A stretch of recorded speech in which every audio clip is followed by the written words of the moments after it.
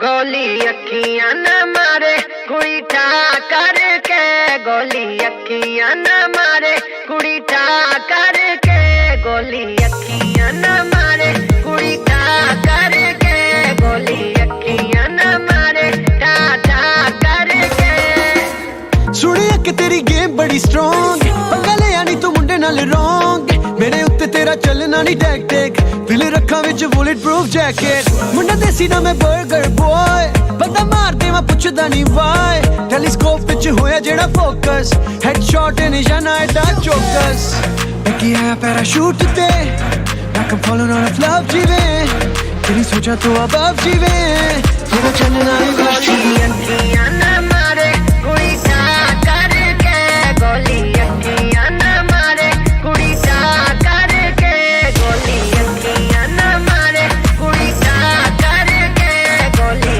अखियां न मारे ठा ठा करके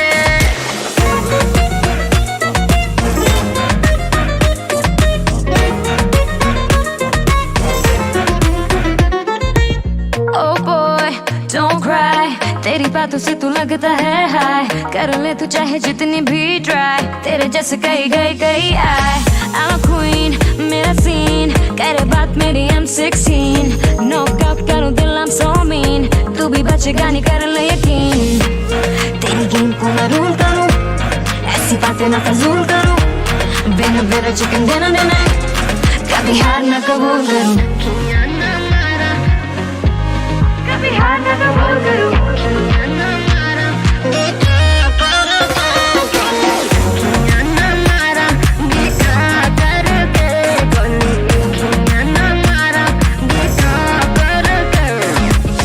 तेरी अखियां दी गोलियां भी सह गया तेनू लगेया कि तेरे ते मैं रह गया and you thought you knocked me out मैं तो समझ बंद करन लई बह गया एडा सौखा नहीं कुड़ीए हराना मैनू 10 साल तो मैं जानदा ज़माना मैनू मेरे लिखण दा एहो जिहा स्टाइल जिवें हत्थ विच पड़िया मैं PUBG मोबाइल चाहता लिखां गाने राउंड जिवें खाली करा गल सीधी सीधी करा ना ख्याली करा मेरा स्वैग देसी मुंडा मैं ओरिजिनल कदी फ्लैक्स कुछ बन के ना जाली करा बैकी है पैराशूट ते like I'm falling out of love जीवे तेरी सोचा तो अब जीवे तेरा चलना नहीं गोली अखियां न मारे कुड़ी ठा करके गोली अखियां न मारे कुड़ी ठा करके गोली अखियां न मारे कुड़ी ठा करके गोली अखियां न मारे ठा ठा करके Game over.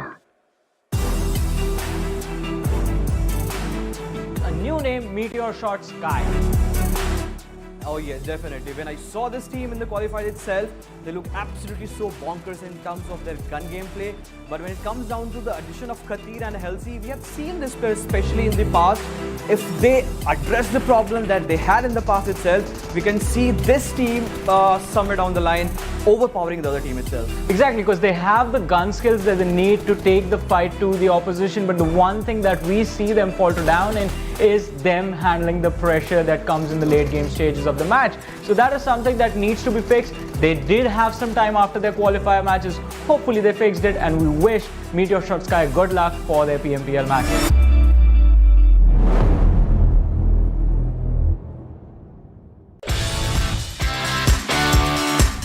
Hello, I am Daniel Mehdi and my in-game name is MetershotxSKY. I play the role of Fragger for team MetershotxSKY Esports. It's been a long journey till PMPL and this season we are back with more grind, more dedication and more focus. Qualifying for PMPL means that we have already gone through a lot of top class competition and will only rise from here. We know that the teams in the tournament are all as good as every other team.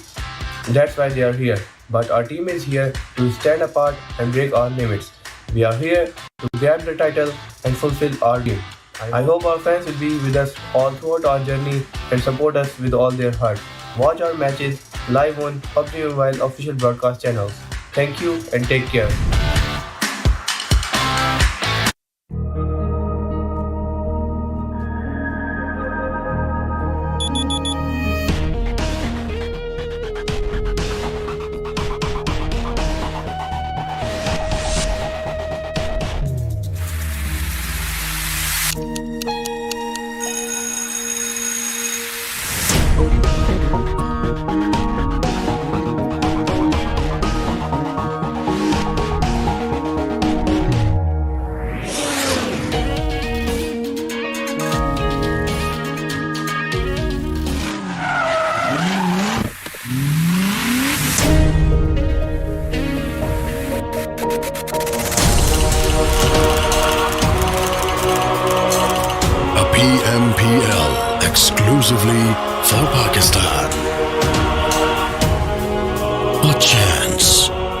Push your limits.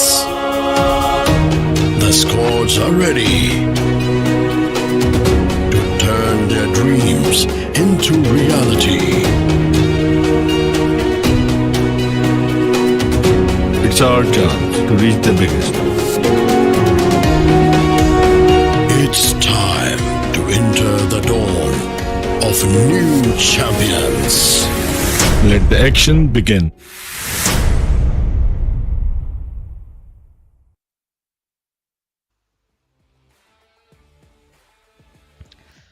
Hello and welcome, ladies and gentlemen, to the second league week of the PUBG Mobile Pro League Pakistan 2022 Spring, which is brought to you by Oppo, who are our official PUBG Mobile Esports Pakistan mobile phone partners. As we head along, joining along with me, ladies and gentlemen, for the first game would of course be Blotter. And what an exciting Super Weekend number 1 has been, and heading into the second league week, again 20 teams coming into the fray, a lot of fun awaiting. How excited are you?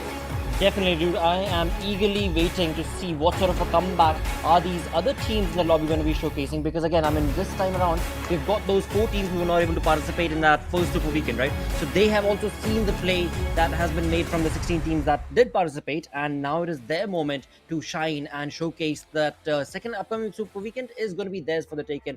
And along with that, of course, the momentum that we saw from the sort of SALTxi8. I mean, the way that they've, on the final day itself, right? The way they were able to just completely sway across the entire lobby and get those elimination points, get those chicken dinners back to back. So maybe it is a comeback and a momentum start for the side of SALTxi8. Let's find out. I mean, of course. I mean, SALTxi8, they've had a flying start into the second league days. Of course, being the table toppers in terms of the overall rankings on the Super Weekend page, which actually matters, right? Because here onwards, the 2 days that we have will ensure that you qualify to the second Super Weekend. And talking about that, we've got so much conversation to do, because we do have 4 teams coming in today who did not play, or rather who could not play the first Super Weekend, barring the fact that they got eliminated in the league weeks itself. So it's very important for them to qualify this time. Otherwise, their dreams of getting into the finals looks really flimsy. But as we head along, a format explanation to all the new viewers out there. As you rightfully know, we have 3 weeks of play. Starting off, we do have the league days, which spans over a period of 2 days, and which we've got 4 teams divided into 5 groups each, as they will be playing against each other, and the top 16 teams are going to be making it to the Super Weekend, which will be spanning over the next 3 days. And the points that you accumulate over there are only going to be counted, and whoever will be the top 16 teams from the Super Weekend points will head on to the PUBG Mobile Pro League Pakistan 2022 Spring Finals, and will fight it out for a whopping 1,76 lakhs Pakistani rupees. Boy, oh boy, talk about money on the line. $100,000 on the line for these teams. Along with that, when it came down to the Super Weekend itself, we did see for the likes of Quantum Rage, I mean, they walked away with what? $1,500 to $2,000, right? Correct me if I'm wrong. Yeah. And I mean, every single chicken dinner, they walked away with $500 basically. So a lot of money being circulated across when it comes down to this PMPL. But there are a few teams who are so far away from that opportunity. But this week, they better be able to make it, because today and tomorrow is going to be their defining moments. The teams that were not able to make it in the first weekend. Exactly. I mean, my eyes will be specially on them as to how they're going to perform, right? Considering the teams that we do have, we'll talk about them a little bit later. How do we know they are going to qualify? They've, of course, got to earn a few points for themselves, and for a few teams, quite a lot more, especially for the ones languishing at the bottom 4. But, you know, for the first position, you're going to get 15 points for the chicken dinner. So on reduces down 8 to 12, just 1 point, and then 13 to 16, so you get nothing. As we take a look at the groups, of course, Group A consists of SALTxi8, Quantum Rage, Quraysh Esports, and TmwEsports, out of which, you know, Quraysh and TMW will have to be grinding out really big this time. Otherwise, you know, their dreams, they end right here in this league days. Well, let's not get too hasty about that, because again, there is an opportunity. There is still that open open season basically that's available for them, and that's going to be in the name of the 5 games that are going to be played today. Now in those 5 games, again we start counting down because there are only 10 games in total in the league play days, 5 per day, and there is only 2 days of league plays. So every single game these teams are going to have to be very much on top of their play style if they want to be able to make it into the Super Weekend. Because again, I mean, we did see when it came down to the Super Weekend itself, talk about Team H2E. Nobody could have predicted that a team that was looking a-okay, not so good, not so bad in the league play days, absolutely dominated the way that they were able to bring in that consistent approach in the Super Weekends. Yeah, I mean, when it mattered, right, they did step it up. Exactly. But now, we're going to take a look at the squad rosters from Group C. We do have FMR3D, TUF, Star, and the Grounders. Out of these 4, FMR3D and the Grounders have really stood out. Team Star, they had a few games of glory. Apart from that, they still need to work on a lot of other things. TUF also stepping up in those final few matches, as they're also going to be looking forward to qualify and further increase their points. Because the teams that are around the top 4-5 in the Super Weekend rankings, they've pretty much made their spot in short in the finals, right? That is what we are really aiming for out here as we head on to Group D, and quite a lot of interesting teams. XGeneration is one of the teams that I think we'll have to watch out for as to how they perform this time. Well, it's going to be very crucial for the side of this team. And again, I mean, we did see them in the first Super Week. My apologies, the first league play itself, where they were going through ups and downs. But then again, that was just the first week. But now, all of these teams, the ones who participated in the Super Weekend and the ones who did not participate in the Super Weekend, they both had the advantage because the momentum has now started rolling. And now we've only got 2 more weeks remaining, right? Because it's a 3-week affair before we move into the final. So 2 more weeks. And that is the kind of mindset that these players need to be looking at when it comes down to every single game. And that is how they will understand the stakes that are being raised right here. Yeah, I mean, of course, you've got to play every game as if it were your last, right? Initially, in the first few games of the league weeks, we're going to expect the teams to be playing a little bit more slow, but we've always been proven wrong, Lakshay, right? Teams just do not abide by the general convention. They rather play it the way they like, and so far, of course, the lobby pace in the Pakistani region has always been too high. So, considering that fact, we're going to witness a few more fights, but ideally, I would want the teams to be playing it a little bit more safer, a little bit more towards how the circle does pan out. Now, the first week was really different compared to what we're going to have this time, because instead of Miramar, we're going to be watching a lot of Sanhok. In Sanhok, we know how the tables turn, right? Exactly. You can expect the unexpected in this particular map. You can expect the other teams really winning these games out. But SALTxi8, they've been looking really promising, winning 2 of the 3 Sanhok games that we did have in the Super Weekend. So, of course, heading in to this league days, we've got to see as to how they're going to go off to a good start or not. But this question still remains on the other team, especially the 4 teams that haven't played Sanhok yet. So we do not know what are they going to put on the table. So clearly one of those chances that they can get in. But this is one of those teams, the Grounders did come out as a surprise package for all of us, ending at the 5th position, the journey in the Super Weekend, surprising a lot of people and the fans as well. Because, if you talk about the storylines, during the league play days, they barely just qualified, right? And right now sitting at the 5th spot, I think they must be really happy about it. They have to be. I mean, the Grounders, I have casted them in 3 individual tournaments, different tournaments, of course. And every single time, there is a different approach that the Grounders always bring to the table. And that, of course, is being showcased actually from the seismograph as well, because there are ups and downs as the games progressed on along. There were really good games, as we can see in the 11th, 12th game marker. But then they also had some really bad ones as well. So that is the way the Grounders are able to just keep that momentum rushing against them and with them. And that is, of course, helping them to, at least for now, sitting on that 5th position. But let's see if that'll be allowed from the lobby to continue on. Yeah, I mean, they've established themselves to be one of the teams to be reckoned with, right? Constantly having this little bit of a bittersweet love story with Team QWERTY, especially in that map of Miramar. But likewise, the 2 players that I really am looking forward to are going to be Zigsaw and Sensi 2. The way they've been playing, especially Sensi 2, we've seen those really amazing missing more action plays. But this little match over here, the final game of the Super Weekend, absolutely got us all mental, if you viewers do remember. But yeah, in fact, Shapatar also has been one of the players to look out for, constantly delivering. So yeah, this time again, I will have my eyes on the grounders as to how the performance is going to be. Are they going to be struggling somewhere down, the bottom order, or are they going to be playing as they are supposed to play? Well, I believe they're going to stick to their rhythm. And that rhythm, of course, has clearly indicated that they do know how to take a fight. They do know how to bring an opponent down. And they do know how to get those points. So everything working, it is all going to be brought down to what the opponents have done, right? Because the opponents have also done their homework. And this is where we can definitely see some backstabs in the second week, basically, is where we can definitely look forward to some backstabs from a couple of these teams. Well, I mean, this team especially, right? Quraysh Esports has been sort of the surprise package, to be honest. They were looking very clinical with how they've been using their utilities. But one of my, very complaints with this team is they tend to take one good fight, and it's a really clean one, right? They go on to the point that they wipe the, the facing the front squad out. But then again, while rotating, the positioning has been really abysmal, right? That is something that we really need to work out on.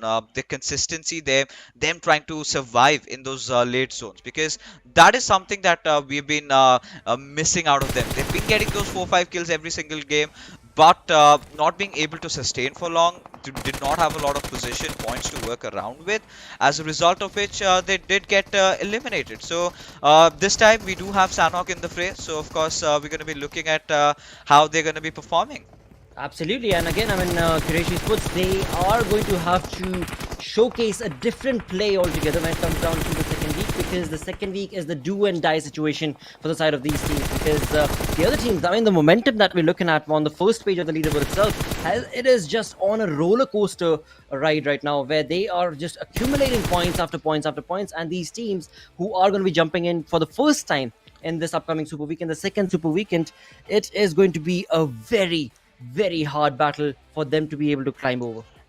Yeah, and we haven't really seen these players perform in the map of Sanhok, right? So it's going to be so important to see how their performance has to be. But along with Quraysh, there has to be one more team, that is North Esports, that I'm gonna look out for specially, because when we did come into this particular tournament, I had really high expectations from North Esports, and they've certainly sort of failed to deliver. So this weekend is going to be a lot about gaining their former glory back, as we do talk about them. They've gone through a little bit of a roster change, right? Zameen still being one of those players out there. Avenger, a new name popping up. We've got to see as to how they play with Amer and Maxi, because clearly you could see these three players are under extreme pressure. And Zameen, one of the veterans of the scene, we have seen him since quite a long time. Now, North Esports is quite a popular and reputed organization back in Pakistan, and watching them not being able to compete in the Super Weekend sort of breaks my heart. This little graph displays how off they had really been in both in terms of getting kills and getting good position points.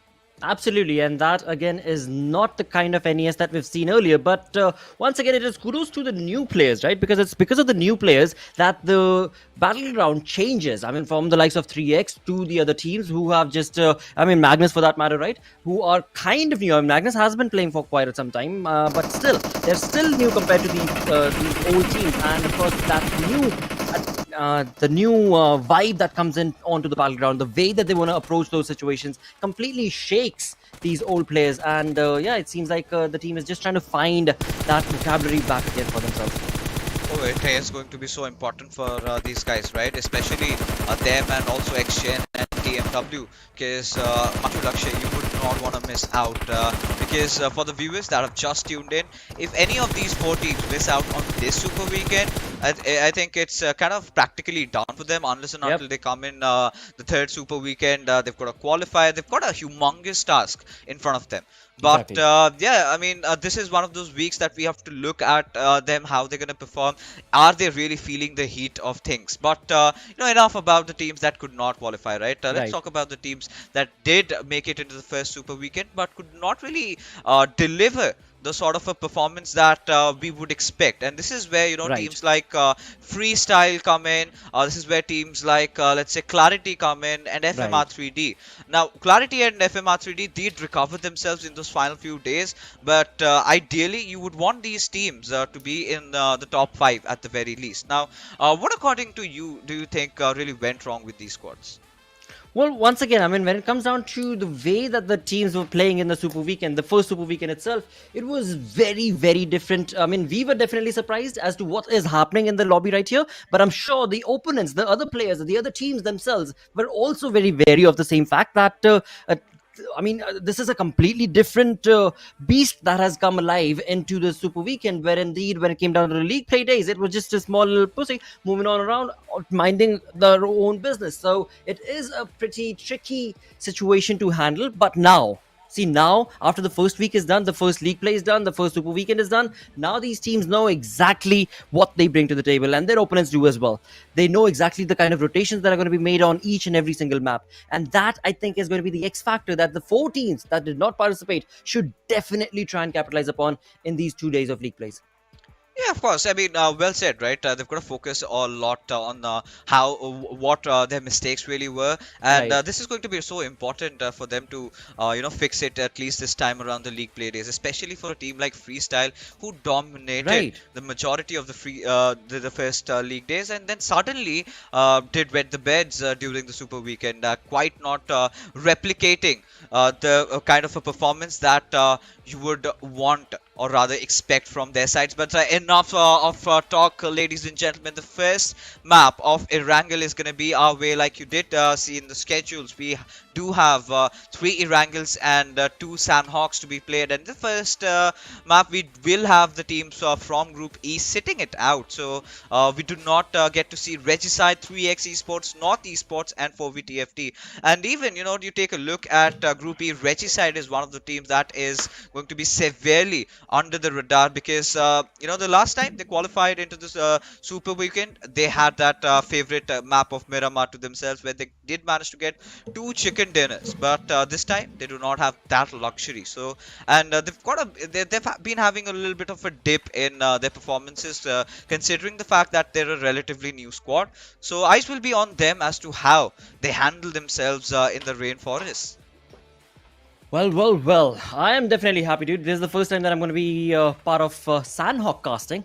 And when it comes to the Pakistan Finally. region, we do know that it is very, very entertaining. I mean, we did talk about it in the previous week as well. Those third-party situations that end up happening on the map of Sanhok, they are just absolutely bewildering and ludicrous. But at the same point of time, they're so very exciting and so very exhilarating because you're looking at that one fight, you are casting that one fight, or you're just looking as a viewer as well, and then suddenly comes in a different team altogether and completely thrashes over both of them. And this has happened so many times in the previous week that I am looking forward to those sort of clashes in this week, every single game, because once again, as you so perfectly mentioned as well, this week in the league plays, we're looking at 3 Sanhoks that are going to be played. So 3 today and 3 tomorrow.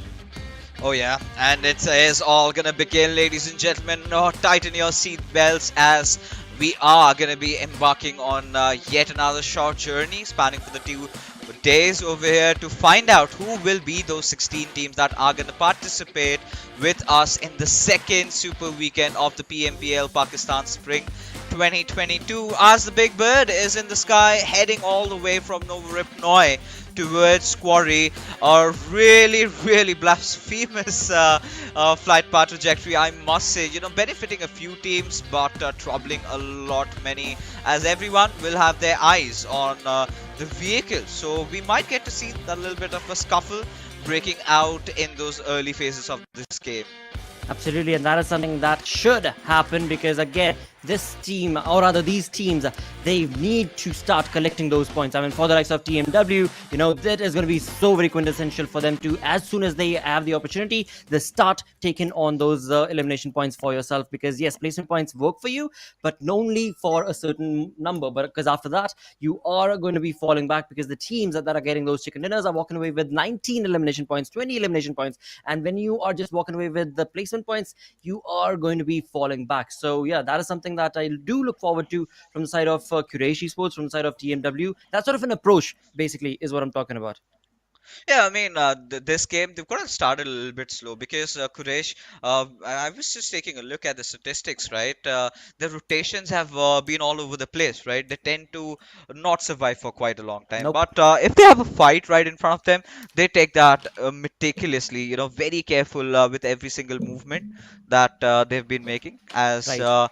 we do not really see some early clashes, maybe between FMR3D and Quantum Rage, but both of them will be heading towards their own compounds that they like to drop at. That is Yasnaya for Quantum Rage, and for FMR3D we have seen them heading over towards Ruzok. But with whatever scrappy guns that they have, they're still taking their chances. And why would they not? We've seen those moments, Lakshay, where a few of those shots which you might consider flukes turn into heads, in turn getting you an Exactly. early knock. Now at this point, had they got one, FMR3D would be completely caught off guard, and that would have been so devastating for them. As now, Quantum Rage, they're going to be heading the other way round, as we do see a really, really good lineup, a very promising one in the form of how Spark, IQ, and Sirius have been playing. Even for Shizzy, one day we did witness him, and that Right. lad was amazing as well in terms of how he was surviving and clutching it out to earn his team those valuable points. So I'm gonna look out for Shizzy to be playing sooner or later. Definitely, dude. I mean, that is such a wonderful point to bring up, indeed, Fixes, because, he was subbed in.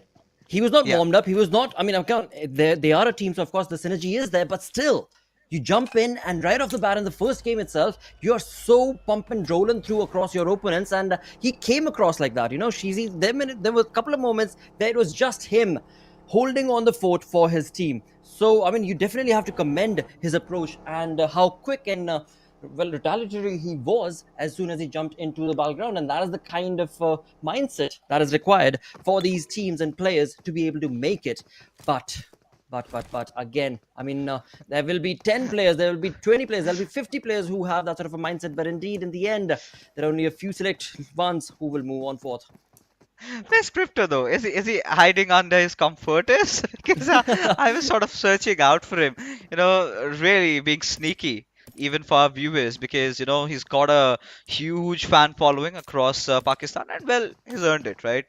Regarded as one of the best that Pakistan has ever produced. Crypto, one of the most consistent players. Initially, took a little bit of a hit in his form, but I think relatively he's recovered pretty well now. Finds himself also in the elimination leaderboard as well. I think around the 8th or 9th position. He had sort of 37 finishes for his team. But I'm rather curious, or rather keen to see what side of Salt I8 are we going to witness today? Is it going to be that Passive. aggressive, no, like that aggressive sort of an approach where they do not really care about how early they get eliminated?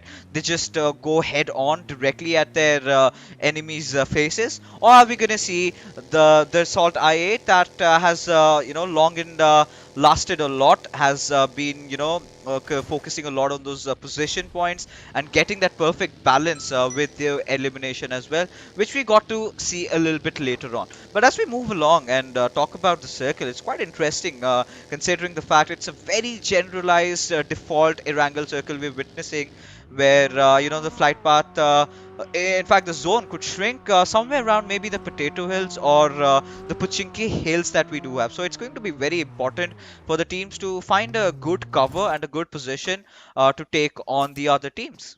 Definitely, it's going to be crucial as well because, again, I mean, as we move on in with this game, the second week right here in the league play days, second week of the league play days, of course, first day, and it is with, well, 64 players all still surviving. It is just a matter of minutes before these teams are going to be forced into taking on those battles and taking on those fights. And as you were mentioning about a couple of teams as to what sort of a performance can we anticipate from them, I really do want to see what exactly the side of Salt I8 are bringing, right? As you were perfectly mentioning, I personally think they're going to be playing mind games because they jumped into the Super Weekend when it mattered the most. They just easily walked across, getting those elimination points and those chicken dinners. So I genuinely do believe, I don't know why, that they're going to be playing those mind games, and then as soon as it matters, they're going to be rising back up from the ashes.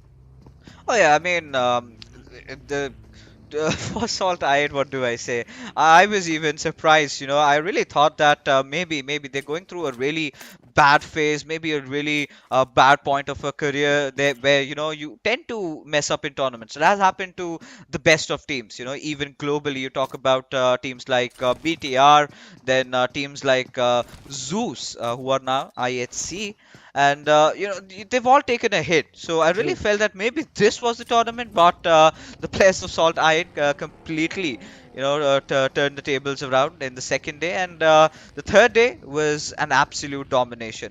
But Right. more than that, Team TMW, we haven't really gotten enough to talk about them, right, at all, because well, they've sort of looked really invisible, right? We haven't Right. seen a lot of impact being created from their side. So I shall be on this team as well as to how they are going to be performing.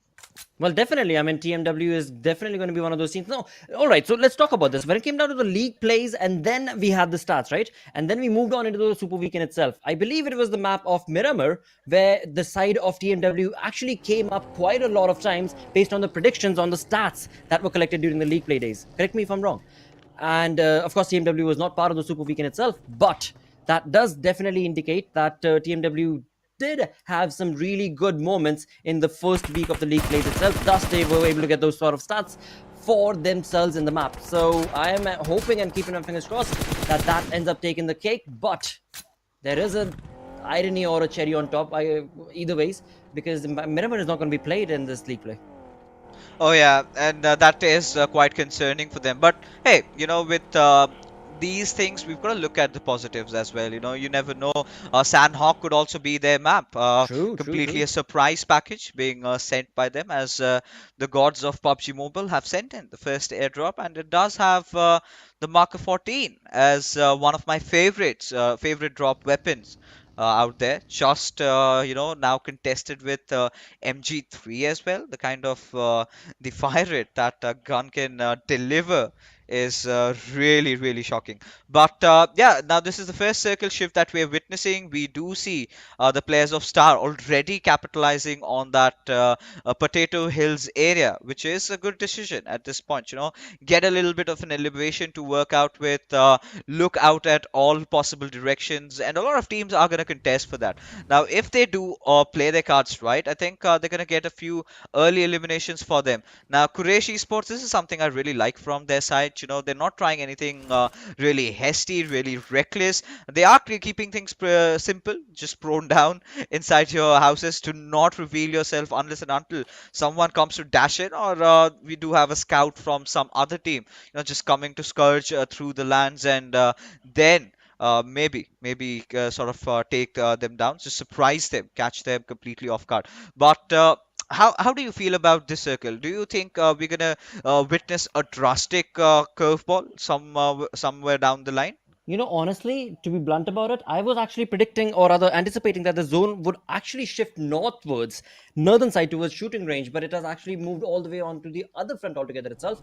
And yeah, that's put it in a little bit of a tricky situation for the teams that are still making that rotation from the north. But on the other side, I did want to mention another point, which is also going to be the fact that when it comes down to the aggressive stance, I mean, yes, there are teams who are making that aggressive stance, but also, as we did just see, Quraysh Esports, another team that knows how to take on that aggressive stance, but they decide because they know what is on the line. They do know what is on the stake. So they're going to take it safe. They're going to play it safe. And that is another way that you can approach this league play day. And every game, just be that consistent player. Look at this, just the entire cavalry of freestyle coming in, as Kurama is going to hold on to his horses all by his lonesome, and has done a pretty good job at that, getting that first knock. Can he get the second one as well?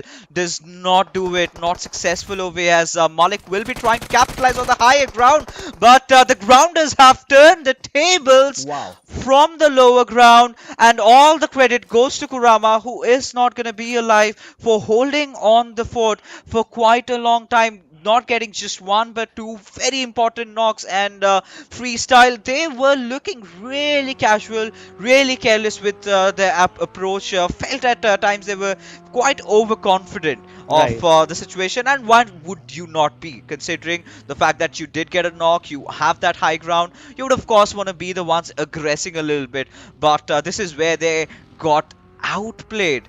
and the Grounders just losing Kurama, the star, for that little fight. They still managed to survive, and what a start for the leaders of the last week's league days. Nobody could have anticipated that. But once again, I mean, you said it perfectly. You know, you get a little cocky and things are definitely going to go against you. And that is something that I wouldn't say is in the nature of FS. But at times, of course, when you know that you are a really, really good team, when you know you've got a perfectly set up knock out in the open in the middle of nowhere, you are going to try and get that confirmed for yourself. But little did you know that there is the team of the Grounders who are also a synergistic bunch. And they are going to be responding like a SWAT team and bring you down to your knees. And that's exactly what happened in those few minutes, as we saw the side of Freestyle just completely give way to the Grounders. And the Grounders, again, I mean, this is a team that we were talking about in the pre-game segment as well. The team does know how to play in the battleground. I mean, this is a team that during the league play days definitely showcased a wonderful, wonderful comeback story. You know, even witnessing this fight once again, right? True. I think the problem lied with Freestyle fighting on two fronts. So the players were kind of distracted. The cover fire could not come in time for Malik. But what a ridiculous circle shift that we do have now, heading somewhere around that Water City area. Now, again, I really like the positioning from FMR3D, just playing around those western Rozok hills. You got a lot of terrain, you've got a lot of cover to work around with. You've got a lot of crevices to play around. As we do have three teams in nearby contention, as QWERTY are going to be taking against a fight against Team Star over here. Well, this is going to be quite an exhilarating one, because again, we've seen the side of Team Star absolutely pinch it down real big names as well. But this time around, QWERTY is the one that is going to be around in the vicinity in the compound. But it seems like the numbers advantage is definitely going to be favoring the side of Team QWERTY, if I'm not mistaken, where it is a 4v2 situation. Correct me if I'm wrong, because I can only see the two players of Star. But hey, what do we have on the other front? We've got Quantum Rage sitting very passively but very patiently to take on those elimination points. Wow. And they are a 4 hungry bunch. Look at Destroyer's grenades just going in through Quantum Rage, doing quite some amount of damage over there, as Osama is going to capitalize, and that is going to be a low blow for the players of QWERTY, as Gravity, they're kind of unaware of the fact that it's two different squads, as Gravity, he's a little bit distracted over there, and Team QWERTY, they've got to do something. They've got to change the tides around over here, as they managed to get that knock on Spark. But at the same time, they need to push it together as a whole net unit, and they do find Osama. With that, they get the squad wipe, but losing out on Destroyer there is certainly gonna lower their morales a bit, certainly gonna hurt them, because that was not really needed at all. You know, he just went pouncing in. He was quite unaware of what lied in front of him, because before getting that knock, he did not know that Team Star was a two-man squad, right? I think he must have very well seen in the skill feed that two of the same team's players got deleted, and maybe he got a little cocky and went in for the push, being a little bit complacent, opening himself up from the opposite side, out of which Quantum Rage really capitalized, but it was Star who managed to just steal that finish. But now TMW just waiting for Quantum Rage, as they're kind of in a little bit of a sandwich situation, but it is okay as long as you're in the circle.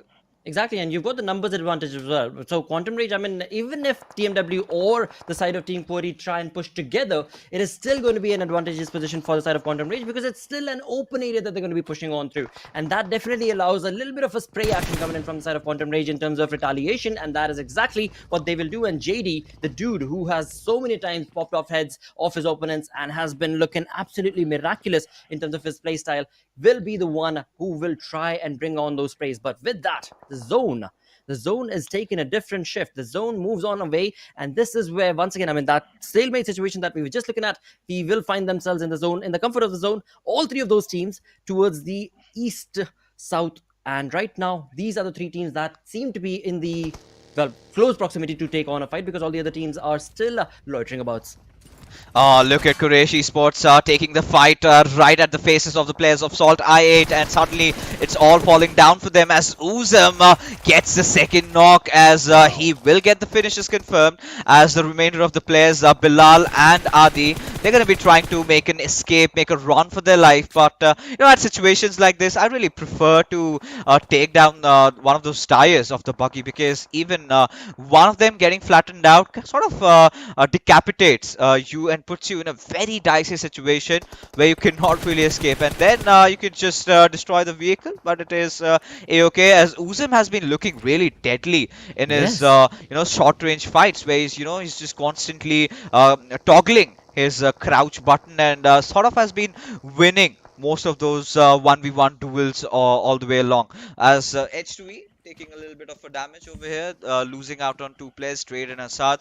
Not a kind of a start that they would have wanted, but I really like the positioning from Clarity over there. 2-2 split, making sure that they've got some contingency plans going in for themselves, as Quraysh just around the edges, and this is the point where SALTxi8 would be looking at dishing out some more damage, eliminating them for the better good.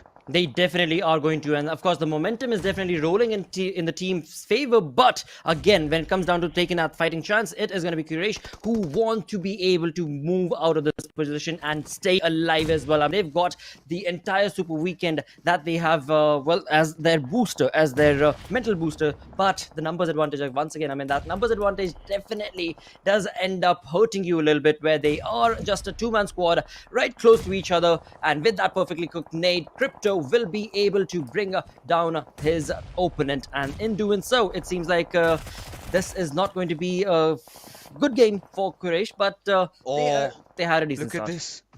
Look at this.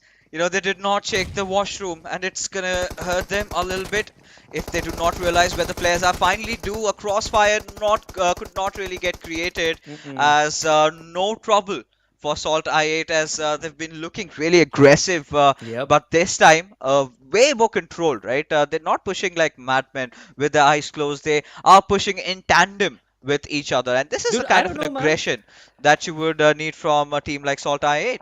It is definitely going to be required from their style, and again, that's their style, right? It is their style, just to be able to walk into, pinch it down into a moment, and just completely annihilate the competition, and that is something that they are able to gracefully adapt and walk into, and that, of course, makes them separate from the entirety of the lobby, which is what we were talking about in the first league play day altogether itself, where we were just missing. Where is SALTxi8? Well, here they are in the second weekend, second league play day, as they try and get their lead solidified, basically. On the other front, as we move on through to Magnus, another wonderful team that has had amazing first league play day, but when it comes down to the super weekend, it kind of faltered down for them, but here they are still trying to bring on that pressure against the players of FM.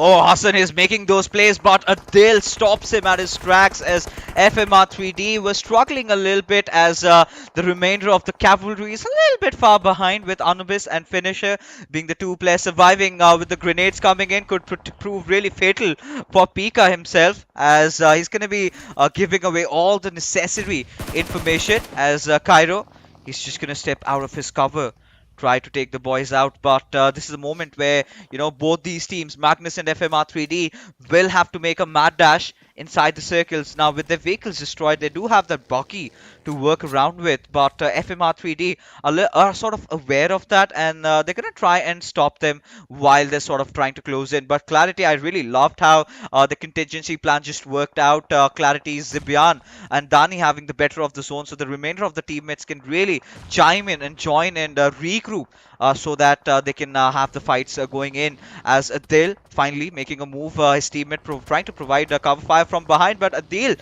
he's getting shot from elsewhere, as he is going to be falling down, as Cairo is going to be under heavy fire, as finally he also falls down with FMR3D successfully getting the better out of Magnus. Oh, dude, this is not good. I mean, Magnus is a team that ought to be able to do much, much better than what they are doing. I mean, since that first league play day, second league play day, this team has just been on a downward slope, and I'm not liking that fact. But hopefully, they'll be able to get that resurrection as the day progresses on fourth, because right now we've got 9 teams remaining in this lobby. And when it comes down to the way the zone has moved on along, as Fixes did just mention, it is going to be the side of Clarity who are looking very much in control. But another point I wanted to bring up is going to be the side of MetershotxSKY.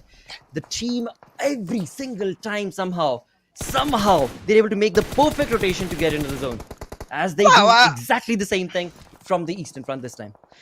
Oh, SALTxi8, is there anyone who has any intentions of trying to stop them? Because these boys are absolutely on fire, sort of on a domination spree. And you can't really say it's just that one player performing, right? It's everybody. Even the IGL is sort of leading his team from the front lines, as we witness another heartbreak with the circle over here.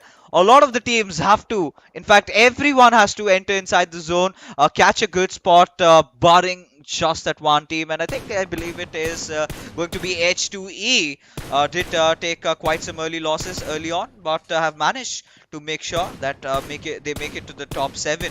But they've got to do better than that, as Zibian will chip his way through JD as he successfully gets the knock, as the question still remains, can he get the finish over there or not? Well. MetershotxSKY is sitting at 7 elimination points. We've got SALTxi8 sitting at 11 elimination points. I mean, what more could you have anticipated from the Pakistan region? This is what defines the Pakistan region, the aggressive stance that they end up deserving and proving every single time that they are part of the tournament. With that, 7 teams remaining right here in the first game on Erangel right here in the second league play. No way. It is SALTxi8 all over the place. I mean, Clarity is still there in terms of the forecast, but yeah, they've got 3 players who got the best thing for Clarity is the fact that they've got the compound working for them, and that could be the X factor that could maybe propel them against the likes of SALTxi8.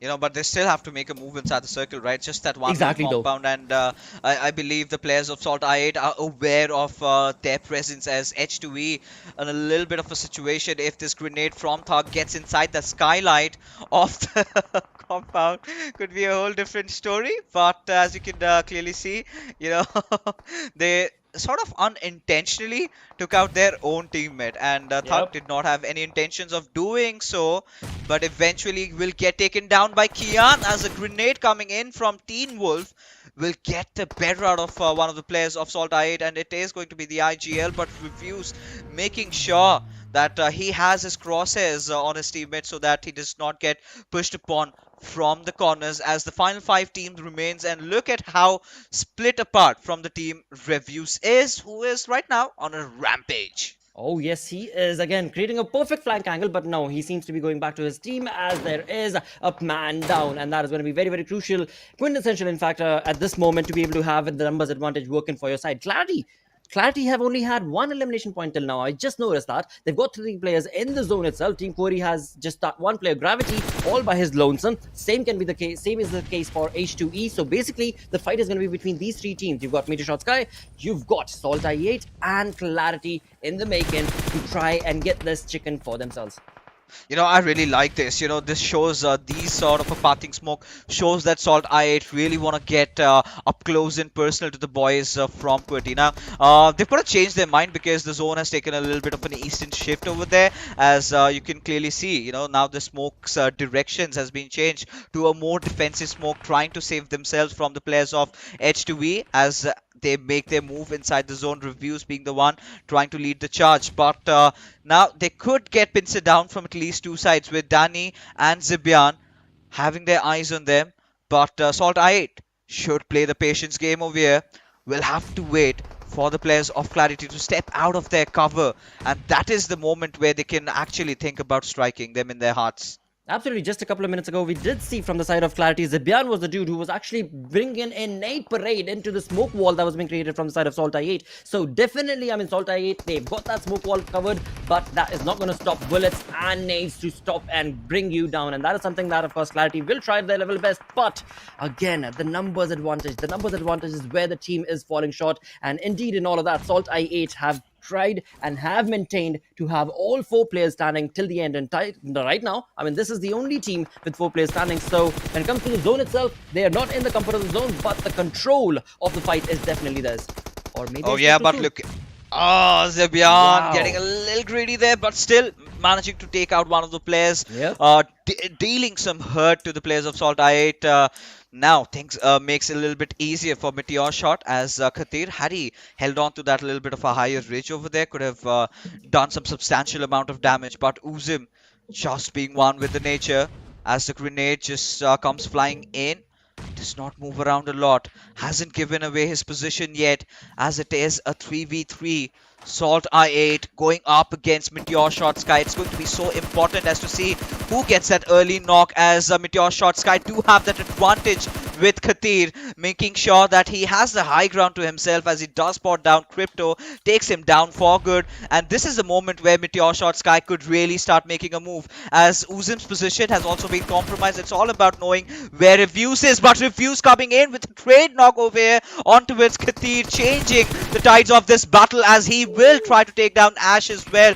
But no, Ash being a little bit quicker on the trigger as it comes down to the man himself. Reviews in a 1v2 situation as MetershotxSKY decide to go on with the push, but Reviews just taking it away from the revive. Will not be able to do much as MetershotxSKY enter it through, get that final finish and get the first winner chicken dinner of the second league day number 1.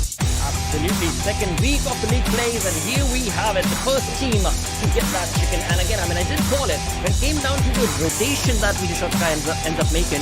It is, I don't know, it is their luck, it is just their stars working in there, no idea. But every single time they're able to somehow bring that all down to a level playing field. Now this time around, it was SALTxi8 that they went up against, and SALTxi8 definitely were looking very much in control. They were bringing in a lot of aggressive pushes, but MetershotxSKY, they did not deter from that and did walk away with the chicken dinner. But then again, let the viewers know, these chicken dinners, this is all about participating or being able to participate in the Super Weekend, in the second Super Weekend. So today and tomorrow, all the games that are going to be played, of course, the teams are going to be awarded points, but those points do not lead them to money or trophy or anything, but they get the opportunity to showcase that prowess into the Super Weekend.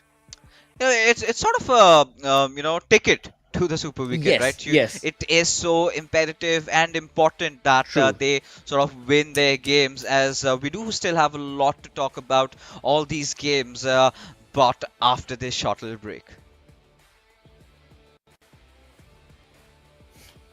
Any minute Alright. now.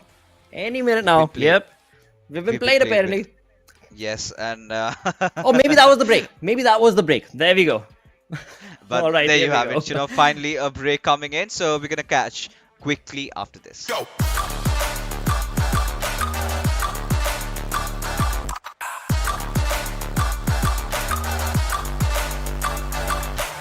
It's your chance. to reach the biggest. Let the action begin.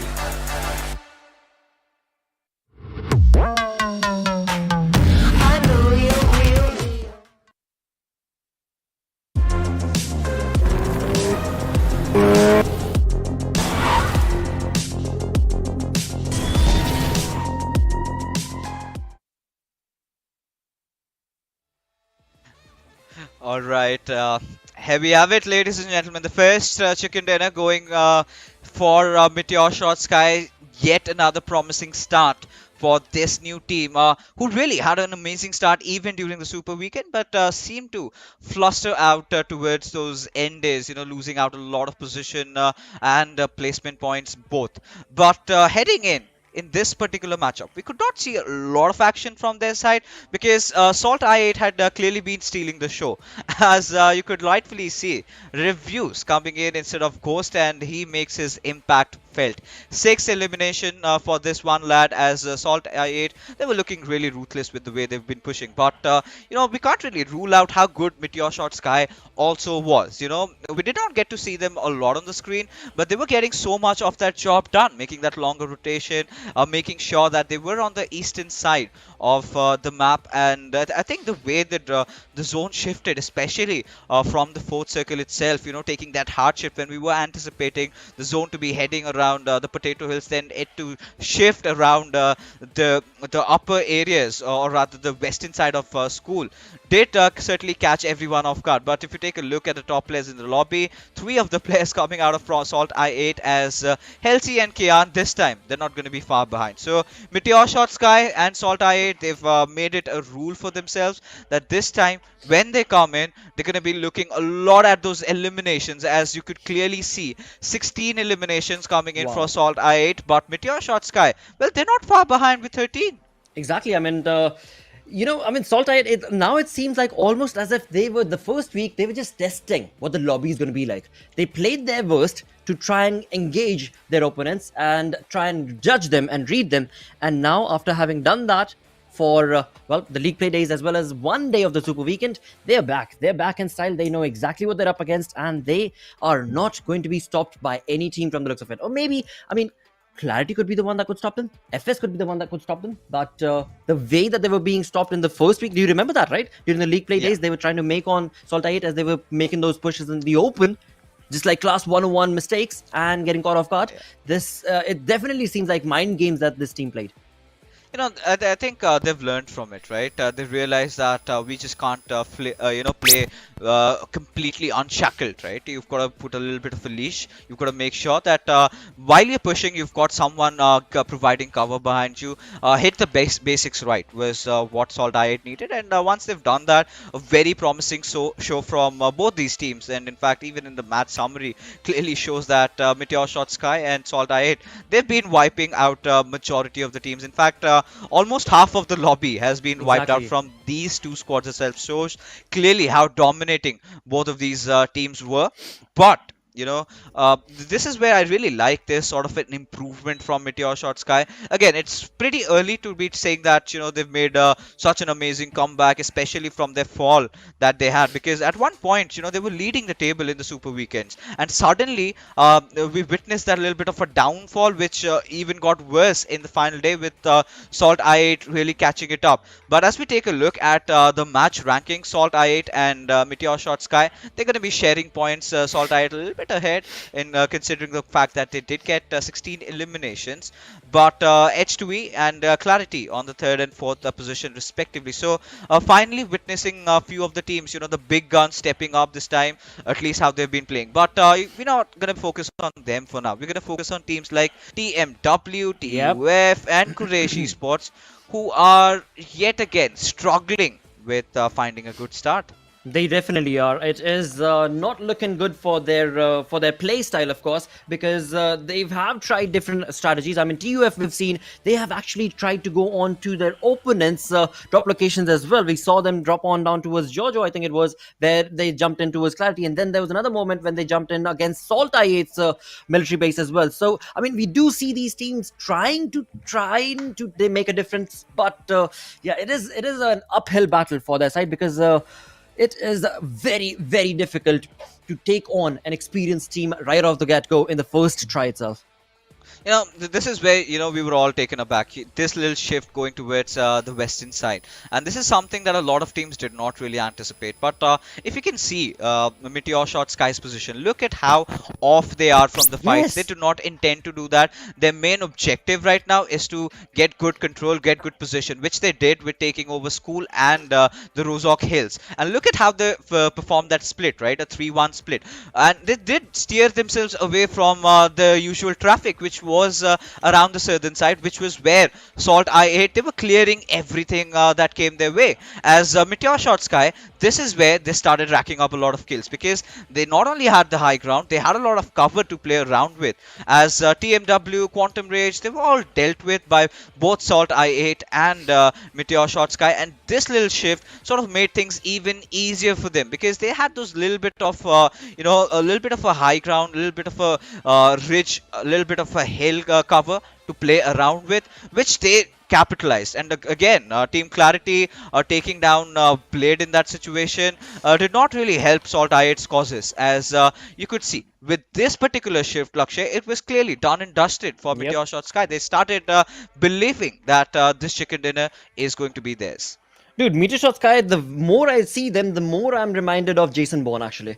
You know, I mean, the team, the way they actually strategize and push on along, like on that ridge itself that we saw, they were getting the information. They were all by themselves. They knew there was nobody behind them, because that's where they made the rotation through into the zone. And then they just had to chill. They were just listening to the audio cues. They knew exactly where the teams might be, where they could be. And they made that perfect strategy to get into the zone. And then again, I mean, the zone shifted towards them. Then, as you so perfectly mentioned, it was a cherry on top for them to be able to capitalize upon. But yeah, I mean, I am definitely bewildered by the play style that the side of MetershotxSKY is bringing to the table. Same for H2E actually as well.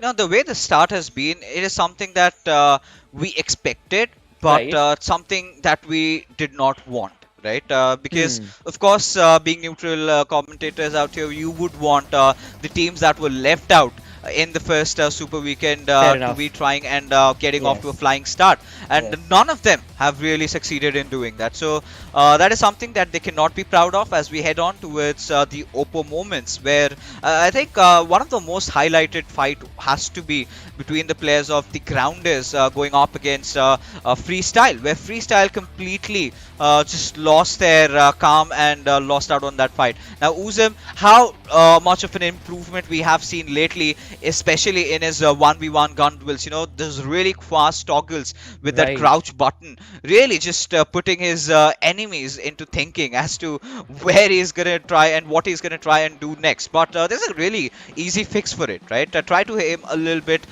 below the waistlines, because the moment you crouch, your bullets are gonna tend to hit the head and it's gonna cause some serious damage. But for that, you need to know the player in front of you is Uzum and Uzum only. So he's playing that little bit of a assassin, sort of a how do you call it, a secretive role, where he's capitalizing upon the fact that the enemies do not know that he's the one coming in, and we've seen this sort of a tradition being built up. But in this particular fight, Khatir had to be no doubt the MVP. Getting those two knocks were really crucial, especially the one on Crypto. And spotting out reviews, of course, reviews the one showing some tremendous reflexes out there. But this game going in for MetershotxSKY. But look at SALTxi8's damage. Wow. Massive.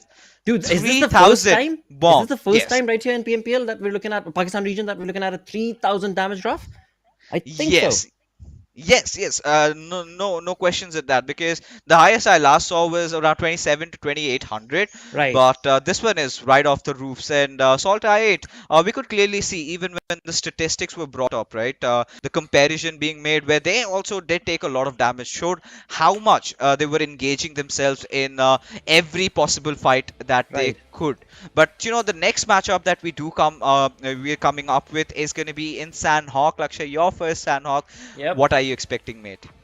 Chaos. Absolute chaos, mayhem, destruction, absolutely all over the place, because that is what Sanhok is about, and that is what these teams are about as well. When it comes to the Pakistani teams, I mean, the aggressive stance is what really dictates their lobbies, basically, and that is something that, of course, is that much more entertaining to participate in and, of course, cast. And that's all that I'm looking forward to. But in all essence, I should also mention that for the likes of course, Quraysh, for the likes of TMW, I would love to see them have a little bit of a leeway, a little bit of a corner that they could move on along and get some points for themselves.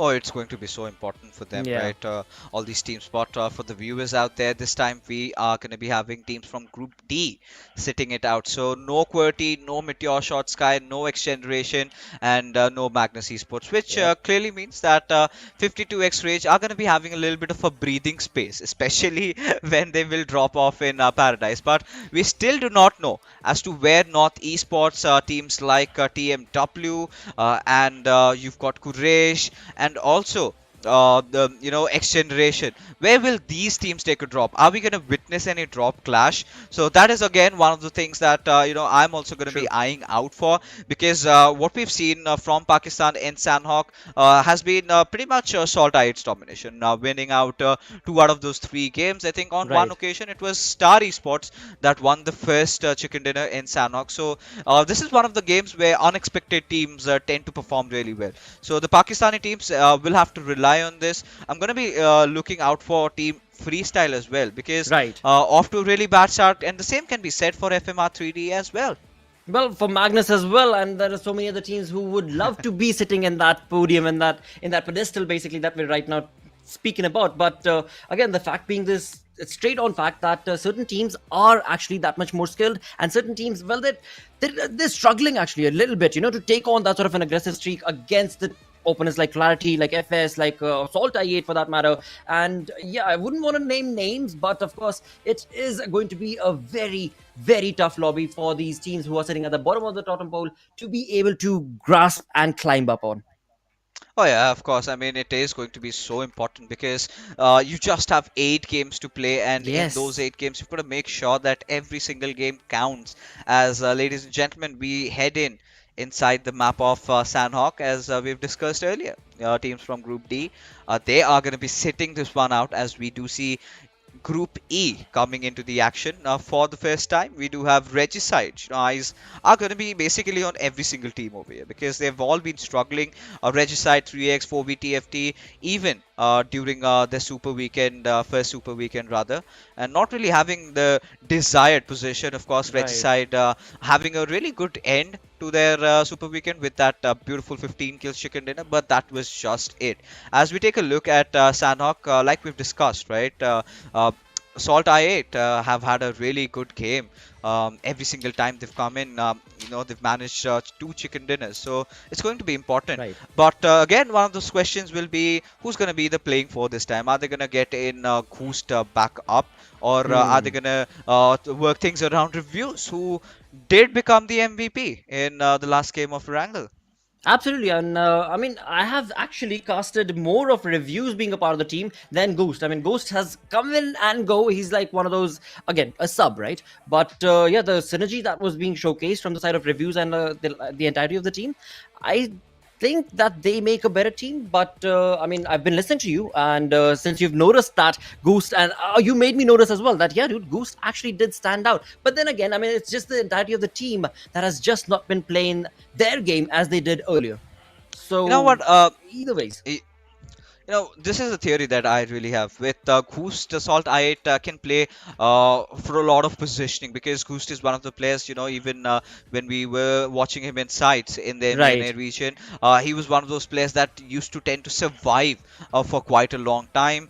He's one of those players that you can always depend on, right? Especially when you're trying to play a little bit defensive, he's the one of the players that you've got to go with. With Reviews, it's a whole different story. With Reviews, you could put the pedal to the metal. You could get to the 7th gear possibly, and Exactly. you could really annihilate the entire lobby, which SALTxi8 just did. Reviews gets that little bit of an extra added oomph to the squad, which I think SALTxi8 could use right now with True. their desired playing style, which is going in, trying to take everyone down. So that has been the go-to approach. But again, in this game, I still have my eyes on FMR3D, man, because again, one of those teams that is invited this time into the PMPL, and Let's not well, even they haven't. mention that, dude. Yeah, I mean, they haven't really been living up to No, their name, no, right? not at all, So not at all. that is one of those things that is poking me a little bit, and I really want to see this team off to some good start. Well, Sanhok could be where maybe their fate changes. Well, hope so. Definitely hope so. But let me ask you this. I mean, we've been looking at FMxR3D for quite a long time now. I mean, it's been more than a week now, right? I mean, where do you think is the team actually lacking? Because look at that team, and every single position and decision that they end up making is going against them. Either it be fights that they're trying to take, either it be rotation that they're trying to make, either it be just holding down the fort against the opponent team itself. It's just not the same FMxR3D that we remember. It's just, I don't know what to even pinpoint that, yeah, this is what was wrong. It's just all across the board, dude. I mean, Lakshay, you just made my job simpler. You answered the question yourself because this has been the problem with FMR3D, right? Their pushes, it has been all over the pace. But with teams like FMR3D, you're gonna expect a little bit of a more focus on their basics, where you have to look forward to get that one knock, collect a little bit of more information before trying to go in for a push, and be wary of your surroundings. And those fundamentals have been lacking from their side. Now, when they tend to fix it, when they tend to play seriously, they make it work. We did get to see those glimpses in the first Super Weekend also. I think there was this one game where they got 16 kills coming in. With chicken dinner. Yeah, and they did everything right in their game. And from there onwards, I started hoping that this would be a good curve going on. They would be getting some good points, but that clearly did not happen. That just backfired, and they were kind of struggling around that mid-table as we head into Sanhok, where we're gonna expect the unexpected from a lot of these teams playing over here, as the flight path trajectory heading towards Aten. But well, how has it even mattered ever? Right, you could even jump as far as Camp Bravo and still not care. You're still making it over there, but a little bit of a respite, like we've discussed, for 52x Rage. One not going to be contested by MetershotxSKY since they're sitting it out. Oh, let me ask you this. I mean, I do know because I witnessed the game, but you were, when the tournament started, right? You were questioning that you just hope and pray that the meta of sitting out on the blue zone and getting that heal battle done. Were you convinced that this time around the teams have actually started to not believe in that and have moved away, especially on the map of Sanhok, as was the case earlier? Oh yeah, I mean the healing battle meta was thrown out of the window in the Pakistan region. I think the fans have urged the players that we're not gonna let you. We're not gonna watch if you are going to go for a healing battle, and the players have really fulfilled their desires as we get to see a lot of action panning out, and really interesting circle this time. Quite an uncommon one, to be honest, because we do not get to see a lot of eastern circles in Sanhok, right? We've seen a lot of those western island circles. We've seen a lot of circles going a little bit down south towards Painan, but this one is going to be a breath of fresh air.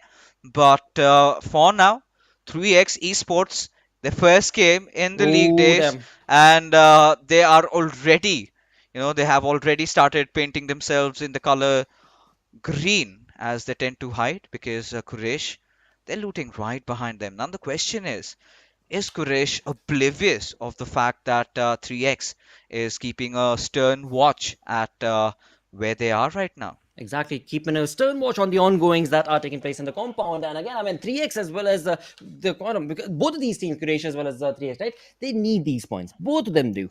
And it's just about who gets the better half of the fight, who gets the better half of the information, and then retains it and retaliates against it. But right now, again, as you so perfectly mentioned, it seems like Quraysh are none the wiser, and they have actually got a two-man split coming in. So if 3x plays it right, look at that. Kaizen sitting all the way up top on that mountain is definitely going to be given that cover fire to his teammates as soon as the retaliation begins. But for now, again, it goes back to retaining that information, keeping a very steady pace into the game. And then when you know you're short going to be able to get that elimination, that's when you hit the bank. This is where I would really want to see Kaizen making the first move, and no, that has not been the case. Now, them revealing the position, 3x Esports, they do not have a lot of cover to work around with, barring Kaizen. And how can he do anything when you are already inside a compound? He does not have a straight angle to provide you cover fire until you're right out in the open. And that is a mistake that Money is going to be making at this point. If he is sort of little bit complacent about Kaizen's position, then maybe Quraysh might have to pay a hefty price. But at the same time, if 3x Esports at this particular moment do know that Quraysh are split up into groups of two, this is Right. where the ideal approach would be to try and isolate the two players and then charge in. Now they know where the information is. All they've got to do is take a certain rotation and get that blindfold around Quraysh, with the other two players who are providing cover do not have vision. But TMW certainly Oh, do wow. have vision as they spot the players of FMR3D with their pants down. Anubis taking some massive damage up until the point he's gotten knocked out. And there we go. First elimination coming in into this game with the first blood, of course, in the name of Reaper. And this is what TMW were waiting for. This is what I was also waiting for the side of TMW, to have this sort of a momentum start in the game, right? To be able to get that first blood already gives you a little bit of a boost that, all right, we're looking good. We're looking comfortable. We are in synergy. We've got this team in our bags. And as they do, I mean, my word, dude, one by one, the side of FMX have completely been shattered.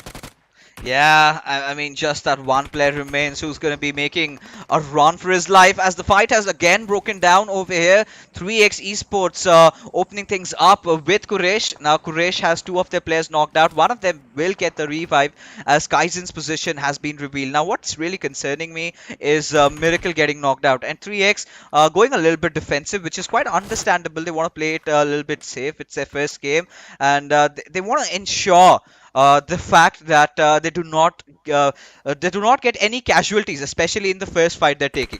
That being said, FMR3D's finisher has been finished for the better good, and FMR3D off to another really terrible start.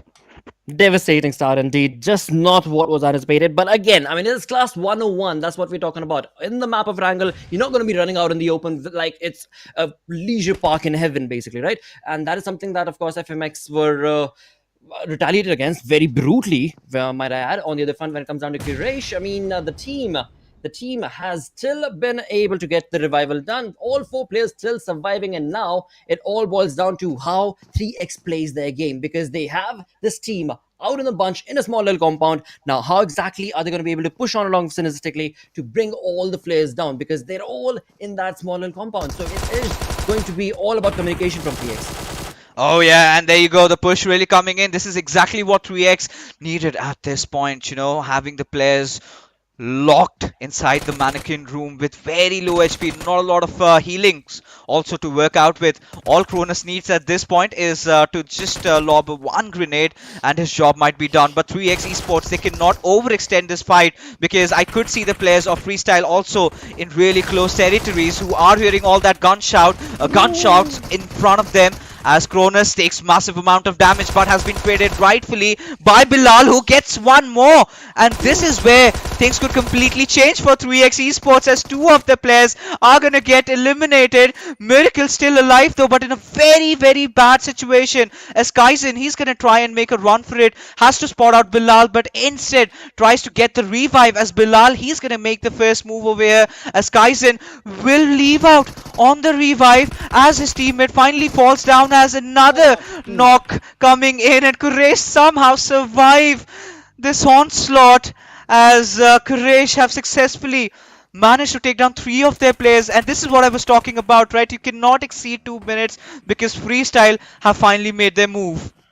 Well. This is the Sanhok masala that we were waiting for, and here we go. One after the other. Fights just keep on coming in. Just a minute ago, we were looking at, of course, Quraysh taking on a fight for their life, and now their life is going to be in jeopardy, because it is going to be the side of FS who have moved into the arena and are like, all right, it's our turn now, and they are going to be just nitpicking against these opponents. And in doing so, they're definitely getting those elimination points for themselves. As we can see, they've got 2 elimination points confirmed on the survival status as of now. But Quraysh Esports, I mean, they're looking pretty comfortable. TMW looking very, very comfortable with 4 elimination points already confirmed. But this is still the early moments of the game, 8 minutes in, and as the game progresses on, this is the kind of momentum that TMW need, that Quraysh need, that well, I would love to say NS needs, but NS does not have any elimination as of now.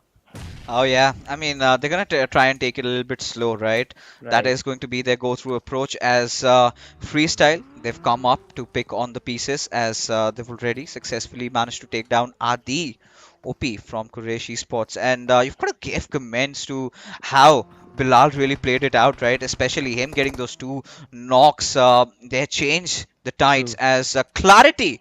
They also tend to chime in. And with so many teams coming in, Freestyle need to make sure that they have their desired cover to play around with, because if they do not, they're going to be taking the brunt of things, as 420 boy will get the better out of Black, as he also spots out Wasi. Had he had a 3x on him, that could have also helped in getting that knock on Wasi. As Tyrant, he's also going to be shot this time from the players of Quraysh Esports, as the hunters have been hunted. Jesus, dude. I mean, as soon as we jumped on to that top view where we had FS, I looked at Malik, and Malik was set up in such a wonderful position. But the early aggression coming in from the side of Clarity, on point aggression from the side of 420 boy, definitely just completely pincered down that movement, because otherwise Malik, he was on top of that mountain with a flank angle, and Clarity was just walking into that trap. But once again, I mean, 420 boy, you did call him out early in the first 2 days of the tournament itself, that this is a dude that we ought to look out for. And yeah, he's definitely delivering that, as you so perfectly mentioned. With that, as we move on through to the second game of the day on Erangel, we are looking at the first, my apologies, second airdrop coming in with the AWM. Not really a weapon that players would like to yield, as we take a look at the circle shift. But take a look at SALTxi8's position. I love what they did, right? Dropping off just beside QWERTY, making sure they get into the eastern shores. Now they've got their backlines cleared, right? Now, even if the circle tends to go towards the western side, they can try and push in right from the center, as we do have a rotation this time, my friends, as Quantum Rage, they are out for a cruise, as my eyes are still searching out for them. Is it from the southern side, or is it from the northern side altogether? But regardless, they've taken the waters. Now's a good time to prepare all your mocktails out, have a little bit of a party, because doomsday awaits you once you get to the lands. Oh, yes, definitely does. And this being the first rotation in this league that is going to be made successfully on the water lines, because we have seen other teams try and make that sort of a water rotation on map of Erangel from the main island to the military base, but it was not allowed from the side of SALTxi8. But this being the first ever, that seems to be going to be able to make it. And there we go, on the map we can see that the team has made a rotation from the south, and as they get into the vicinity, SALTxi8 are going to get the cues. The audio cues is what could be the demise for the Quraysh if they're not careful. Oh yeah, as now, Quraysh, they somehow have managed to hold themselves, right? We've got to give the lads ups for that, because considering how their first game went, I think now equally retaliating to your opponents and not being scared, and this is what I was worried about. Ouch. As we do have four Again, fishes SALTxi8. inside the water, and SALTxi8 are the fishermen. This time, instead of fishing rods, they have their M4s doing the job, as Spark, Sirius, and IQ. They are in some serious trouble. Well. I mean, for the side of SALTxi8 now, only one thing hits my mind, and that is they love to play with their opponents. I mean, this is a hungry lion. The team SALTxi8, it's a hungry lioness who's just roaming around the entire battleground and are just nitpicking as to who do they want to pick next, who exactly is going to be into their crosshairs. And as soon as somebody is, well, again, we've seen from the side of Crypto, Uzum, they do not wait for a sliver of a second. They just bounce, and that definitely does bring them on the top of the totem pole, basically. And yeah, the playstyle that they've gotten from the momentum that they've started in the Super Weekend itself, there is nothing stopping them now. Oh, look at how aggressive Crypto wants to Yes. get, right? Getting enough of vision, and letting his teammates know about of the whereabouts of Quantum Rage, as now. Yeah, this is standard fishing, right? Going on, because you literally have got to get closer to your prey, as now he's got enough information on Sirius, as he's got to come out to breathe at some point or the other. But there you have it, right? SALTxi8 getting the better out of Quantum Rage, and now Crypto, he's gonna get whatever they have looted so far. At least would want an upgrade to his armor, as 52x range, faster, really in close contention against North Esports' Snow.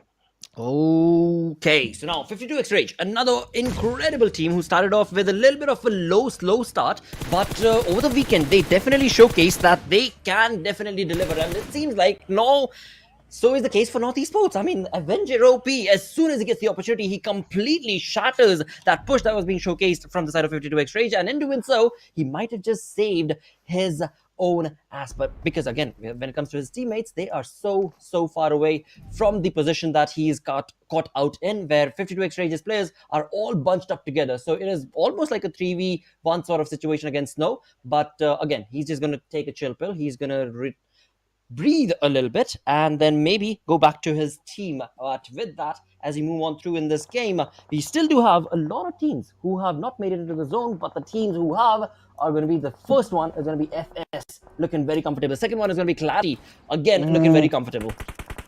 Look at this, Assad, one with the nature, spotting everyone out, but showing a little bit of a trigger discipline out there.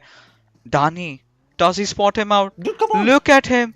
Assad, he's got his crosshairs pinned out, and he's gonna have a shock of his life as Pan gets the knock. But Dani still unaware of Assad's situation as Teen Wolf comes in to help, and he's gonna get taken down. There you go, H2E. Oh. I mean, there's mind games, and then there's completely different sort of reading minds altogether, like a mentalist, dude. And this is something that H2E, wow, how is it even possible that QWERTY were not able to? Yes, I understand that you're in a fight. Yes, I understand that you're looking at different angles and corners, but he had his helmet, he had everything on. It is all right. Well, anyways, H2E, another team that we did mention in I mean, they basically came out of their cocoon, right? The league plays, they were just chilling around, not really mattering much. But as soon as the league plays moved into the Super Weekend, H2E became a caterpillar and a dragon at that. Oh, I mean, this is standard Sanhok in all its beauty, right? This is why we love that map. You've got to be wary of all your surroundings. You've got various species of reptiles, and H2E, they were the patient one, right? Just coiled up, ready to strike, and when the moment came, they delivered. But now, the grounders are in a little bit of a pickle over there as Mr. Black. He's in a very dicey situation, but the man himself, SALTxi8's Crypto, he's on a bit of a domination spree. As now Star, they're going to be capitalizing on that high ground advantage as they have Snow stepping out of the mannequin room. Will have to take a fight against Shapatar, not really having the best of HP as Shapatar quite easily, deals with him without breaking a sweat, as the grounders still, they have lost out on two of their men, and that has been one of the causing problems, right? The grounders, they need to add a little bit of more stability in those early few phases, as Zameen spots out Hunks and takes him down and gets traded from God Fury, who's gonna go for Maxi, but gets to a reload on his magazine. Sanhok, I think, is one of those maps that we love so much because it brings out so much of emotion. There are these teams who are really trying to get those points for themselves. But then again, the map is such that no matter how hard you try, you are going to get outnumbered, you are going to get outplayed, you are going to get third-partied and fourth-partied. And that is where, again, the past 3 fights that we've taken, or rather seen, have all been a part of that storyline. I mean, we do know NES needs those points. We do know Quantum Quraysh needs those points. But, yeah, that's just the story of Erangel. I mean, my apologies, Sanhok. You will always have to be careful of your 6. Oh yeah, you've got to watch your 6, your 9, your 12, even your 2s if you've got to have to, right? But SALTxi8, again, they're trying to press in one particular direction. This time they've decided on the northeastern direction, and still just being on the edges of the maps, they want to go in hard and heavy on the players of the UF, as Blade will find this knock on. Virus will instantly get that wipe, as Abdullah, his kill also get secured, as Thor remains, who is going to be putting off a standoff as he pulls off a little bit of a surprise as he takes down Uzum in the process, catching him completely off guard, as Blade just cannot afford to get to the western side and get to that opening side of that little hut over there, as he's getting shot from elsewhere, as Regicide now find themselves in a very, very bad situation. They definitely do. Things are not looking up for them. On the other front, when it comes down to the side of TMW, well, they are definitely reckoning those points. 5 elimination points already confirmed for their side, and the journey has just started for their side because, of course, they were not part of the first Super Weekend, so they are going to try every single chance that they get to be able to get those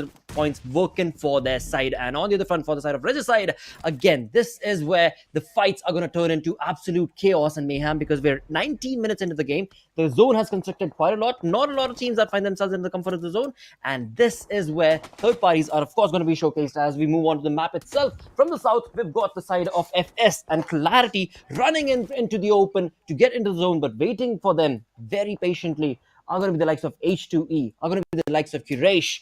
Their things are going to take a heated turn for those teams. You know, I really like how Star have been making their way into the circle. If you check at the map, take a look at the map feed.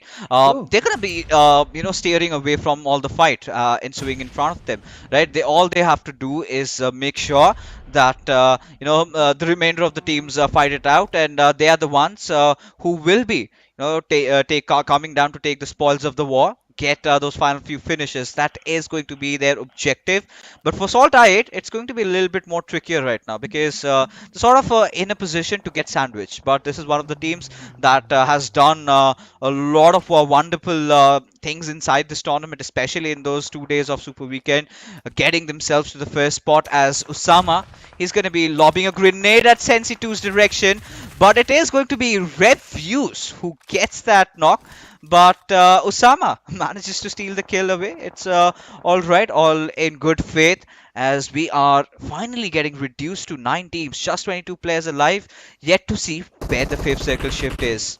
Absolutely. For now, again, for the side of Star, for the side of course, Clarity, for the side of course, the Star, SALTxi8 as well a little bit. The things could go either ways because we are still going to have to wait to see where the zone is going to be shifting. But on the other front, when it comes down to Freestar, this is a tricky situation as they're trying to get into the zone because, again, look at that zone. The zone has moved away, and as it has moved away, things have gotten that much more critical for their side as there are so many other teams that are not going to allow the entry of FS to get into the zone itself. So a tricky situation, but with that, only 9 teams surviving.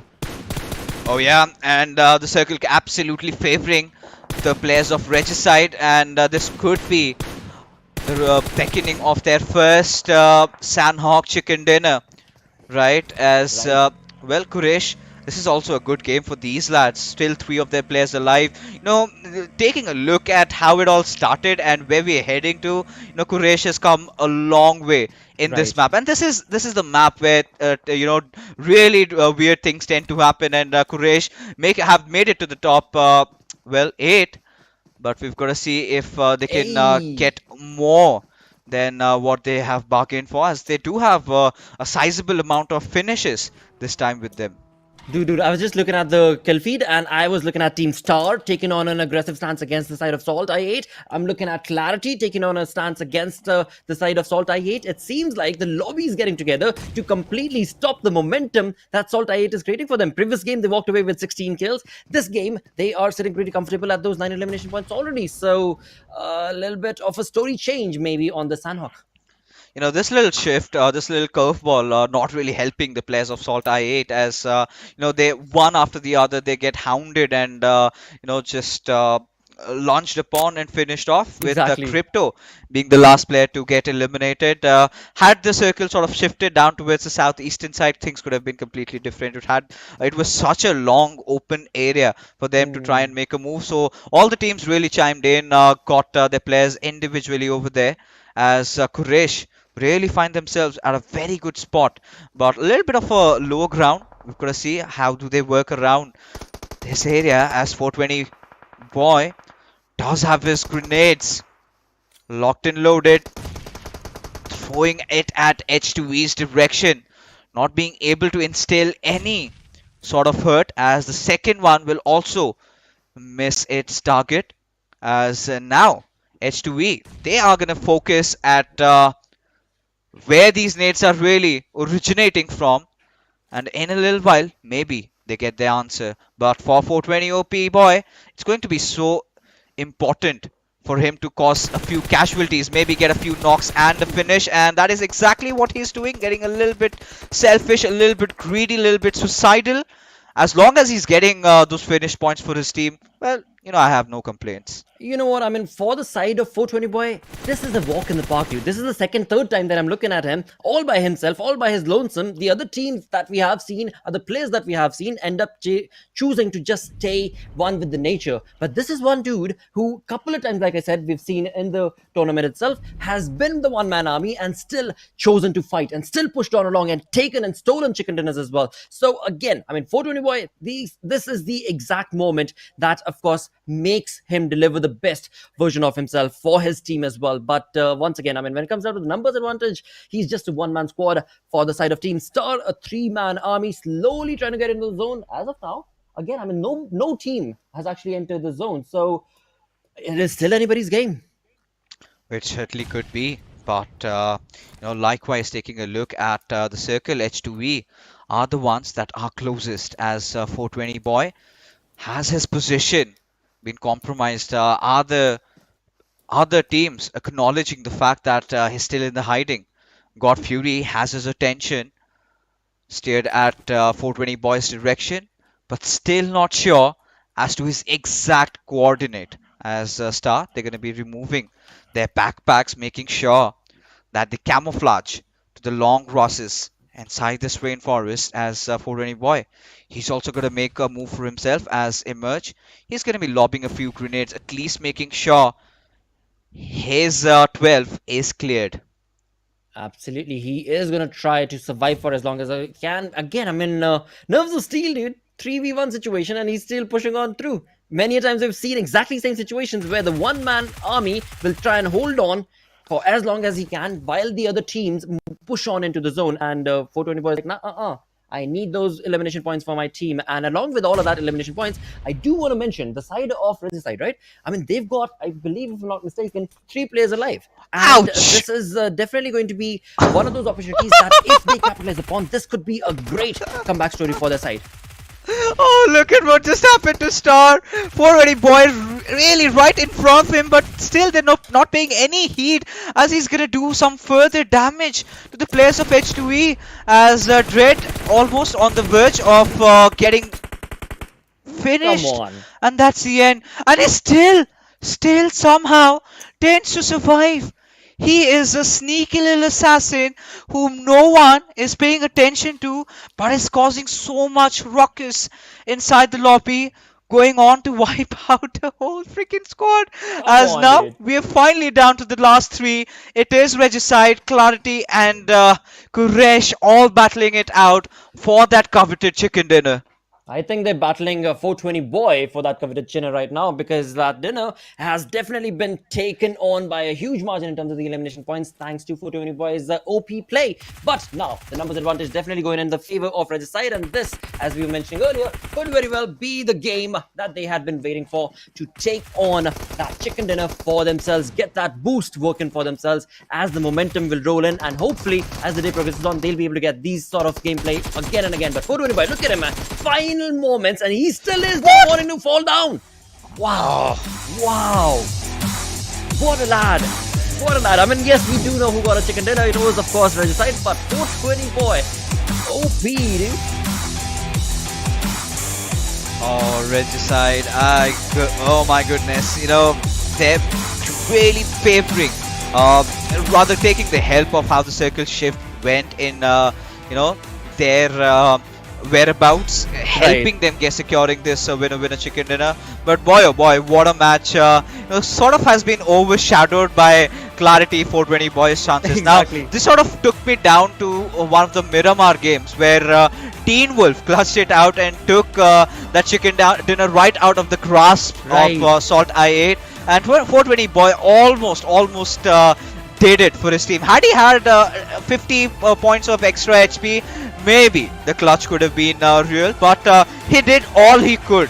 But at this point, you know, you could just start raising questions as to, was it really 420 doing all the job. I mean, of course, nothing taken away. He was brilliant. But there was a situation where he was right in front of Star Esports, and they were looking at a different direction altogether, not paying attention to him. And the next moment you see is Star getting wiped out of the lobby. And 420, he did a massive amount of damage, taking down the players of H2E, and then making sure he took his team to the second position. What a game. But we do have a lot to talk about it, but after this short little break. Go.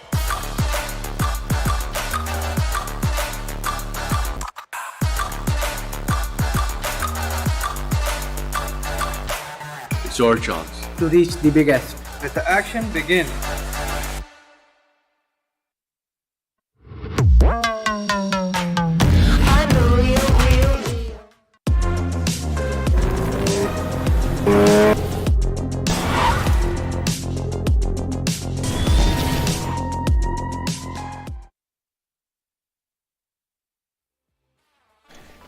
Well, as expected, Sanhok delivering what it is supposed to do. And yeah, this time we did have a lot of reptiles, a lot of snakes, scorpions, anacondas, whatever you may call them. But regardless, Regicide finding that much important break. And this is sort of a deja vu moment for me, because if you turn back to the pages of history, the first league day, this was supposed to be the Miramar game, in which they still managed to get a chicken dinner. But the MVP CA, well, 420 boy, what a performance by this lad.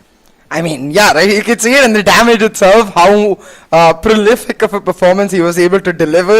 And it really begs the question, like you said, that lack of focus potentially from Team Star that even got him to that place. But nothing to take away from 420 boy. I think what he has proved that. Well, I remember a match, I believe day 2 of the Super Weekend, where back to back he was the first one getting caught out. I'm sure he must have been frustrated after a set like that. But coming into today, first day of the league stage of week 2, again, really able to step up to the mark and make it clear to everyone. Despite a bit of a mediocre performance from QWERTY in the first Super Weekend, they're coming into week 2 with just fresh eyes, a fresh playstyle, and as well as every single players with that mental reset. So it's really nice to see that ability in such a top team.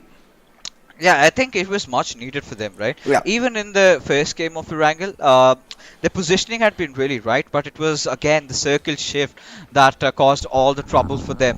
But taking a look at Regicide and QWERTY, of course, Regicide benefiting from that shift and completely, because that was something that I also did not anticipate.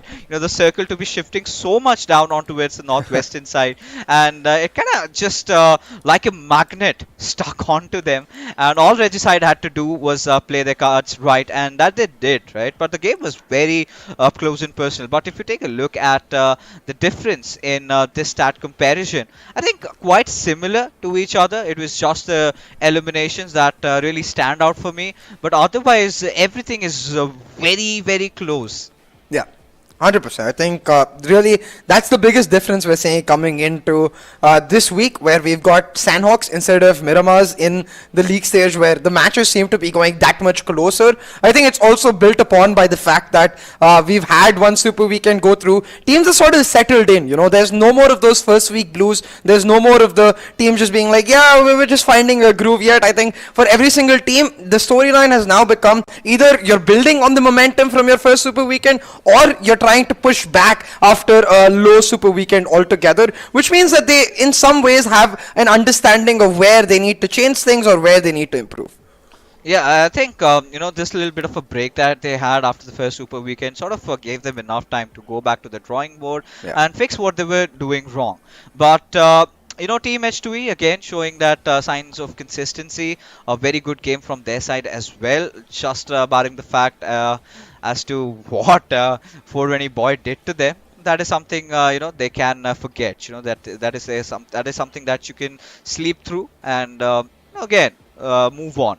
Right, but for SALTxi8, it was quite an interesting game as well, because they were the real favorites heading in as to how the circle was panning out. Had it, taken that shift towards the eastern side, could have completely been their game.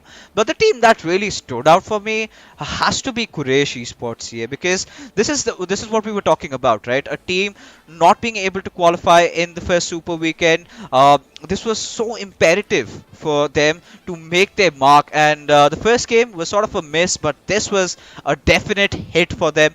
A 15 points, third position is something that they are willing to take with open arms. And well, they played. They were deserving of these important 15 points because they were always under the radar right from the get-go, but they still somehow managed to see things through, which is even replicated in our Oppo moments. Yeah, exactly. And I think really, like you mentioned, for Quraysh, it's for them this week is just redemption all the way through. They missed out on that Super Weekend, but barely so. Like just by a couple of points here and there. They're definitely going to be end up watching that Super Weekend, thinking we could have been there, we could have pushed back, but that's okay as long as you're able to rally back in this league stage and then make it count in the second Super Weekend. You still got 2 more Super Weekends to go before the grand final stage comes about.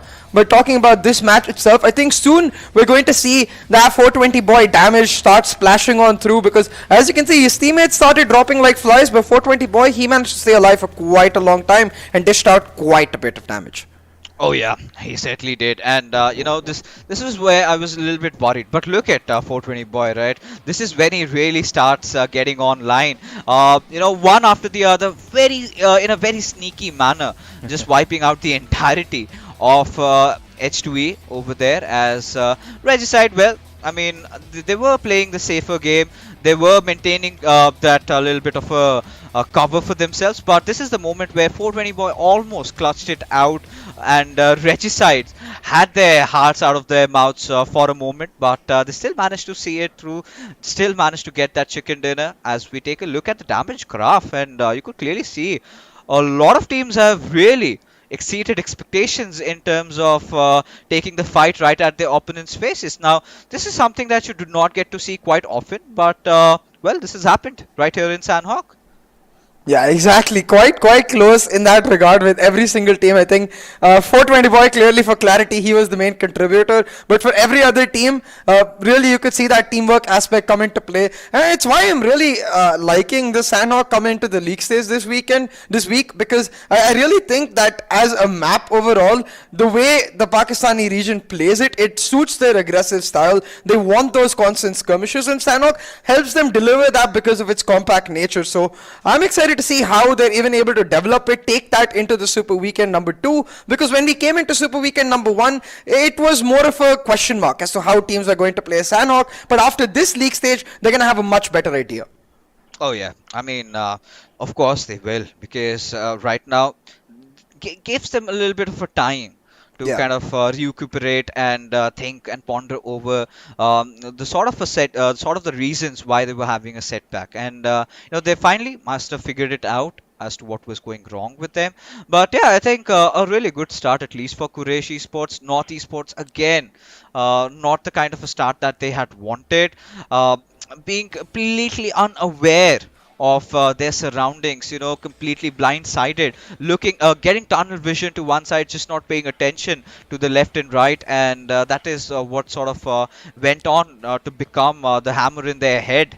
As you know, that is something they really need to fix. As we take a look at the overall rankings, it's going to be SALTxi8 still at the very top, and a reason why, because of the elimination numbers, which is absolutely getting mental.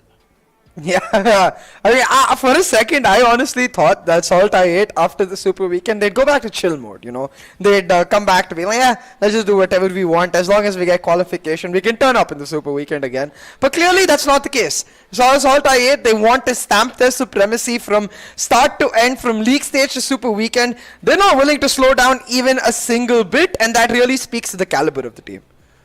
Yeah, I mean, this is where SALTxi8, I think they realize that they're sort of, how do you say it? You know, you've cracked the code, right? They know how to approach this lobby. They have been dominating this region since the past 1 year. and they know what the pacing is, how to approach, and what are the right things to do. They just have to convert it. And this time also, the rotations was absolutely perfect in the game of Sanhok. It was just that last circle shift that again you've got to be prepared for, but the terrain around that was pretty much a flat land, right? There was not a lot of cover to play around with, which teams like Star and Regicide did capitalize on a lot. But as we move along to the bottom half of the table, you could clearly see, North Esports again struggling for VTFD. They just, by the whiskers, managed to qualify into the first Super Weekend. They've got to make sure that that does not remain the case this time, as XGeneration still on the second half of the table, but still in a better position than what they were in the last week. But these are still early days where we cannot really say that this particular team is going to be climbing. This particular team will surely be heading into the Super Weekend, because the points table pertaining to how the point standings has been quite volatile, and that we've been witnessing. One good chicken dinner, one heavy kill game, and you find yourselves in the top 5 directly propelled up. Yeah, 100%. But at the same time, I think Fixes, a lot of the top teams are now starting to separate themselves from the rest of the pack, where like teams like SALTxi8, for example, are starting to prove that why consistency is so important. You can see, not just with respect to their standing right now, but even in the Super Weekend. And that consistency is what the rest of the pack will want to achieve, so that they can really step up to the mark, reach the same page by the time we get to the grand finals. But I might be getting a little too ahead of myself right now. Of course, our focus is going to be on this third match coming up, Erangel once again. And really for those teams you mentioned, like North Esports, like even 3x Esports, are continuously towards the bottom of the table in most scenarios, are going to want to step up. Oh yeah, I mean, it is so important for them, right? But even if you talk about the top guns, right, FMxR3D, they are the ones that we have to look out. And like you just said, right, it is one of their stronger maps. They have been looking a little lousy, little loose with their plays, with the way they've been approaching things. I think this is where they need to start understanding, right? Go back and start playing from the very basics, right? This is where they're trying to do something really advanced. They're trying to execute something really careless, and it really hits them at their face. But this one little game, CA, in the map of Sanhok, I really do not know if I could say that they committed a mistake, because all they were doing is minding their own business. What they did wrong was not check their surroundings. They had a few little snakes crawling and just coiled up, ready to strike, and once the moment arose, they went for it. And FMxR3D is really taking the brunt of it. Did not quite go as they planned, but yeah, of course they would be looking to turn the tables in this particular game. But again, CA, I'm gonna do is put you onto the bus, under the spotlight. I'm gonna take your predictions for the next map of Erangel, because ladies and gentlemen, the teams from Group C, they're not gonna be playing. Yeah, I mean, I want a team from the bottom of the table, like maybe a XGeneration, maybe a Quraysh even, who really stepped up to the mark. Maybe even a North Esports to try and find the chicken dinner. But I have a weird feeling that it's just going to be the top teams taking it away. And I actually think Freestyle have this one in the back, because they're not going to be particularly happy with their first Super Weekend performance. They were the leaders coming in from the first league stage, but it didn't translate into the first Super Weekend. So they're going to want to bring back that level of momentum in this league stage, so that they can build into the second Super Weekend. A little bit of a clarification also for our viewers, right? I really wanted FMxR3D to win this chicken dinner, but well, I just realized that they're in Group C, and they're going to be sitting this one out. So clearly, I mean, of course, CA has his chips with the players of Freestyle. He does want them to win. Of course, they're going to be the ones in contention. But you know what? I really want North Esports to get this one a little bit, because I really feel the players are feeling the heat. A lot of lack in morale is visible in their players, and one good chicken dinner would certainly just lighten up their moods and get them back, get their heads straight, and help them in focusing on the remainder of their games that we do have. But as we speak, we do have the flight path trajectory in front of us. The first one was completely from that southern area, right, from Primorsk to Vesnovoripno, and this time it's just the opposite, right, heading all the way from Lipovka towards Georgopol city. So this is going to be really interesting. Now teams like SALTxi8 will have to find themselves a few vehicles, and the same goes for MetershotxSKY, who are back in action in game number 3. And I think like Fixes, in regards to that, I'd be very happy. I think if a team like North or a team even like XGeneration for that matter, Quraysh for that matter, if they're able to pick up a chicken dinner, Quraysh especially I'd say, because they delivered a great performance in the last match that we had, in the last few matches rather. They are looking like they're able to step up to the mark, so I think a chicken would be the cherry on the cake, top it all off, show them that they're truly going on the upward trend. But oh, look at this. A very interesting circle, one that we did see a couple of times in our Super Weekend, but it seems to be back right now. We've got that western circle up and loaded, and I wonder if finally will I get my Georgopol finish, though it looks very unlikely. Yeah, I mean, this is something that, you know, you're gonna expect when you tend to have, you know, flight path trajectories like this. Now, MetershotxSKY, we do know, they tend to head off towards the Novoripnoi region. Now, Kaizen receiving this M16 pretty early on. Well, Kian, he's going to be chased, and I do not know if it is a wise idea for 3xEsports, but they're not going to let it slip by, as we do have a little bit of a road rage going on over here, as Kian finally gets taken down, and it is going to be Ali for his team securing those early much awaited points. Now this is how 3x tend to play their games. They love to take it up close and personal, as they have caused a huge denture in MS Sky's intentions. And I really like the decisiveness. Yeah, definitely it was a little risky. Definitely it could have backfired, but just the idea that, you know what, we don't care. We want this early elimination. We want to get ourselves off to a strong start. That desire, it leaves a lot to be wanted from that team, and it shows you that they are still very much in the right mental state to try and continuously contest. But talking about contesting, that school area right now looks quite populated, Fixes. You got Quraysh, Magnus, Clarity all in one hotspot. I wonder which team decides to just tuck its tail between its legs and leave real quick. Oh, that's going to be so exciting to watch, because this is something that we had not witnessed. But I really like how SALTxi8 have dropped down at Rozhok. Now that's really smart thinking, because they do understand the fact that FMxR3D, they're going to be sitting it out. That is their go-to drop location. As this area is vacant, might as well take it, and all they say is they give their rewards and say thank you. But it's going to be interesting, because, you know, this is one of the things that we've witnessed, you know, with teams trying out different drop locations. Now what really changes is how you rotate inside the circle, the timings, everything changes, right? It might look very minuscule, but on the longer run creates so much difference, right? Especially when you're heading off, you're prepared to go from the southern side all the way up north. Now this is one of those circles that really favors the players of SALTxi8. Now all the teams are going to be anticipating that since FMxR3D are not playing this one out, SALTxi8 is not going to be there, right? There's no one going to be rotating. So if teams are a little bit, you know, complacent of that fact, I think they might have to pay a hefty price.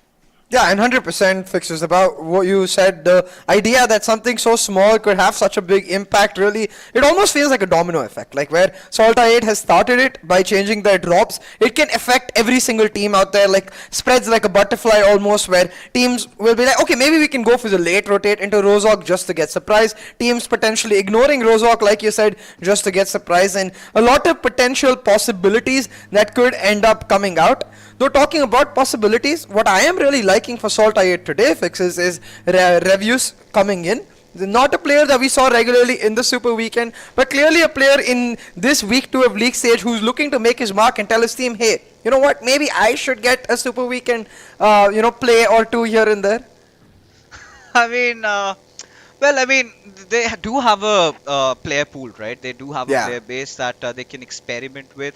And, once you're doing good, of course, you could get in your subs as well. But that has been the case, right? Every single player, and, everyone has something unique to offer. Let's say, I just had this conversation with Blot. Now, you get in Ghost instead of Reviews. You're kind of looking a little bit more to be playing on that defensive front, where you can rely a little bit on Ghost to try and survive. But once you get in Reviews, now he gets you that extra little punch, right? And that was so very well, showcased in the first game, where SALTxi8 absolutely just went ham after these teams. But now this is one of the teams here that we need to really touch upon, because Freestyle, they haven't really been looking at their very best, at least in the few Yeah. games that we did see.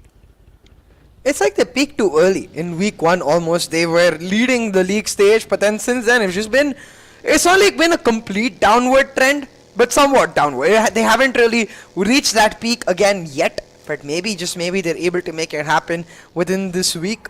Either ways, we will find out.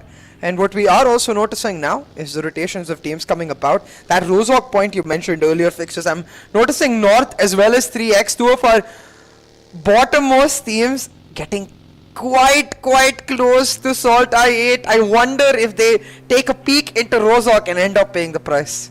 Yeah, that's what I'm really worried about. But how they're really rotating is from that little bit of a dip that we have as SALTxi8. They have complete control over the Rozhok Hills. Now this could be proving really deadly for them, and that could hurt their cause. Now XGeneration in very close contention to TmW. Now these are the two teams that cannot afford any early casualties, because they have one simple plain objective coming into this league weekday is to try and qualify for the next super weekend. So it's going to be really crucial for them to at least get a sizable amount of points. Now the threshold last time, if I remember correct, was 42. They've got to make sure that at least they secure 50 or 55 points, and then they can try to play a little bit, try to play with a little bit more freedom. But JD, look at him, he spotted out Reaper X, but has a gun that I really would not want to keep, a PP Bison at that CA, and with the 4 times. Now this gun really feels like a Scorpion with just added extra magazine, so not really doing a lot of damage. It's going to be important to see how does Reaper X respond to this threat. He also got a couple of shots from him from a different direction, I believe. I don't think it was JD, so he's definitely aware of a threat. Just don't think he knows that there's more than one out here. So Reaper, he's gonna have to be careful, because his team has decided, well, to say, sorry Reaper, we're gonna just focus on our rotations. And actually, through those rotations, they managed to get themselves on a pseudo flank of sorts right now on XGeneration. And like you said, both of these teams are teams that did not make it last time to the super weekend. So for them to clash this early, not only is it a chance to get those early elimination points, get that momentum, but also to hurt a competitor while you're at it. Oh, and as we speak of, we do have the fight already happening in front of us. XGenerations and TmW seem to have locked horns against each other. Now JD is far away from his pack, as he's got his eyes on Reaper X. Now this is what I was talking about, right? You're gonna take those shots, you're gonna deal very less damage, as look at the circle go, a shift towards the western side. But we do have Team Clarity also coming in the nearby fray, but as they spot, oh, JD off guard as he's been taken down, and now Zibyan would just want to go a little bit ahead and confirm this kill. Ooh. But now he's getting shot from elsewhere, as Harry is going to make sure that he gets those points for that kill. Zibyan not able to snatch it away. TmW is going to, breathe a sigh of relief, because I'm sure they would have thought for a second, oh no, all our hard work gone down in vain. We're talking about hard work right now. Marlega MVP in a 1v1 with TeenWolf. He plays that beautifully, shuts down TeenWolf, and Clarity once again suffering some early blows, Fixes. Yeah, and that is something that they did not really anticipate, as now 420 boy, he's gonna make a run for his life as Harry spotting out Danny will do some massive amount of damage as Reaper X has really closed in on the distance, is gonna lob a grenade, does not really do any damage to Danny though as he still survives, as grenades are gonna be traded from both the sides. Ooh. But Reaper X will find some success as Danny now bruised and bleeding, as Zibian trying to provide that quintessential cover fire from the backlines. Still not getting the job done, but 420 boy will get some early success as he manages to stop Harry at his tracks. Oh, and just like that, 420 boy, he's managed to do exactly that. Made TMW think for a second. It's given a lot of time to Danny to just relocate. And with the backup coming in from Zibian, now the resurrection should be able to come through. It's all down to 420 boy to buy this time. But you can see Khan on the push through, maybe trying to target Danny right here, or at least scout out some information. Sure to have found out that the backup has come through from Clarity. And now Khan is stuck in an isolated spot where he was trying to flank, but he might instead get caught out by 420 boy. Oh my god, he escapes with that. I think the stars have aligned. I mean, no doubts on that. See, the stars have aligned for 420 boy, but still, you know, not really getting the job delivered in terms of how Team Clarity's objectives were. They were really consistent, but this time Khan, with his 3 times trying to spray it around, instead manages to flatten out the tires of Zibian, putting a halt on his escape agenda over here. But Zibian does respond in fashion, does have those 2 first aids to work along with, but no means of escape. Zibian really needs to try and get away though, because he will end up getting caught out by 52x Rage coming in now on the rotation. All of these teams are in that northeastern front towards the edge of Georgia Pool, so potentially a hotspot for us to witness. But for 52x Rage, they managed to ignore the entire encounter, go towards the eastern side instead, with the exception of one player who's got caught out, and that one player is going to attract the attention of every other team. Suddenly Clarity and TMW in this extended fight, they're going to have a third party join them real soon. Oh yeah, and well, the fight is already on as Zibian does want his sweet revenge, trying to lob a grenade at Harry's direction, as Reaper X will be trying to get that first aid up, but this could be the right nade that they needed, but cooked way too early, as 420 boy will just charge in and does get that final kill. With that, TMW is eliminated at the 16th spot, but Clarity, they have had to fight for this squad elimination a lot, right? They were pushed down to the limits, and that was a very narrow escape. Now it's going to be so important to see how they make their way inside the circle, with 52x Rage sort of having that Everest cover, right? That Everest high ground that they do have. They're going to spot out all that little movement being made. But take a look at Team Magnus today. Now they're in just close contention to 3x Esports, who've got a rather interesting split over there here. Yeah, 3x Esports adopting a really interesting strategy right here, because yes, while it does cover more ground, it potentially leaves them with a lot of room to exploit for the other teams. But talking about the other teams right now, you can see several teams are starting to focus on those high grounds, because the circle we are starting to witness doesn't have as many compounds as a team might necessarily like. So right now, mountain control or these small bungalows like the way 4ETFD has, they are the key to ensuring success in the later parts of the circle. But right now, talking about the other teams, XGeneration, another team that couldn't make it, casually just hightailing it on out of there, but they're going to have to go a long way just to make the rotations happen, fixes, because a lot of the teams right now, they're trying to use our western highway to try and make the rotations, but you can see teams like Quantum Rage, like 4VTFD, they've got their eyes on that. They're trying to prevent it from happening. You know, I really like Magnus's position though inside the zone. Now a lot of teams were, like you said, right, they were expecting the circle to steer a little bit towards the western side, maybe around the shorelines, but now we could see the curveball being hit, and has managed to take that Gatka formation, that Gatka circle that we are quite a lot privy to witness. but SALTxi8, still have their 4 players alive. Now they've managed to fix on all their basic mistakes that they were making, right? Initially on when we witnessed them in the first league days, what we got to see was they were getting those early casualties, and they were taking fights in really tough situations which were working against them, and now being very meticulous in their approach, making sure that they play their cards right, which has worked out very well for them, as they are going to be spotting out the players of Quantum Rage, as Blade will be taking his try on taking down Spark, who has taken cover just behind the heels, as IQ, however, succeeds on knocking out Voltrux and will get the finish. Yeah, IQ with some beautiful long-range shots right there.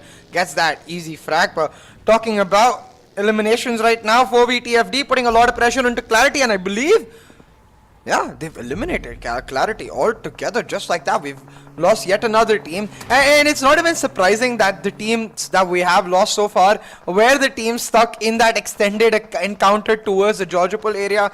Because of that extended encounter, we're not able to make rotations happen. But again, 52x Rage this time putting a lot of pressure onto one of the teams making those late rotations, which was XGeneration. Caught in the middle of nowhere, they've lost a couple players, and now the Doc feeling the pressure as looking to create some smoke cover to set up his heal, but it's just not able to happen. But he's got the backup from his team. A lot of damage traded onto 52x Rage. Oh yeah, but look at this. SALTxi8 just picking up on the pieces as they go after Quraysh Crypto, just proned in. This is the range where he gets very deadly from, as Destroyer managing to get the better out of Romeo, as SALTxi8 now shift their attention towards the players of Quantum Rage, as Spark gets knocked out and Sirius out of the lobby, as it all comes down to the final player surviving, JD. Oh, as Blade was planning to get that knock, was cooking up his grenade, gets knocked out by the players of Quraysh, and now has to fall back. A literal respite for the players of Quantum Rage as they make a very hasty escape. And I think the car is on fire as well, so hasty is the best way to put it, because IQ, he's just surviving, trying to hold on for dear life, and is able to do though by the skin of his teeth. Now, I do believe SALTxi8 players, they will get revived right here. Yeah, Blade seems to have got revived, so SALTxi8 able to retain the strength in terms of teams. But while we haven't lost any other teams, after Clarity, the number of players in the lobby are starting to drastically drop, as all of these teams are getting caught in their rotations, and it's exactly in that Freestyle seem to be suffering a lot of damage right here. Stuck in one tiny corner towards the southern edge of the circle. MetershotxSKY with the late rotation, but one that has become oh so classic for this team. They like that Nova Hypnoid drop. They always come in late, and they always catch teams off guard in the southern edge of the circle and take their position for themselves. This is a big fish for them.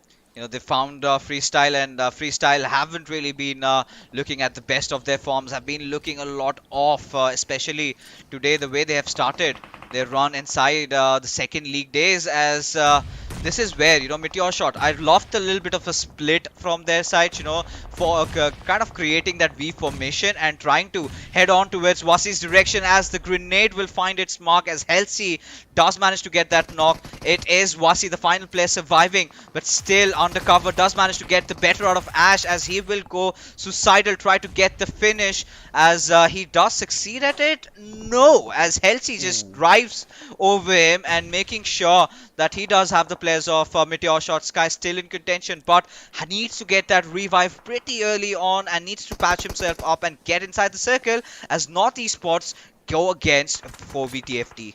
Oh, and this is so crucial for NorthEsports. They've got to make this fight count if they are to reach that break point that you talked about, the 42-point mark, nice and early. That will lift pressure off of them. But onto another fight right now towards the southern edge. H2E trying to deny MetershotxSKY right here. They land a ton of damage, but again, Khatir escaping by the skin of his teeth. He's able to hold on, get behind a tree for the cover, get the heals back on, but still, for H2E, they know exactly where they are. They're not going to let them have an easy rotate. Oh, they definitely aren't. As H2E now, this is one of their games that they would definitely be eyeing out for, right?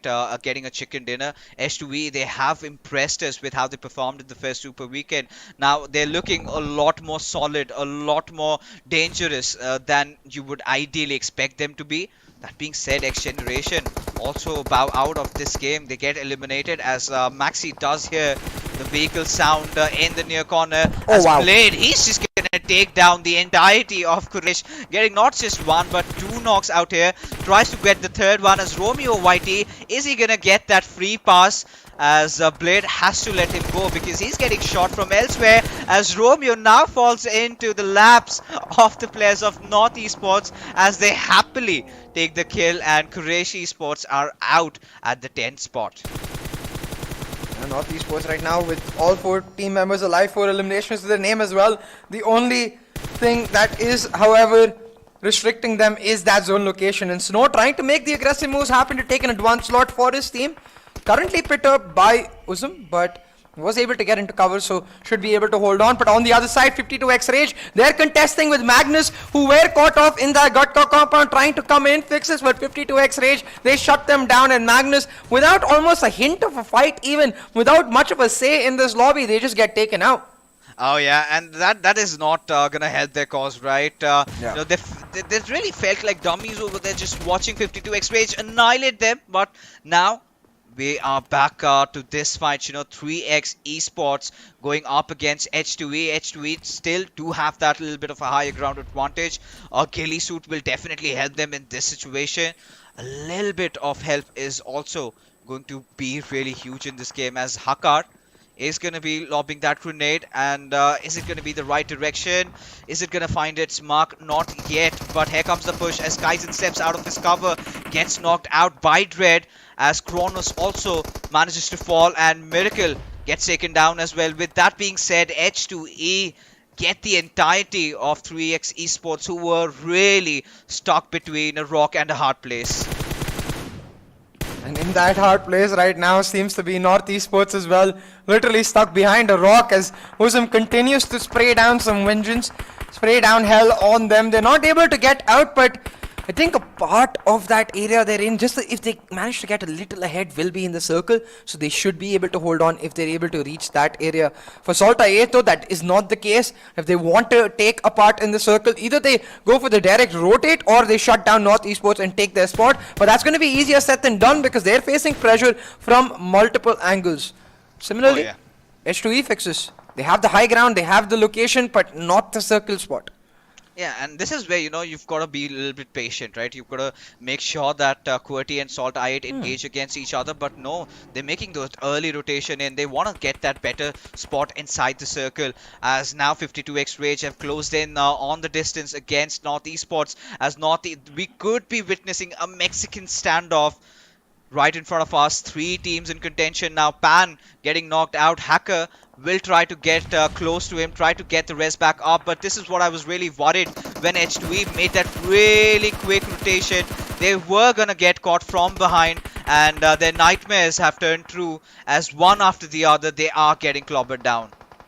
Yeah, I 100% agree. I think H2E should have been a little more patient, and now they're caught in the middle of nowhere with absolutely nowhere to go. Nades flying in on them, bullets being sprayed, their car bursts open, and just like that, it's actually not H2E. Right before H2E, 52x Rage on the back of some beautiful nades from MetershotxSKY, able to shut them down, and for a second it looks like a prediction might just come through. Fixes MetershotxSKY, they are looking like ones to win.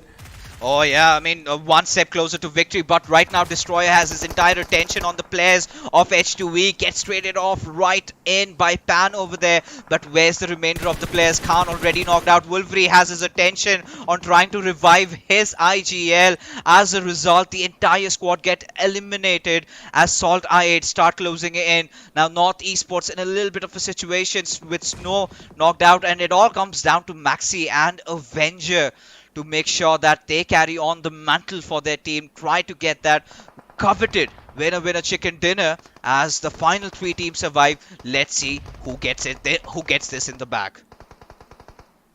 MetershotxSKY, they're just trying to play the edge game. They're trying to make it happen nice and slow while H2E wait for a fight to erupt between North and SALTxi8. But SALTxi8, they're aware. They're aware that the minute they start taking a fight, H2E will try to capitalize. But hold on, Crypto gets knocked out by H2E, eliminated as well, and just like that, SALTxi8, they're down a member too. Now all of our remaining 3 teams, with the exception of SALTxi8, have 3 members standing. SALTxi8 with just 2, but it looks like they want to change that, make it an even fight, and they're continuously looking to contest in that regard. But it seems like H2E, they're going to be the ones to reap the benefits, because North Esports and SALTxi8 caught in a skirmish between each other. H2E coming through to capitalize.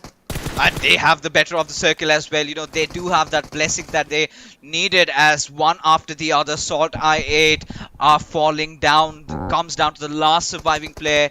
That is going to be Blade with his position compromised. All North Esports need at this point is one good grenade, and they're basically done with, right? But after that, the real target lies ahead of them. But Blade still putting on a very heavy fight as he makes sure that he builds that little bit of an indestructible cover for himself, as he's wanted to really get out, you know, a little bit late maybe, but has made the job much more easier for H2E. With Avenger being out of the picture, it comes down to the 2 players, Snow and Maxi, who have to make a run to get inside the circle. But hold on, Snow somehow managing to keep Avenger alive. But now this is where the real trouble arises, right? How are they gonna get inside the circle? Yeah, exactly. They've got it somehow. Shut down Dread without losing any players right here, so that they can capitalize on the fact that Dread is solo. But Dread, he's hidden with Achilles suit. Don't think they have an idea that he's over here, and Dread might be the X factor for H2E to pick up the win. Doesn't even come into play as Pan gets that long range shot, and Dread just be like, hey, save some for me. Gets that chicken dinner with his final shot, and just like that, Team H2E, they pick up the win. Oh yes, and just when we were really thinking that maybe H2E could be in a whole world of trouble, they tend to turn the table around this time. And of course, you've got to thank that little bit of a blessing by the circle. But it could have been anybody's game, right? Had the circle shifted towards North Esports, they would have come out as victorious. But regardless, a really good start, I must say, considering the bad games that they've had so far, right? And now this is going to be something that they're going to be looking out for. This is going to be the game that will bolster up their confidence up a little bit, as H2E, they're going to be really happy with the results and have managed to get themselves the 2nd position in the overall rankings after this amazing winner chicken dinner. When we really felt that H2E might feel the heat right now, they were in a very dicey situation, right? That is nothing. That is something that we really can't disregard. But the sheer fact that, you know, SALTxi8 and North Esports went on to lock heads against each other gave them such an amazing room and space to work things around, as if they were just, you know, waiting for the right opportunistic moment. And once it arrived, they made sure they snatched it and made it theirs. Yeah, exactly. I think really props to be given to Team H2E for being that patient. Even it started off with them not being so patient, but they held on to their ground and made sure that they were not going down and got the win. But all of this discussion after a small short break. Go!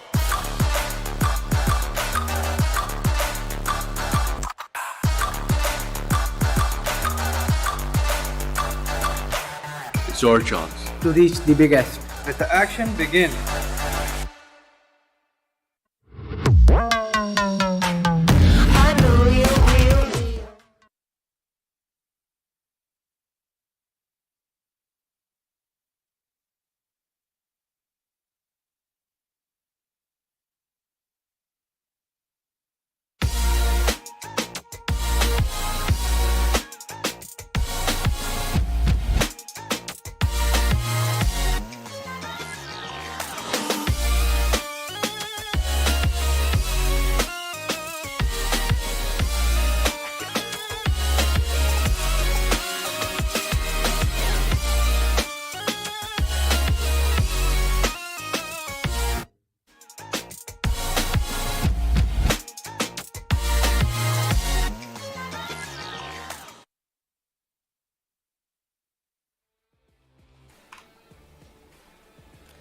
Well, what a game, Blotter. Really, H2E stepping up to the mark, showing us glimpses of that super weekend form.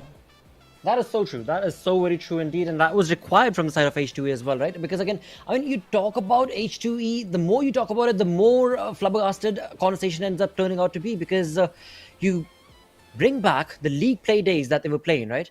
And the league play days, the first week itself, it seemed like H2E were just up in the air trying to figure out exactly what are they here on the battleground to do. But as soon as they jump into the Super Weekend, they knew what was on the stake. They knew exactly why they were there. And yeah, since the first Super Weekend itself, since day number 1 of the Super Weekend itself, this team has been popping off heads, has been consistently, consistently again and again. In the previous game also, they came in the top 5 to the top 6. And this one, again, I mean, getting a chicken dinner with 16 elimination points.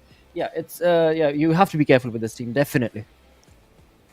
Yeah, exactly. And you're going to have to really make sure that at this point, against teams like this, who displayed glimpses of supremacy when you saw that Super Weekend, when you're in that final circle with them, you played by the book, because you saw H2E, despite the dicey situation they were in initially in the second last circle, the fact that, of course, the circle helped them out, the last shift went towards them, but even then, the positioning they had, that 2-1 split with Dread playing a lot more forward, giving his team the information necessary, and the other two teammates doing their job in distracting the attention away from him, continuously coordinated in their approach and reaping the rewards of the same. But talking about rewards, I think MetershotxSKY, they're going to be a team that, while of course will not be happy that they lost out on the chicken dinner, will be very happy with the fact that they were able to get that second spot through with a lot of eliminations to boot. So several points built up, and MetershotxSKY now looking like they will definitely beat the curse that befit them last week and get to that Super Weekend this week.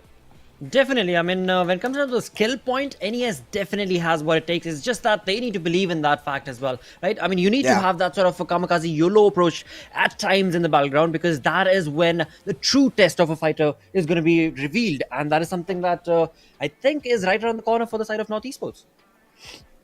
Yeah, exactly, and I think we'll have to see if they can build on that. But like you were saying, right, in terms of damage dealt, you can see 2k plus damage for the teams overall, 10 eliminations for them. Well, I think really that clean factor is where H2E take the cake, with just a little less damage, a lot less damage received, but a lot more eliminations grabbed up by them with the knocks as well. And that's what really secures them that chicken dinner, that calm approach where they're taking the fights on their own terms, they're dictating the tempo of the play, and therefore are always getting the better vantage points, the better sight lines, and the better fights. Dude, I was talking to Fixes about the same exact thing. So according to me, correct me if I'm wrong, or let me know if you do think like this or not, but according to me, there are these two teams. There's H2E, and then there is MetershotxSKY. These two teams, the way they are able to synergistically make those rotations to get into the zone, it is very difficult to find yourself in the zone with all 4 players still standing, and these two teams consistently have been able to deliver that, and that consistency is the reason why they're finding themselves right here in the top 5. Yeah, exactly, and I think really what we are going to see from this particular week 2 league stage is the rise of teams like this. Even TMW, while they didn't have the greatest of the games, the fact that they're even looking to take those fights, the fact that they're still believing in themselves, that's something I can appreciate. But now they've got to get those points online. I think similarly for teams like Quraysh Esports, they had an okay start to this day, but again, coming down right here, it's all about that consistency factor to make sure you get into that top 16. You're able to secure your spot in the Super Weekend. But talking about teams that have somewhat gone off the radar with respect to that consistency, Freestyle is a name that comes to mind, Blotter. A team that was the league leaders in the first week of league stage, now not looking so great towards the bottom of the table. Well, they've disappeared. They've definitely disappeared. And that is something that Fixes also did kind of mention a little bit. And that started happening as soon as they jumped into the Super Weekend, the mid phase of the Super Weekend itself, where we did see the faltering down of Freestyle. But again, I mean, we do know that those are very skilled and talented players. And they've got a lot of experience in the bag as well. So that experience, that is what they're going to be relying on as they push themselves through this league. Yeah. Exactly, the experience factor most definitely going to come into play, and you're going to see a lot of it work out right here in the Oppo moments as well. But this is what I was talking about, the aggressive nature with which Marlega MVP took the fight to experienced player like TmwEsports. It showed me glimpses of promise that maybe we can expect from TMW going into the last few games, but just glimpses is not going to be enough to make it happen. You've got to be like H2E right here, continuously picking fights all over the table and winning them to boot. Exactly. Just like MeterShot, just like, of course, H2E, you have to start taking those sort of calls. Those are difficult ones, but those are the aggressive stances that are required in the battleground to be able to push yourself and your teammates through to the next round. And this is where, once again, I mean, first week it was all about, teams trying to get to know each other, maybe get some contestations going on, and that would be the end of it. But now, second week onwards, the journey has started and the countdown has also begun. So if these teams today and tomorrow, again, I mean, 10 games, it's not a lot actually when you think about it. And in those 10 games, if the first day itself runs away from you, then coming back tomorrow is going to be that much more difficult, and that implies you will not be able to take part in the Super Weekend. Yeah, exactly. And really, it makes sure that if you miss out 2 super weekends for teams like XGeneration, Quraysh, TMW, if you miss, and North, if you miss out 2 super weekends, it's almost the end of the road for the grand finals, right? You got to pull off like a monstrous 3rd super weekend to be able to make it happen. So it's very, very difficult, is what I'd say. You've got to make it right here, right now. But you know what, Sia? There are teams who have actually done that in history. True. There are teams in PMPL itself from a different region altogether who did do that. They got into the first super weekend, got an amazing points basically, and then after that they just hunkered down for the next 2 super weekends. They were like, nah, we're not going to be interested. I mean, it's definitely possible. But it is possible, yep. Easier said than done, so we'll have to see. I mean, I wouldn't hope on anyone that it comes down to that, because it's so difficult to pull it off. But hey, I think if that's what teams would like to do, really create a storyline for themselves and maybe even history in the Pakistani region to be specific, well, it sure is a cool way to get attention to yourself. Well, again, I mean, when you think about it that way, it's a very lucrative thought, right? Because you've got the likes of H2E. During the league plays in the first week, nobody would have predicted that this team is going to be top in the charts and moving on into the next week with flying points for themselves, right? As we call flying colors and scores. So it is definitely a possibility for these teams in the Pakistani region to have that sort of an X factor that they showcase as the journey progresses on. Yeah, exactly. And we're starting to see quite a similar note in our top half of the table, with H2E jumping 2 spots, getting themselves 1 point away from SALTxi8, hunting for that top slot. But something that I am really, really, really happy to see is that 13 spot jump plotter for North Esports from 19th all the way up to 6th. They're going to be feeling quite happy about themselves because they've basically, with this one good game, got half the points they need to effectively secure their slot in the second super weekend. A couple more good games like this and they can almost guarantee it.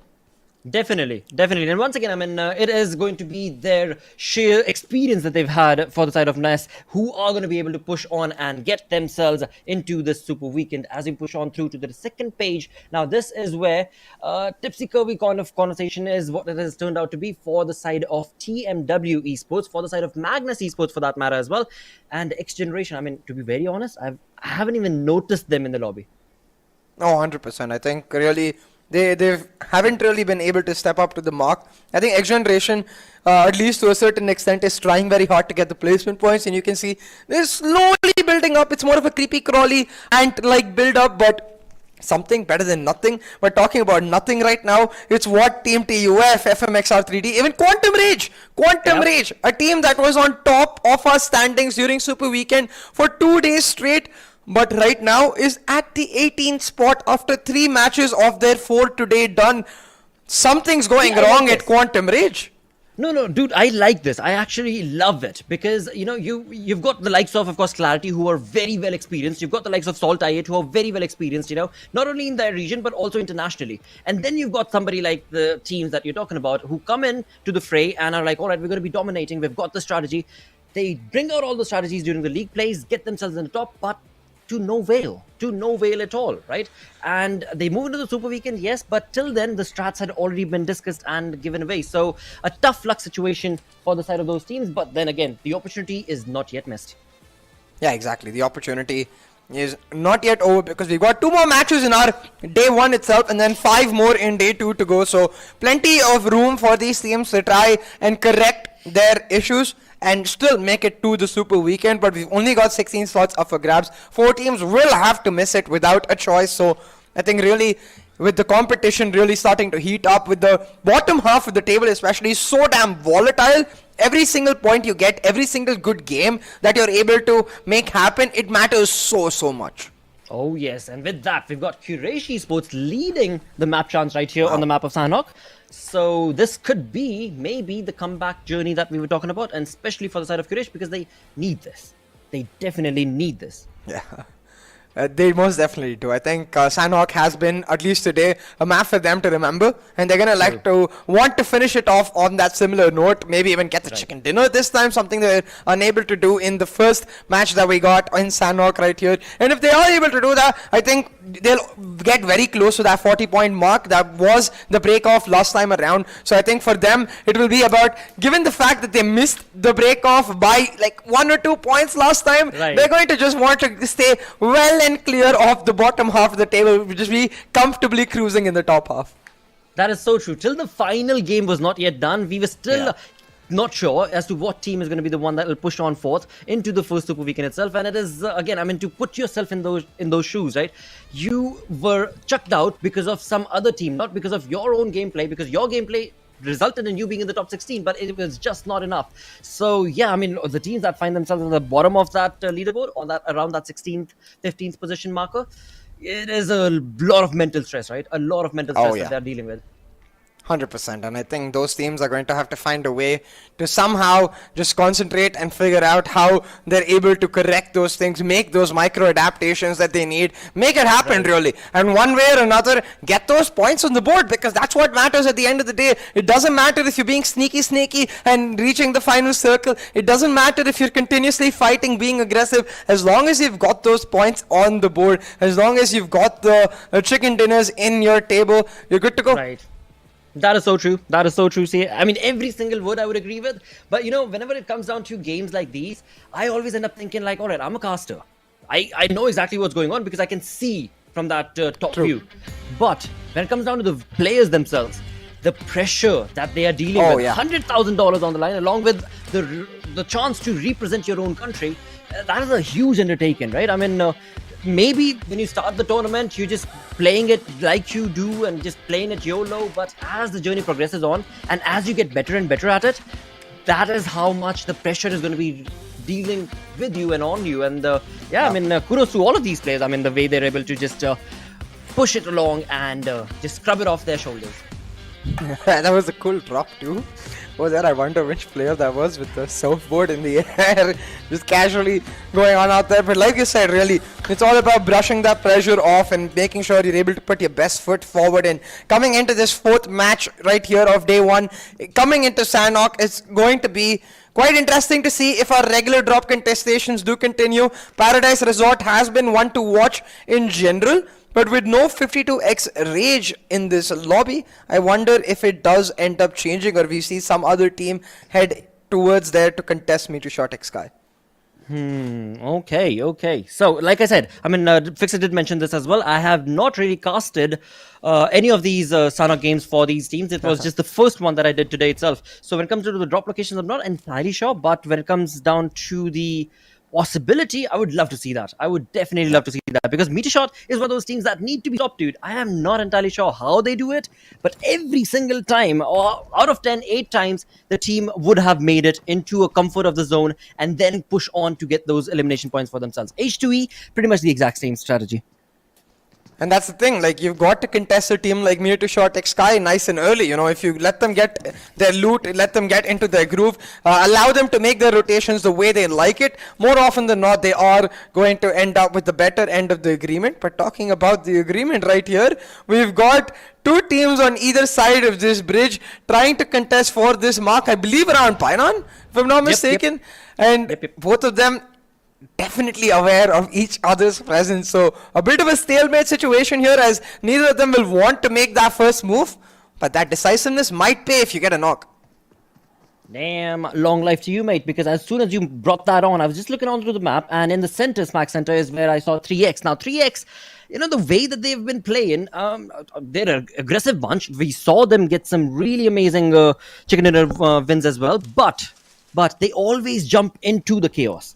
Every single time, if you notice, whenever it comes to whatever map it be, they're always going to be jumping in the center of the chaos. And then they try and shine out of that like a shining armor or a lotus or whatever the hell.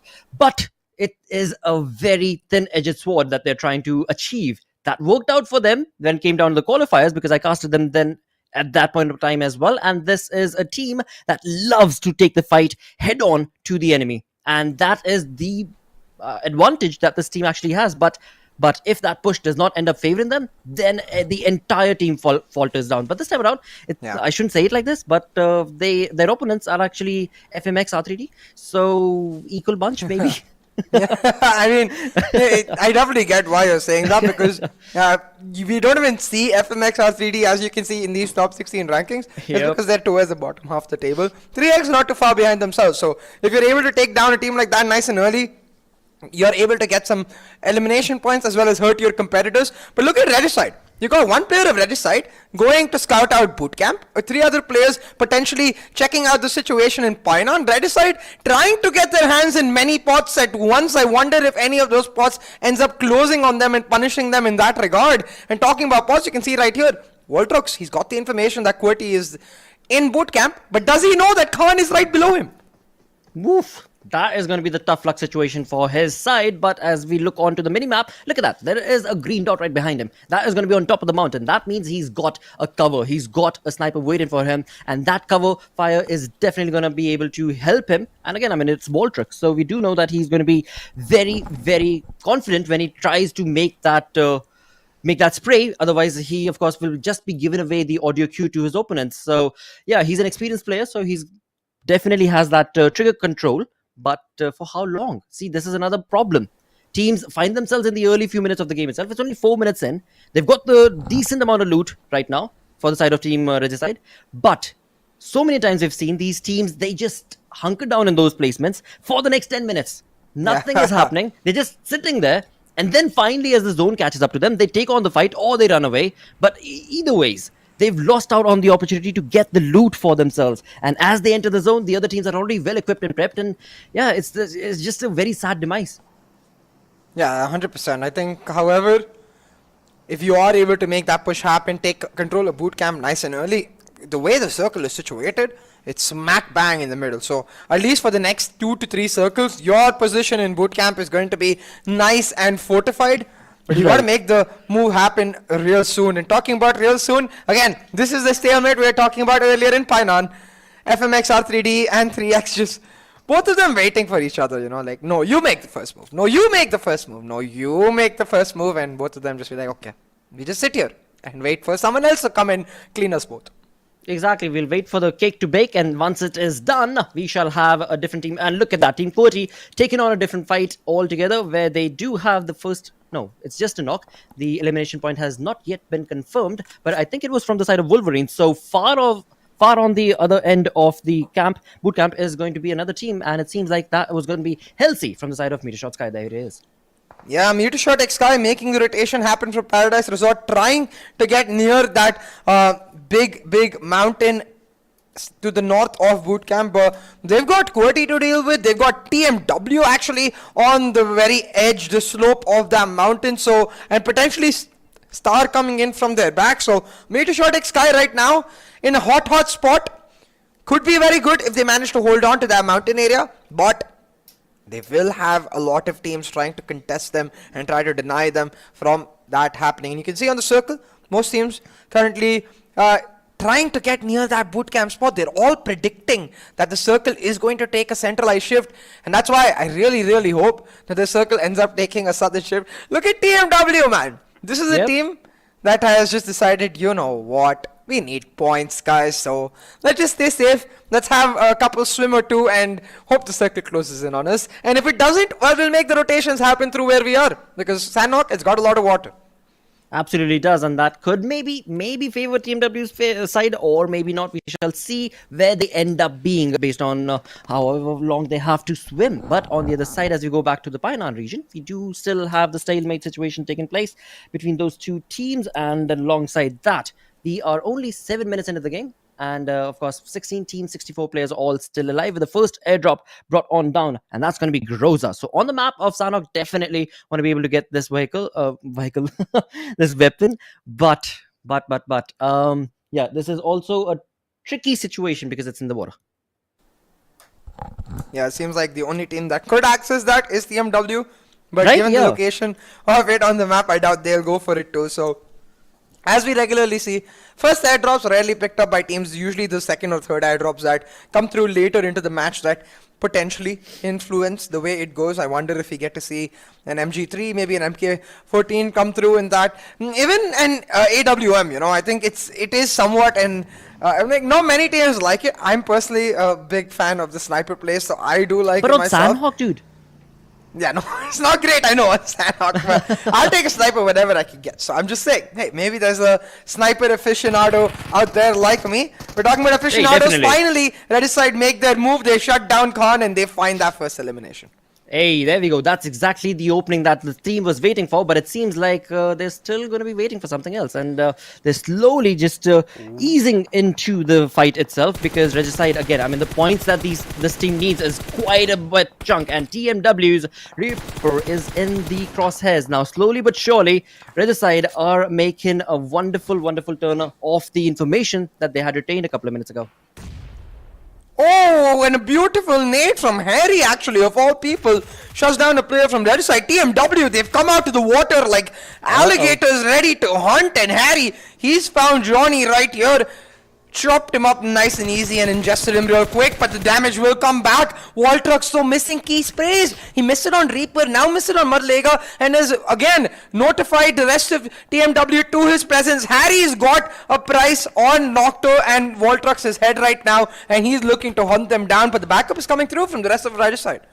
Oh, dude, TMW were looking so good, but it seems like this will not be allowed, as two of their players have already been knocked and brought away from the lobby, and then are two who are already getting pinched down, and it's all thanks to the way Regicide have approached. But TMW, they tried their level best. They tried to get a little bit of the elimination points for their side, but only getting 2 in trade, losing their own 2 players, so definitely not the kind of play that would have been made. But hey, there you go, Marlega definitely get in that elimination, and in doing so, it is going to be Regicide that will be eliminated. A GG play coming in from the side of TMW, but they did lose out on 2 of their players, so a debatable fight.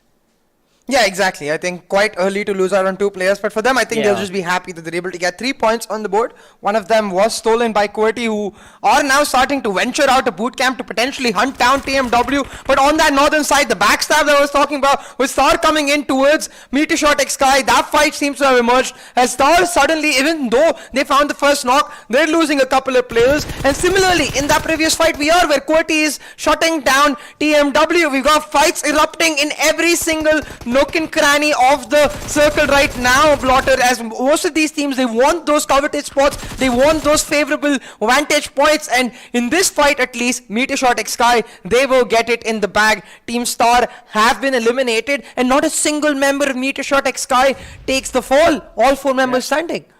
That is the lucky charm for the side of Metershot. Every single time they jump in, they have the numbers advantage, and that again is a very, very crucial thing when it comes to the battleground. You want to be able to have numbers advantage so that you can approach a compound that much more aggressively, that much more confidently, as you've got all the angles checked. And right now, we might just look at exactly the same coming in from the side of MetershotxSKY, where the grounders are out in the open and the crosshairs are definitely set up against them. Maxi definitely trying to get that blow, but as of now, the elimination point has not been confirmed. But of course, the information is given, and MetershotxSKY with the numbers advantage are definitely going to be pushing on through, and Maxi all by his lonesome is going to try and get this elimination point, and it seems like it is definitely in the bag. Yeah, but he's getting the call from the rest of his team that the rest of Team Grounders, they're trying to deny it by giving the cover. So instead of going for the elimination, he groups up with his team, shuts down yet another player from Team Grounders. Mr. Black has been eliminated, leaving Sensei in an impossible spot to get away from. MetershotxSKY looking to build off the momentum of that second place finish in the last match. They get a squad wipe for themselves without a single player even being knocked out as Team Grounders. They're sent to their graves. MetershotxSKY now really starting to look strong. See, this is the chaos that we love. You know, the chaos theory on Sanhok? This is exactly what it is. You take on a fight, you think you're going to be winning, you're going to be nailing it, and before you know it, before the fight comes to an end, there's another fight against you, and now you are the one who's receiving the brunt of the war. And with that, it is going to be XGeneration. Sadly, it's going to be SALTxi8's player Blade, who actually has his crosshairs set up towards XGeneration. And XGeneration, all the other three players are also in the vicinity, but right behind them is going to be TUF. So once again, tricky situation for XGeneration to get out of. Yeah, and it is looking like things are just going to take a turn for the worse for the XGeneration. Hasn't been the greatest of PMPL so far. We're not able to make it a super weekend, one blotter. And the way this first day is going, I don't want to say they can't do it, but they're making things incredibly difficult for themselves with their performance.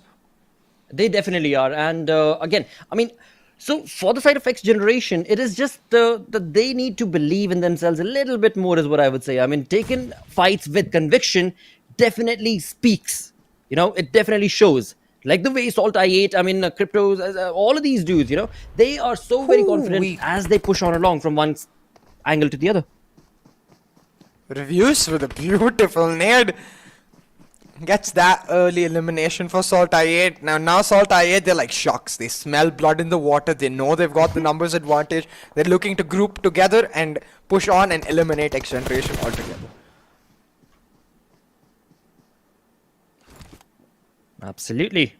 With that, we've got 13 teams surviving. Only 13 minutes into the game. And, well, again, shots are definitely being taken on from the side of XGeneration. They have lost one of their player. And it was thanks to, of course, reviews right here. But overall, they are still going to be able to, I think, get away from the situation. But once again, I mean, as we look onto the zone itself, the zone is not that big. So even if you get away from this one fight, there are multiple fights and teams that are around you in the vicinity, and those shots definitely have given away the audio cue. And it seems like SALTxi8, no, they are not wanting to let go of their prey. They are wanting to definitely hunt them down right now. Oh, but they might get hunted themselves. XGeneration thought trying to push forward, but he gets hit in from the side by Uzum. Uzum's got the back of his teammates, and SALTxi8, like you said, will look to hunt down XGeneration right here. But you can see the methodical approach there, enacting, making sure to cover every single angle at the same time. They know that the dock is just here. The dock finds one, but barely misses out on the next. And to be honest, even if he had found Blade right there, you can see reviews was coming in from the side to make sure nothing would end up resulting through those knocks. But talking about nothing right here, Avenger OP gets caught with no backup to him. Gets taken down nice and early, just when we were thinking MetershotxSKY will revitalize with their momentum from the last game. A single isolated elimination right there. Yeah, a player lost for them could mean their downfall or could not. It just comes down to their mentality. They've just got to stay strong and stay safe. Exactly. I mean, you could very well utilize that as, you know, one of those aggressive stances and be like, all right, we're going to get that revenge for you, mate. And just push on YOLO and maybe just get that elimination for themselves. And that is something that they need. They need to realize that they need to make those sort of silly pushes at times, because these teams, they need these points. They cannot let go of the opportunity of this second super weekend, as you perfectly mentioned as well. Because if they do so, then the entire league has run away from them. Yeah, most definitely. I think really that's where for all of these teams, it's going to be weighing in on their mind, that second super weekend, the fact that they didn't make it to the first, the fact that they were not able to live up to their mark. But right now, SALTxi8, Blade gets caught out with not much room for backup right here. As SALTxi8, they're stuck in a bit of a frenzy, a bit of a fish market almost towards the northeastern edge of the circle. You got TUF, MetershotxSKY, SALTxi8, and I think another team as well. Just, I'm not sure which team exactly, but I see that green circle right there on the map. All of these four teams trying to deny each other from reaching there. It's actually XGeneration, the last remaining player of XGeneration, JD, sitting in a compound just being like, well, guys, kind of stuck. Well. Is it? Or is it Quraysh? No, it's XGeneration. It's XGeneration. Yeah. Okay. Well, carry on. I think at this point, all of these teams are going to end up taking a loss. So for them, it will just be capitalizing by getting some nice elimination points, but it doesn't seem just as easy. Kian actually falls prey to the play zone. And now SALTxi8, MetershotxSKY, XGeneration all taking damage from that play zone. It's still just the third one, so not as much damage like the second play zone, third circle. So still can get away with it, but you've got to be very careful when you get into the circle because you're going to be coming in real low, not just on health, but also on utility. Exactly, and that is going to be crucial as these teams move on into the final moments of the game altogether itself. Because again, I mean, the fights that we've been looking at, there have been so many third parties that have taken place right now that has resulted. And look at that, MeterShot, SALTxi8, TmW, XGeneration, all sitting with just a one-man squad, and the other teams, well, they were never part of the fight, so how would they know? Yeah, exactly. Hunkering down, they just found the compound, they're just hunkering down and waiting for their opponents to try and catch them. I wonder if JD actually makes the call to just go for the heal battle right here. Be like, hey, I'm going to stick to the edge of the circle. I'm the last player remaining from my team.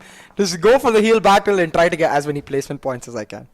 Dude, let's not bring that. Let's not bring that. It's taken forever for teams to finally get away from that heal battle situation that was taking place. And, well, it seems like Team QWERTY's Destroyer with the UMP has spotted a leg. And that is going to be Miracle. Oh, boy. Talk about a perfect setup right there coming in from Cronus. Of course, one of his teammates, that is Miracle, was brought down, but he was not far away from getting that retaliation, and very quick and instant Destroyer was brought down, and now he just needs to get that elimination point confirmed before the team of Team QWERTY comes in along and gets that revive. And just as I was saying it, I seem to have cursed JD. He will be eliminated, poor soul. And just like that, QWERTY, like you said, are also caught in a bit of a mess. You know what really astounds me though, Blotter? 3x are still in Painan. They're still in Painan. From the start, they never made their move. Yep, that is so true. I just noticed that. That is so true indeed. And again, I mean, do notice this, right? For the side of 3x, I have, every single time I've looked at it, whenever it comes to the map, there are different colors all over the place. And then comes 3x, smack in the center. Every single time. And then if the game goes their way, it goes their way. If it doesn't, it doesn't. So I don't know if that sort of a mindset is the strategy that they're running along with in PMPL. So yeah, it is going to be a different sort of a mindset that they're going to require to be able to win. Yeah, it's very tough, I think, when you play it that way because it leaves a lot to RNG, it leaves a lot to luck. Yes. And you don't really want that. And especially when you're consistently in that bottom half and luck doesn't seem to be favoring you at all. But talking about luck not favoring you, Virus, it's like when in World War I, you'd see soldiers running from trenches to trenches in all the TV shows that I watched. Virus trying to make a run like that happen, just nope. Denied instantly by 4v-TFD, and the same to be said for Miracle right there. Last member of 3x started in Painan, died in Painan, and that's quite unfortunate when you know a team had the opportunity to make the early move, to make that early fight happen at least, instead of just dying down without a fight. 3x just lacking that conviction you were talking about, Blotter. Yep, definitely. But then again, I mean, they've got the opportunity today as well as tomorrow to try and change the pace of the game, right? It's never too late to be able to do that. And the moment you start doing that is when you start to realize that, oh, okay, this is a different way of doing it, but this definitely works. And that is something that, of course, they could try, but I don't know. It's very difficult for players to actually try a different strategy this late into the tournament. Yeah, most definitely. And the thing is, we've seen 3x in the past, in the last moment, pull off a chicken dinner to get themselves into the top 16. So we know they're capable of it. That's why we're talking about it. You know, it's like the fact that they're capable of it, but still not able to make it happen. But enough of that. Let's talk about the teams that we have remaining. No. CA, you've brought in a wonderful point once again. So if you look all over across the days that have happened in this league, right? There have been so many chicken dinners that have been stolen. True. From the side that 3x that you're talking about, because they were just on top of that mountain and completely pincered down their opponents, to so many individual ones where SALTxi8 were the ones at the receiving end, and 420 getting amazing, and Steelboy, again, there have been so many individual moments where just players stealing chicken dinners. That's the way we like it when it comes down to the wire, and it seems like it will come down to the wire with this circle as well. You can see Magnus, they've got hold of a nifty compound for themselves. Esports will get compound number 2, while FMxR3D get left in the open, contesting with several squads coming in from their left, their right, as well as their top. We got 4VTFD from the north, QWERTY from the south, and a lonely Reviews, the last surviving member of SALTxi8, trying to move in as well. Now, we've talked a lot about this player's firepower. We've talked a lot about this player's capability. Now is a chance for him to display his composure. In his last man standing situation for his team, what can he pull off? Absolutely, but along with that, I'm very, very happy actually to see that Magnus Esports, all 4 players, have actually entered the zone as well. I mean, they've entered from the southern region and are all 4 standing together. That is definitely going to be giving them a huge boost in terms of the fight that is going to be ensuing in just a couple of minutes. But on the other front, we do have Quantum Rage still part of the lobby. We do have Esports, who have been able to accumulate 5 elimination points for themselves. And again, I mean, 4VTFD, they've been able to get 4 elimination points, whereas Magnus is sitting at 0. So, this could go either ways. Most definitely could, and just like that, you see Reviews. It seems like he will be yet another victim of Quantum Rage. They take him down, and just like that, SALTxi8, MetershotxSKY, both eliminated right here, and it will just come down to our final 4 teams in this lobby. Now 4VTFD, they're taking the brunt of the damage as they try to push in from the northern front. They're pincered on both sides by FMxR3D and Esports, but they end up eliminating FMxR3D. 4VTFD take their spot in the circle, but the question is for how long, because Esports, they've set their sights on them. They know they're hurt, they know they're low, they know they're licking their wounds, and they want to make them pay right now. Well, they definitely have something brewing, that is for sure. But 4VTFD is not yet done. Even though their numbers advantage not working for them, this dude is just going to pencil down all by himself. And that's going to be Ahmed bringing in amazing sprays, bringing 2 players down right off the bat. 6 elimination points for the side of this team. But then comes in Magnus and Respect, bringing in a perfect, again, mind games being showcased right here, where the teams are just wanting the other teams to take on the fights, and as soon as that one is done, as soon as they know they're pinned down, these teams will push in for a third party. And Respect, along with his teammates, 4 players all together, this is definitely going to be their game, or I would like it to be. It certainly looks like it's Magnus's game to win, because you got Momto in the center of the circle, while Quantum Rage, 4VTFD and Esports, the remaining squads are engaged in a fight.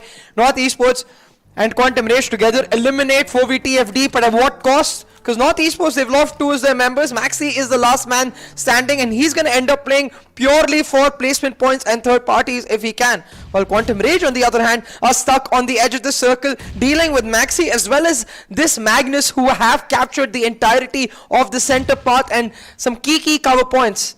Now, both JD and Momto are aware of exactly where they are. It's all about one perfectly cooked nade.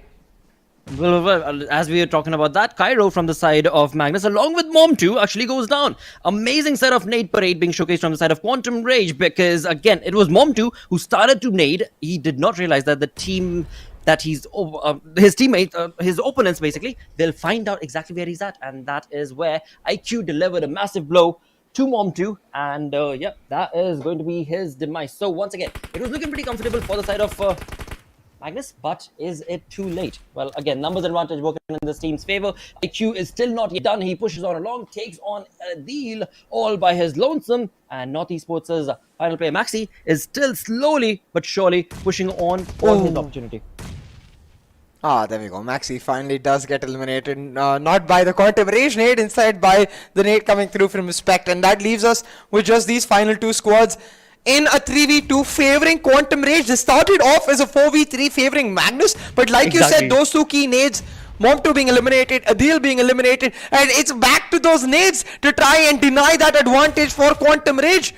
They've got 1 knock, they've dealt some severe damage to the other, but the revive seems to be on right here. And it seems like JD and Sirius will get back onto their feet, but they've got to make the moves quick because the play area is restricting. The blue zone is coming and it deals a ton of damage. Ooh, IQ, you always bring in a different level of play altogether itself. So very close to Magnus's Cairo as well as Respect, where it is just a one man who's going to be Cairo. And look at IQ with the UMP just slowly creeping in through, and before you know it, it is going to be the end of Mom2. Oh well, he is going to be surviving for just a little bit longer, but yeah, there we go. That is going to be the end of that game, and the second last game of the day. Wow, Quantum pushing and punishing their opponents, taking on a chicken dinner. That was quite a fight for their side, but they held strong. Yeah, exactly. They hold strong. They get that winner-winner chicken dinner, and really a statement winner-winner chicken dinner, because we were all questioning what happened to Quantum Rage. They were stuck in the bottom half of the rankings and not able to make the mark, very unlike the team that we saw in the Super Weekend. But they say, hey, you know what? We were just a little slow off of our break. We were just getting settled into our groove, getting our hands warmed up, and when it comes to this match for a Sanhok, Quantum Rage, they pick up that winner-winner chicken dinner comfortably, most likely get themselves into that top half and look to push forward as they secure their top 16 spot. Absolutely, that was required for them. And alongside that, there were other teams who were looking very comfortable. And again, I mean, I would love to say that it was a really good fight for the final zone. This was a really good fight, and well deserved from all of these players. Most definitely. I think for every single one of these players, clearly showing their potential right here with this series, and showing us that they've got what it takes to push us all the way to the brink when it comes to circles like this, when it comes to fight like this, which is why I'm excited that we've still got one more match to go in this day, because I'm also excited to see which of these teams do end up proving they're better. Well. I mean, if we were to summarize, right? I mean, TFT, we've seen them slowly and steadily kind of bring in a elimination point or two for themselves, and then the placement points working in that team's favor. On the other front, we've seen Quraysh, a team that definitely needs those points. They are also part of the certain fights, but in all of it, is it going to be enough though? Is it going to be enough? We'll have to see after this small break. Go!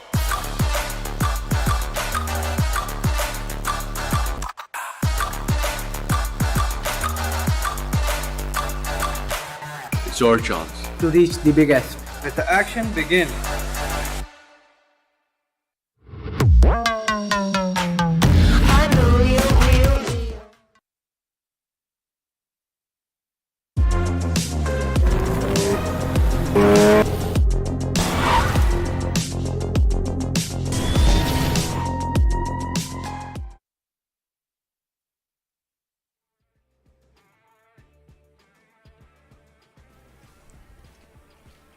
Well, we had an exhilarating match 4 right here in Sanhok, Blotter. Yep, we did. And now that energy, that momentum is going to push on through to the next game, the final game of the day that'll be held on Erangel. But before we do that, there is, of course, the MVP to talk about. Sirius from Quantum Rage. This dude made a mark in the first, I think it was the first day of the league play or the second day, where he was all by himself in that fight, and he just completely annihilated the competition. Yeah, I believe it was against Crypto as well, from the very first day of the league stage. Yeah, true. So again, I mean, definitely well deserved with 7 eliminations along with 3 knocks. Yeah, exactly. I think really stepping up to that mark and bringing himself and his team back. But I think talking about stepping up to the mark, a team that has certainly done so in these last 2 matches has been MetershotxSKY. A second place finish in the last match, a third place, I believe, right here, will ensure that they're going into the rest of this league stage and today night with a content feeling where they're like, hey, we performed way better than we did in our first week of league stage. We're clearly improving, clearly on the upward trend. We're talking about improving right now. Both of these teams were in the bottom half of our rankings before this match. Quantum Rage as well as Magnus finishing 1 and 2, really showing up and I think really delivering for their fans. And in that regard, the only thing Magnus will be disappointed about, actually 2 things Magnus will be disappointed about, is first that knocks to elims ratio. Clearly a lot of eliminations stolen from them. But also second is the fact that they had the numbers advantage going into the final circle. They had control of the final circle, but they were not able to get the chicken dinner. In fact, I would say both these teams had that opportunity, but none were able to just successfully put a mark onto it. And of course, it led down to that final fight where it was a 2v1 situation. But overall, again, they both needed, as you so perfectly mentioned, both needed those points, and they have been able to capitalize on those situations on the map of Sanhok.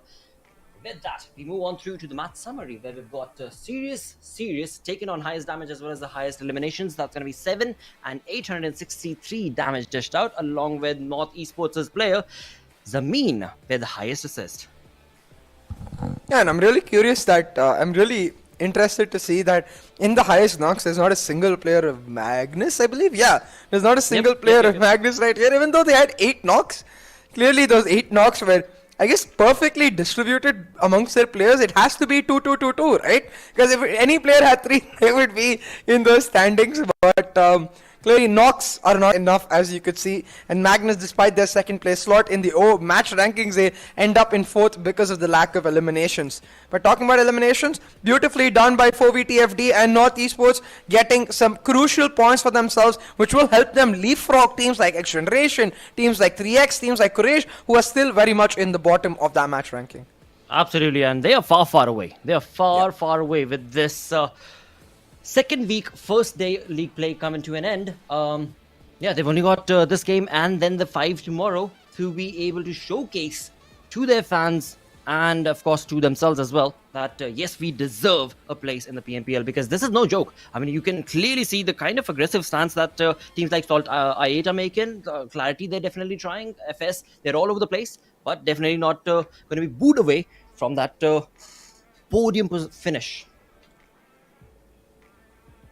Most definitely, and really that podium finish is what most teams will hunt for now going into the final match of our day. But talking once again about Sanhok, we had a bit of a cautious start to the day. You could see teams like 3X, FMxR3D refusing to make the first move. It ended up being FMxR3D trying to get on out of there, but they paid the price for that early rotation, and then 3X ended up paying the price as well. And it really did come down to, in this particular match at least, teams that had conviction were able to take those early fights and translate them into victories, who ended up getting a huge chunk of those points. So a key lesson to learn for teams like 3X, FMxR3D, even I would say QWERTY to a small extent, because you need to be a little more aggressive to find those fights. But at least I think for QWERTY, the saving grace was the fact that even though they were slow at the start, they picked up the pace in the second and third circle.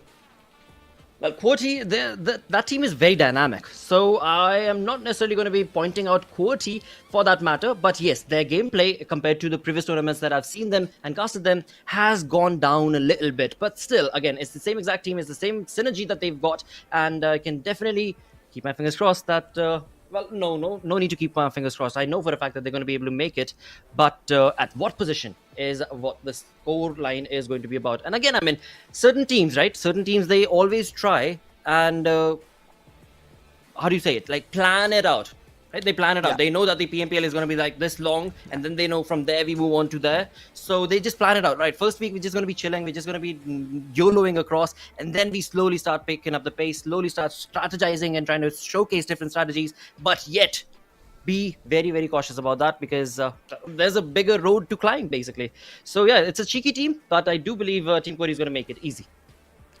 I mean, yeah, I think QWERTY is a team that is able to pull it off when it matters the most, but this is what I'm talking about, where Khan was left alone for quite a while. Nocto ended up taking advantage, but that just ended up in a domino effect where team after team heard that gunfight, heard the noises coming in from there, and tried to capitalize. TmW pushed forward, they ended up getting caught up by MetershotxSKY, and you can really see that domino effect come into play in our Oppo moments, where like one fight results in another.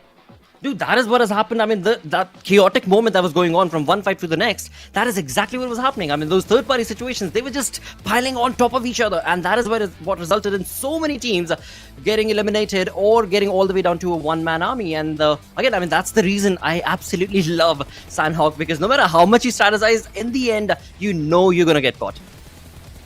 Yeah, exactly. And really at this point... you've got to just lean into your instincts, you know, at points like those where when strategy, of course strategy is important to get you through the front door, but once you're into the house, once you're into the house of horrors, you've got to lean on your instincts to help you find the exit. And really those instincts came into play, especially for teams like 4VTFD, I'd say, who were in fight after fight after fight all the way through, and they just held on for dear life. Oh yes, they did. And lucky for them that they were able to do so, because again, it's not easy to hold yourself comfortably in this lobby because of such an aggressive stance that the entirety of the lobby has taken. In just 1 week, the entire lobby has completely changed. Day number 1, we were looking at these players as docile, and they were just like slowly making their way across the battleground. But now, as the thing has warmed up already, every single team has had that perfect moment where they've shown. that they deserve that chance to be part of PMPL. Yeah, exactly. And really, you could see almost every single team in their top half, top 10 in this match able to make their mark quite significantly spread in terms of damage. For Quantum Rage, of course, our winners right here are able to take the cake. And I would say, besides them, MetershotxSKY and 4VTFD, teams that we were talking about, that were continuously engaging in those fights, not too far behind. So clearly these three teams much more aggressive. I think that's where Magnus Esports made the sacrifice, you know, to not take those fights and instead go for those early circle rotations, and it almost paid off. And that's where they will be really ruining their chance to be like, well, if we were going to not get the chicken dinner, maybe we could have taken a couple more fights. Oh damn, that is a tough decision to make, of course. But talking about decisions, I do want to bring up one team that is looking very lackluster in terms of their decision making. That's going to be from the side of FMxR3D, a team that has been invited, that has had a wonderful history in terms of the way the tournaments that they've been a part of, and the amazing accolades that they've been able to accumulate. This time around, the entirety of the team is lost.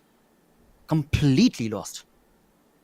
No synergy, no conversations, not even sure if they have a goal to be a part of the PMPL. It's certainly looking quite dicey right now for FMxR3D. It doesn't look like they've found themselves on a good note. You can see they're not in anywhere close to that top half of the table. But hey, you can see what one good chicken dinner will get you. Quantum Rage, a 12-spot jump from 18th to 6th right here. Now looking much more comfortable in that regard, and a couple good games for MetershotxSKY. They were languishing in the 19th spot after the end of match 2. Now at number 4. Clearly, it's all it took for them. One good game and the momentum is building. Well, you know what? They took that break, that weekend, the super weekend. They took the break and they definitely did the homework. They realized what and how they could change the pace of the game for themselves, and that is exactly what they're doing. So kudos definitely to MetershotxSKY for the play style that they've been able to change for themselves. And of course, along with that, we've got Regicide, Magnus and Quraysh, who are slowly but surely keeping up with the numbers. But SALTxi8, I mean, this team is on a league of their own. Chose the super weekend as their own playground to test what they're capable of, and now it is just their tournament for the making. Yeah, and you can see how volatile this bottom half of the table is. Like 4VTFD and 52X at least starting to slowly separate them, with 4VTFD getting 16 points this game, getting a 6-point jump because 6-slot jump because of it. But FMxR3D, they just got like I think about 5 or 6 points, yet you can see a 5-spot jump from the bottom of the table to 15 just because of that. So even though small number of points you're able to get, if you finish middle of the pack in any particular match, it's worth a lot in trying to get you that much closer to your super weekend slot. So teams getting eliminated early, they are the ones really facing the brunt of the pressure, as they're the ones continuously left wondering, well, hey, are we going to reach super weekend? Exactly. It's just the same conversation we had the previous week as well. I mean, when it comes to day number 1 of the league play, you want to be able to give the best. You want to be able to take chances and try as much as you possibly can. Because if day 1, you find yourself at the bottom of the leaderboard, day 2, you will be in that much more of a precarious situation because the pressure gets to you, and that is when silly mistakes are made, conversations are not on point, and the fights are just, I mean, the fights that should have been easily your teams, they completely falter down. 100%, and I think really going into our final match of day 1, teams will be looking to correct just that. I want to see a team that hasn't reached double digits yet, a team in our bottom 5 of the table, pick up that chicken dinner, make it that much more spicy. That'd you know, be fun. Maybe even we get our top 5 of our last match being our bottom 5 in the table. That would be lovely. Definitely. I mean, yeah, let's get that gang war in the battleground itself, right? Yeah, I mean, yeah. teams just ganging up against one another and then taking on their worst enemies. And yeah, I mean, that would be fun.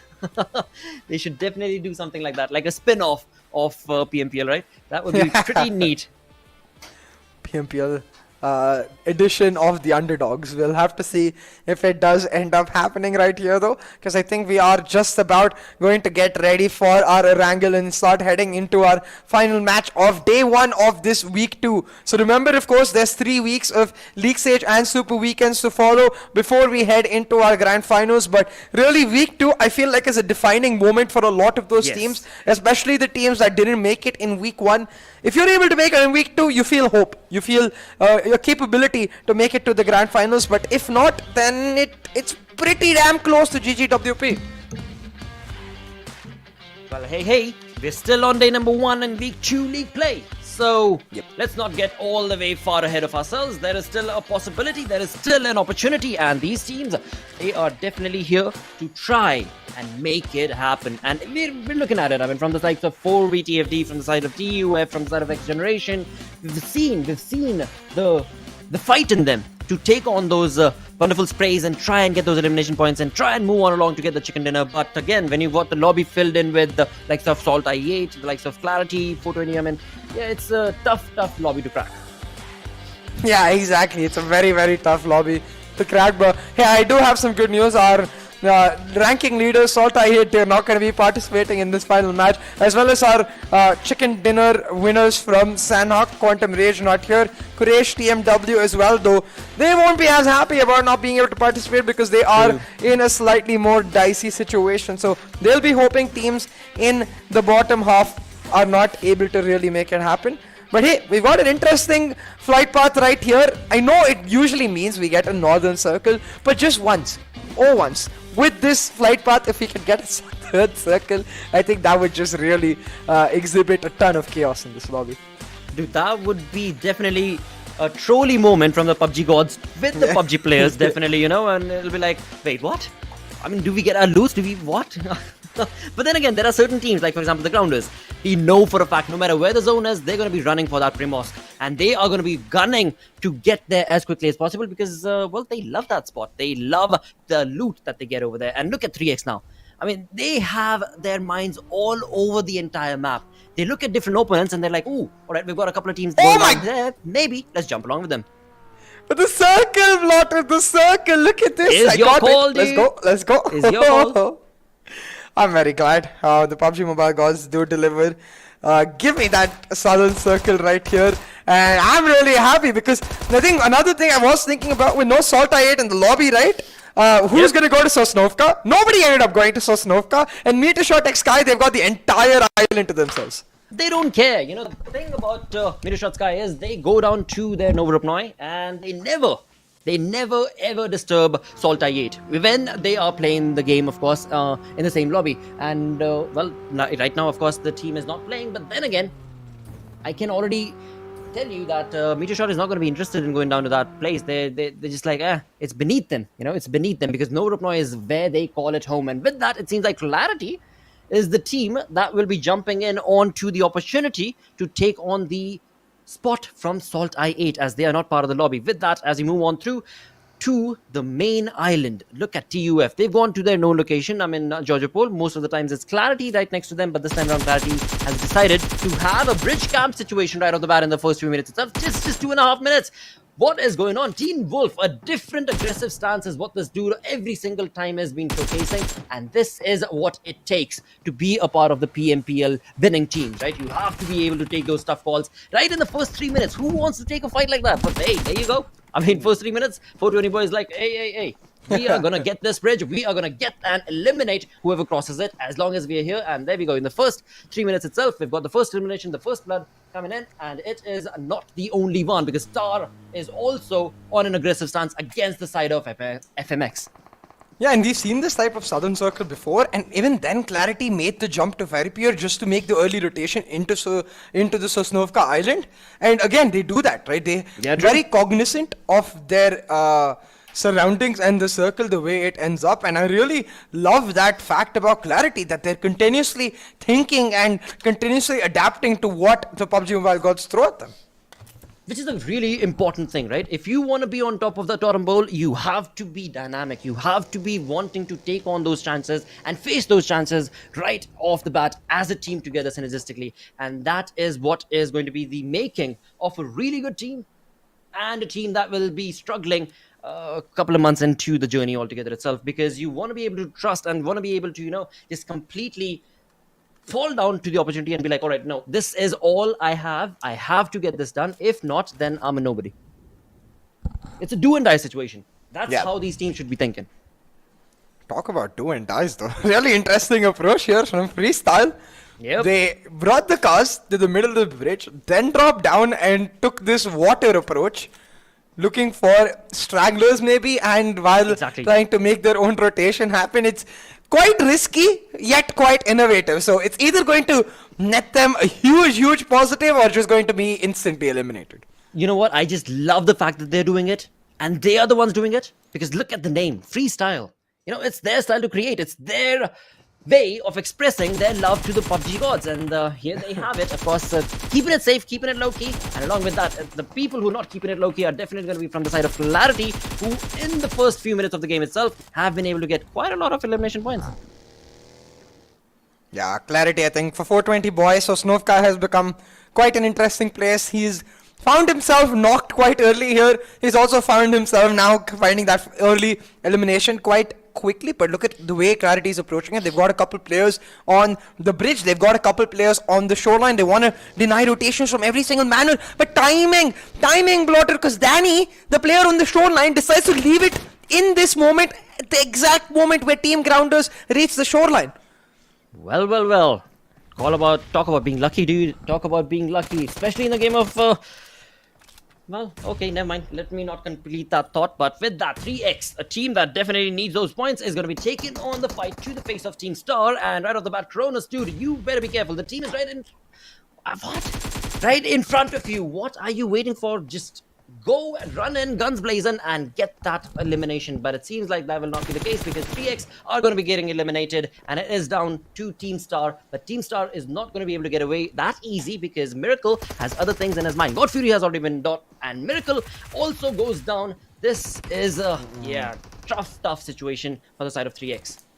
Yeah, 3 members down already. Kaizen, last member standing. His position as well, I believe it is something, well, even if they weren't aware, now they're aware. With that nade coming in, the nade comes in with the bounce as well to boot. Osama will find the squad wipe of 3x Esports. Once again, they're one of the first teams to be eliminated. And it's exactly in a circle where things are topsy-turvy and doesn't really suit that central approach 3x like to take. It makes sense that they're one of the first teams out.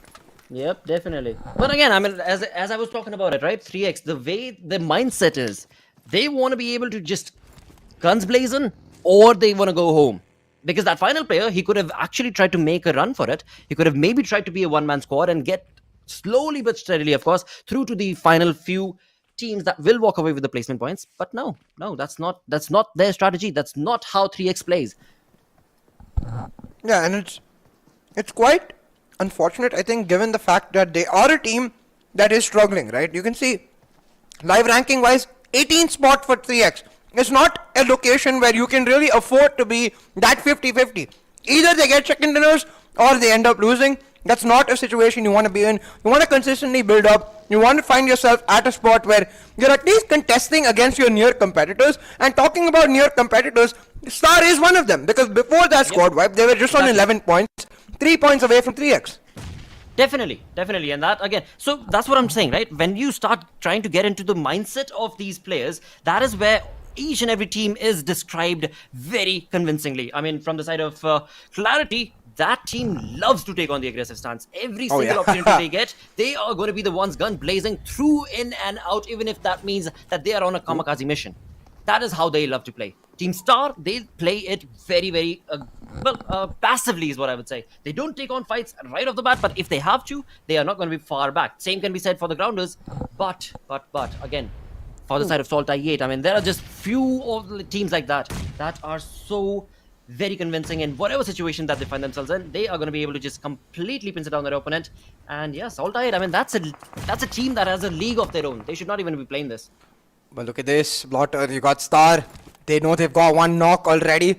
But I think the reason they're hesitating for a second is just because of the fact that they're not sure how many players there are. Now they spot out Johnny moving away with quite low health. That too, Johnny revealing himself. The nade comes through. Star shot him down, and they will find Nocto as well. The backup was just about to come for Regicide with their 2 other players not too far behind. But now the call surely has to be made to cut their losses and run away. Because Star, they haven't lost a single player, not elimination-wise at least just yet. They should be able to revive their fallen comrade in Emerge. Absolutely. Because again, I mean, you look at that time, it's only 9 minutes into the game, and you look at Team Star and their elimination. 8 elimination points already confirmed for their side. Every single minute they're getting a kill. What? Oh my god. Insane just... Oh no. Well. Chaos is what we ensued, and chaos is what has been delivered from the side of these Pakistani teams. Well, it all started off with the PUBG Mobile gods listening to... Actually, that is so true. It's all PUBG gods doing. It's all PUBG gods doing, dude.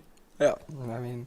Hey, I think Fixes was saying if you want what you ask, you gotta have the right amount of chicken. I didn't do that, but I certainly had the right amount of dinner before coming into this matchup, so maybe that's why, you know. As long as you please the gods with the dinner you have, they deliver. But talking about delivering, Bashir looked like he was in a rush to deliver his goods.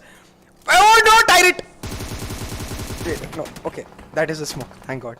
For a second, I thought that was yet another name. Tyrant, he's just gonna get run over. Oh my God, the humorous nature of these lobbies. It's like, imagine you're in water. It's like Jaws, you know, you've got these sharks circling you, and you've got nowhere to go. What do? You just try to maybe shoot at them, you maybe try to set up some bait for them, but no, the sharks just keep coming at you, biting and biting and biting till you're gone. And those sharks are like these cars for XGeneration. They just run around, freestyle in circles before they're able to find 2 players knocked out and done. And freestyle, look at the live rankings, Blotter. Bottom of the table. For a team that finished number 1 in league stage week 1, not at all okay. Wow. This was not what was anticipated as the day started, but it was kind of in the making. We had seen a little bit of a downfall from the side of FS, and that this is quite an aggressive downfall, definitely. But then again, I mean, they've still got 5 games remaining tomorrow, so I want to be positive about that. But yeah, that's definitely not what I anticipated. By the end of the day, FS will find themselves with 5 games played, only 6 points to their name. Wow, something definitely went amiss. Yeah, and I think also for the other teams out here, in the bottom half, like 3X, like TUF, XGeneration, is going to be a little scary because we do expect FS to bounce back. But, oh, come on. Oh, my God. What a thug, dude. What a thug. XGeneration. Just perfectly set up name. And he was the only one. He was the only one, the thug of the unit, who was able to, you know, spot him out and was like, hey, wait. They've got a roadkill. Ooh, now look at 52X Rage there. A very, very hot situation. They are in the cool water, but the heat is because of all of these nades being thrown by Sensi to try and spot them out now. You can see they've all grouped up behind that tiny cliff right there. The nade bounces away. If that nade had bounced into that tiny cranny, suddenly it would have meant at least 2 players of 52X Rage being down. But talking about nades right now, QWERTY have got themselves stuck behind this water tower. Nade after nade coming in, and surely this one finds a knock. No. Wow. Okay. Team QWERTY in a little bit of a tricky position where we can see in the minimap that the 2 of the other players are given the cover fire from the other side of the compound. And look at the zone altogether itself. Now, zone is really... I mean, you called for this, say. You definitely called for this. PUBG also listen to you. I wanted a chaotic finish to our day, and it seems like it has delivered. We are going to get that northern shift coming through off the southern circle will mean yet again at least like 30 to 40% of the circle is in that water area, but 52X Rage as well in the water. Now Daku gets knocked out.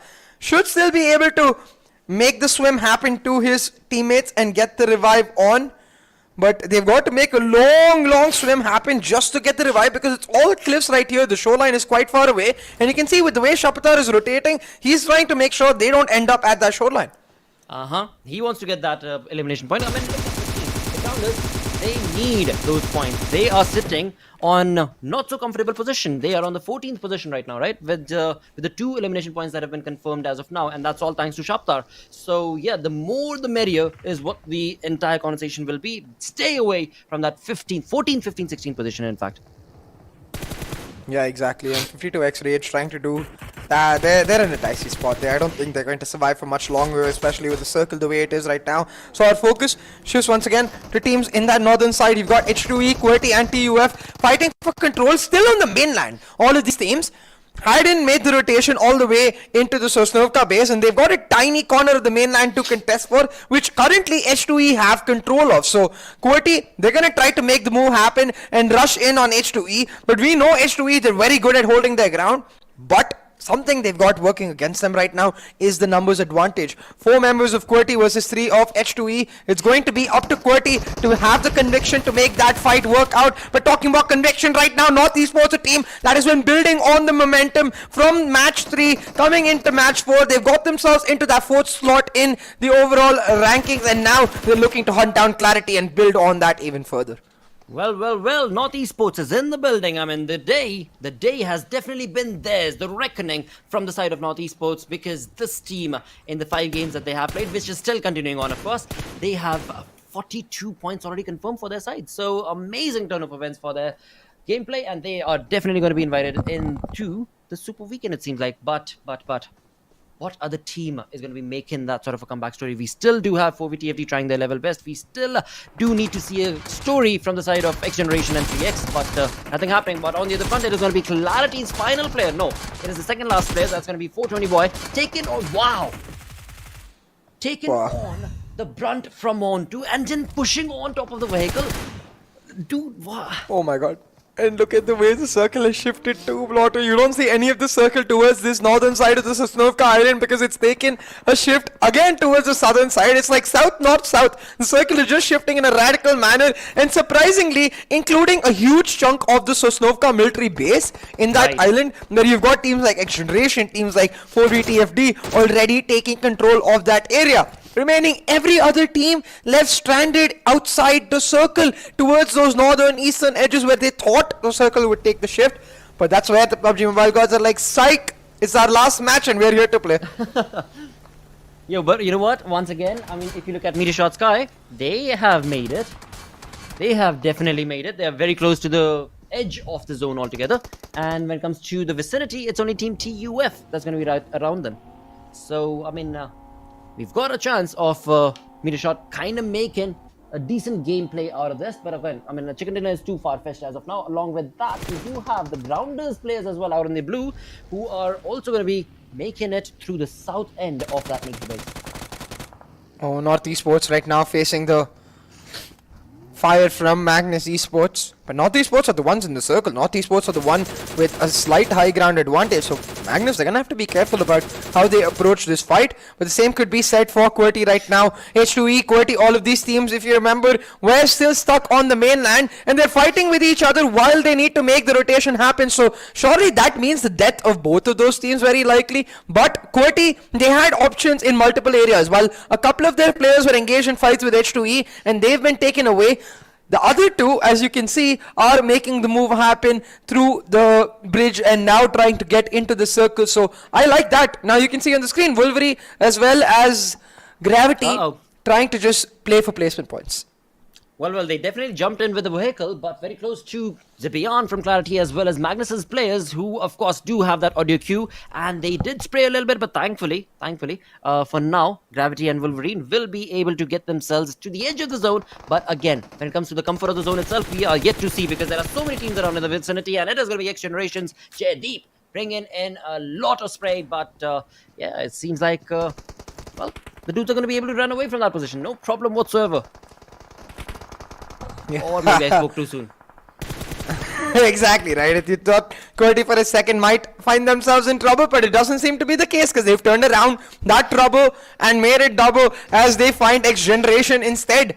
Having down the doctor right here, QWERTY will now look to hold on to their spot, but it's all become a battle in two fronts, with a couple of teams holding on to their open areas, the mountains, the high grounds towards the northern side of the circle, a few teams in that urban area, no team in the middle. So whichever shift this circle takes, northern or southern, it will end up deciding which set of teams have got the right prediction as well as the better chances for that winner chicken dinner. And we will find out in just a matter of seconds. I believe in 15 seconds or so we'll find out where this circle ends up going. Actually, scratch that, make it 7.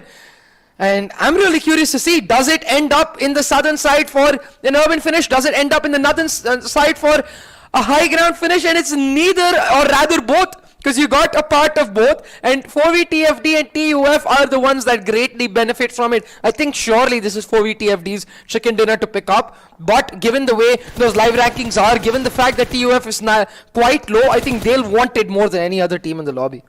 Yeah. Keep in mind that right behind 4V's position is going to be this team, MetershotxSKY as well, with all 4 players still surviving. So MetershotxSKY, a very, very aggressive team that we have seen earlier, with all 4 players is going to be a huge challenge. On the other front, we've also got Magnus. We've also got, of course, 4VTFD and NorthEsports. So the battle is not yet done. I mean, we've got so many teams with all the 4 players surviving. It is going to be a tough situation for these teams to battle it out right here, because the zone is definitely not helping out any of these teams. And look at NorthEsports, they're just trying to get a part of the circle, but they're stuck in some open ground, so they're going to be playing it nice and safe and making sure that they don't get caught out. Now, we got an AUG in this drop. I doubt Zabyan's going to go for it, because currently his focus is just to survive for as long as he can and get his team the points they also need, because just playing that consistent factor, it gets them a lot of value. He actually does end up taking it, so an AUG to Zabyan's name, we'll see how much value he's able to extract out of it. Well, XGeneration Bashir not having a fun time right here, where MetershotxSKY definitely will be blowing up a little steam off, and with that, we've got 10 teams still surviving, and now we've reached a little bit of a stalemate situation, I think, CA, because think about it, right? I mean, all these teams, the people who are all by their lonesome, like for example the Grounders, Zabyan, they are just sticking to the edges, and then the teams who have the numbers advantage, they've got the compound and they're just slowly spraying it across through the compound. So now it's a stalemate, because till the time the zone don't move, these teams are not going to be moving alongside it. Yeah, and it does mean that right now for all of these teams, it's a matter of simply picking your fights with conviction, taking them in a decisive manner, and capturing the areas that come along with it. And in that regard, NorthEsports, they're holding on for dear life. You see 3 players knocked down. It's all down to Zameen to shut down Adil and make this fight work out in their favor. But actually, Zameen making quite an interesting call to go for the resurrection, and he will pay, because TUF, they're coming down from their mountain to third party the situation. Dude, NorthEsports, not NorthEsports. Come on. I mean, Adil is all by himself, so amazing turn of events for his side. He was not able to convert those into points for his side, but never mind that, because NorthEsports will nevertheless get eliminated thanks to, well, QWERTY, as well as the team that was running on across. That was, I think, TUF. With that, 8 teams remaining right now, and MetershotxSKY, they are trying to give a massive blow, but look at that, TUF. You were talking about this team making that slow-paced rotation from the western flank. They get the zone.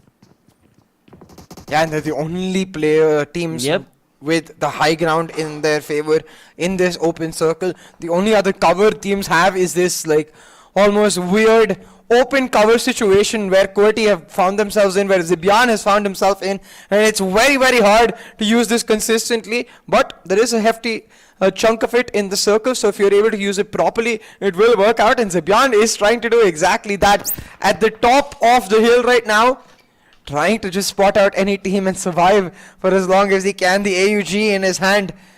It's all about when Zabyan decides to make his move, because you can see right now, he's not in the circle, but he can just go a little further along this same structure and he will be in the circle. So he's not in trouble as compared to teams like MetershotxSKY, 4VTFD, or even XGeneration, who are going to have to expose themselves to get themselves into the circle. They definitely are going to have to do that with 6 teams remaining again.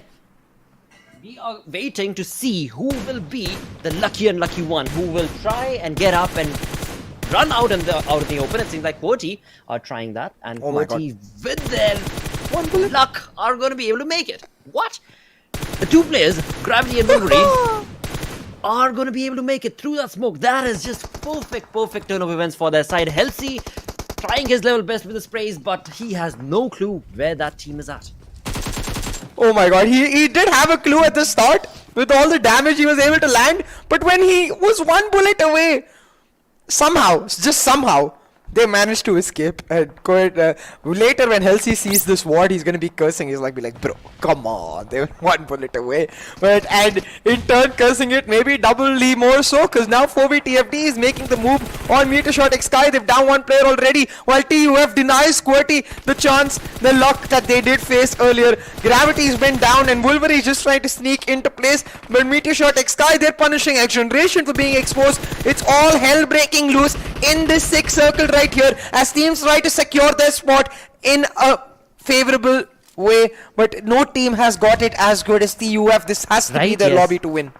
Definitely. I was just looking at TUF's position as they made that rotation through the western front, and this advantage, the height advantage, the hill advantage that they have is definitely something that they should be able to capitalize upon. They have the information, they have the knowledge as to where the opponent teams are. Just wait for them to take on the fight or just bring in a massive blow. But Zibian, the one dude who has been holding on steady and strong for the side of QWERTY Esports, is now waiting patiently. Will he be able to get at least one more elimination before he is going to be eliminated from this game altogether? With that, 5 teams remaining, and again, this can be anybody's game still.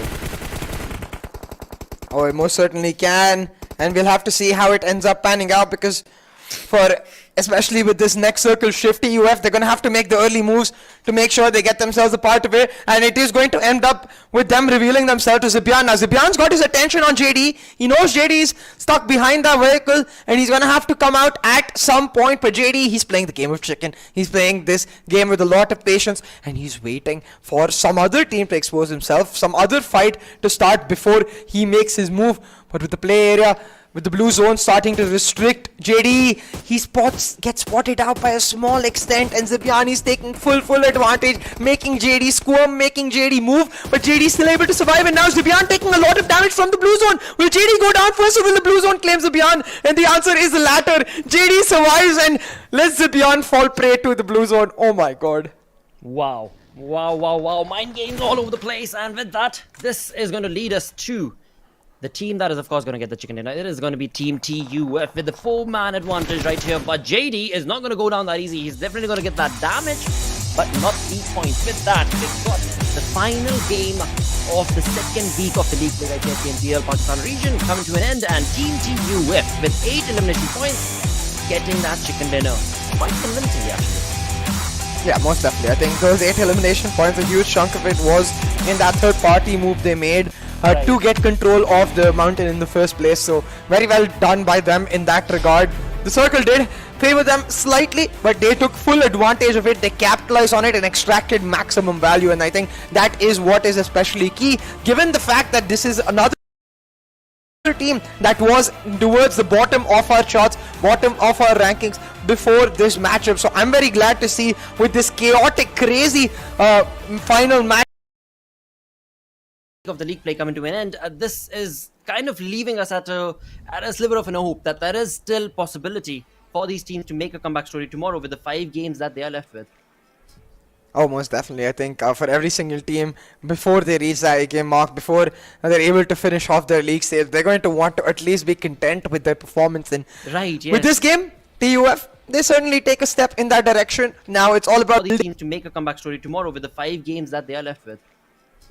Oh, most definitely. I think for every single team, before they reach that 8-game mark, before they're able to finish off their league stage, they're going to want to at least be content with their performance. And right, yes. With this game, TUF, they certainly take a step in that direction. Now it's all about building the momentum and trying to reach that 40-50 point mark where you can start feeling slightly comfortable about your chances of making it to the Super Weekend. But for now, TUF, they are your winners. They grabbed that chicken dinner, and we'll talk all about it after a short break. Go!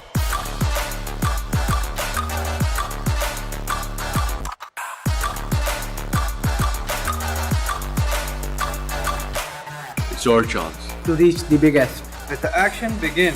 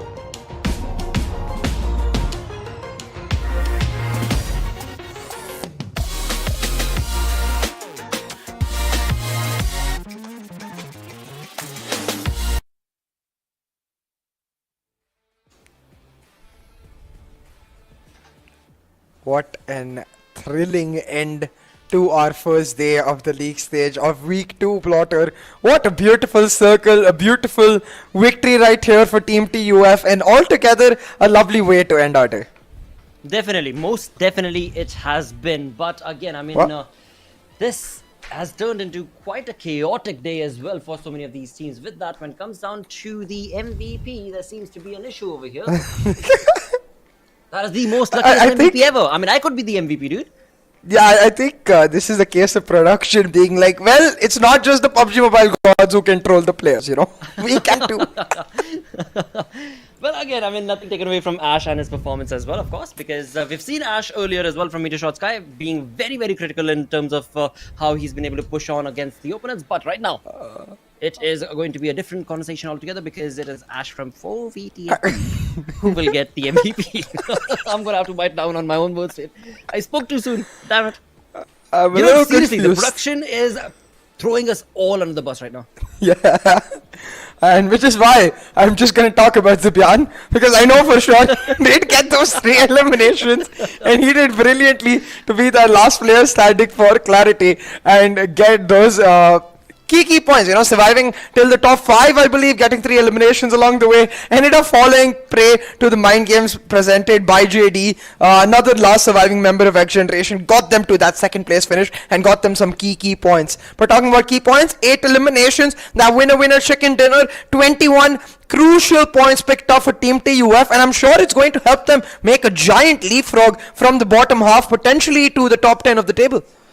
It is definitely going to be a cause for concern as well for the other teams, because if they see that their opponents are able to do that in just one day, then, well, they need to do that as well. I really want to be able to see 3X make it. I genuinely want to be able to see XGeneration try and at least have a fight for that chance. Because right now, these two teams, they are so far away from the possibility of that. It is... yeah, it's just not looking good. But once again, like I said, I do want to keep my fingers crossed. I do want to be optimistic and hope that tomorrow will be a different day. Yeah, exactly. The hope is all we can keep for all of the underdogs in this lobby. Talking about underdogs right now, Star seemingly had a great game. 4 eliminations, highest damage for Usama, highest assist for Emerald. So together, these two were able to really make a huge stay for Star, getting some key points, again building on consistently. Star has always managed to get themselves into discussion as a middle of the pack team, and while they are continuously doing that for them, it's all about using the super weekends and building on that note. It's okay if they don't really peak during the super weekends, as long as they're able to make their mark when it comes to the grand final. But you can see what I mean with regards to the fact that 9 eliminations, only 1 placement, because of course they ended up in a spot where they had to fight quite early, but 9 eliminations, hey, that's brilliantly done, gets them top 5 in the match ranking overall. Dude, now listen to this. On the contrary, I mean, it is FS who find themselves on that 14th spot, right next to Star in a certain sense, with 0. Yikes. A team that in the league play days was leading the chart, absolutely dominating, and now they are finding themselves at that bottom with 0 points. That's just unfathomable, but that is what the game has been. It is just so dominating and aggressive that even teams like, I mean, FMxR3D, they're trying their level best, I think, but it's just not happening. FS, they are getting caught. Tough luck right here at this year's PMPL. Our number 1 team from league stage week 1, going to finish off league stage week 2 day 1 at the 20th spot. We're going to see it in a second, but we know for sure they're in the last spot. It's unfathomable for sure. It's quite you know, like surprising to say the least. But hey, it's all about the performances, and right now Freestyle, they're just not able to deliver. Well, that is true as well. I mean, again, nothing taken away from the skill that they already possess on the other front. Look at the skill that Team Star had been able to push on through with those nade parades. 6 elimination points already confirmed, and as the game came to an end, I think it was 8 elimination points to Team Star. There, once again, I mean, for the side of Team Star, we've seen that they bring in some YOLO approaches as well. On the map of Miramar, they pushed on against the players of Clarity right off the bat and completely pincered their numb. That confidence is also, I mean, that was a stupid decision, of course, in certain sense. Some people would say that, why would you even want to push? But those sort of ballsy, decision making is going to be required from these new teams. Yeah, and I love it because, hey, if you're able to make the gamble work, then it's 100% rewarding, right? I think usually we would criticize a team that takes too many gambles, but Star isn't like that. I feel like they pick and choose their opportunities quite well, and the fact that they're able to do it with conviction, even if 9 out of their 10 opportunities don't end up working, when it does work that one time, it's going to be such a big reward that it makes those 9 other opportunities that didn't work worth it. Absolutely. I mean, to be very blunt about it, I am not worried about Team Star. Team Star, they started off a little slow, but over the days, they have found their rhythm. They have those games where they get really kill hungry and get a lot of elimination points, and then there are games where they're just chilling around and get caught off guard and they call it quits. So overall, a synergistic play being showcased from the side of Team Star. Team TUF slowly making a comeback. 4v TFD in a bit of a precarious situation. 3x definitely in a lot of troublesome situation. XGeneration also pretty much in the same regard. And I don't even want to mention FMxR3D. Yeah, I mean, FMxR3D. I mean, it's I cannot really believe that this is the same team. Exactly, it's like an F day, F for FMxR3D, F for freestyle, F for their chances of making it to the super weekend, at least after the end of day one. Now, we know that these are the sort of teams that should be able to bounce back, but man, it's going to be difficult. It certainly is going to be difficult.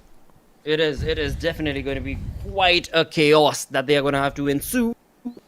Take this lobby, and get the points away from this lobby. And I mean, that's not the only team, right? As we move on down the list, we've got 52x Rage, we've got Rez's side. In and better a little bit, but again, no.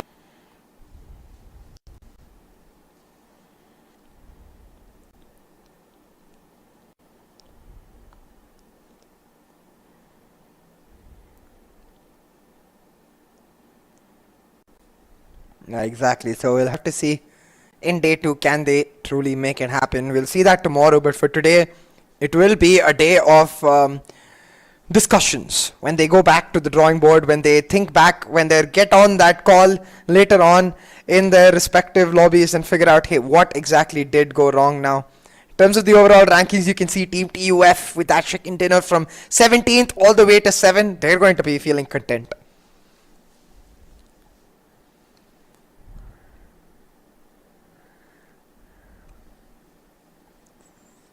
Mm-hmm.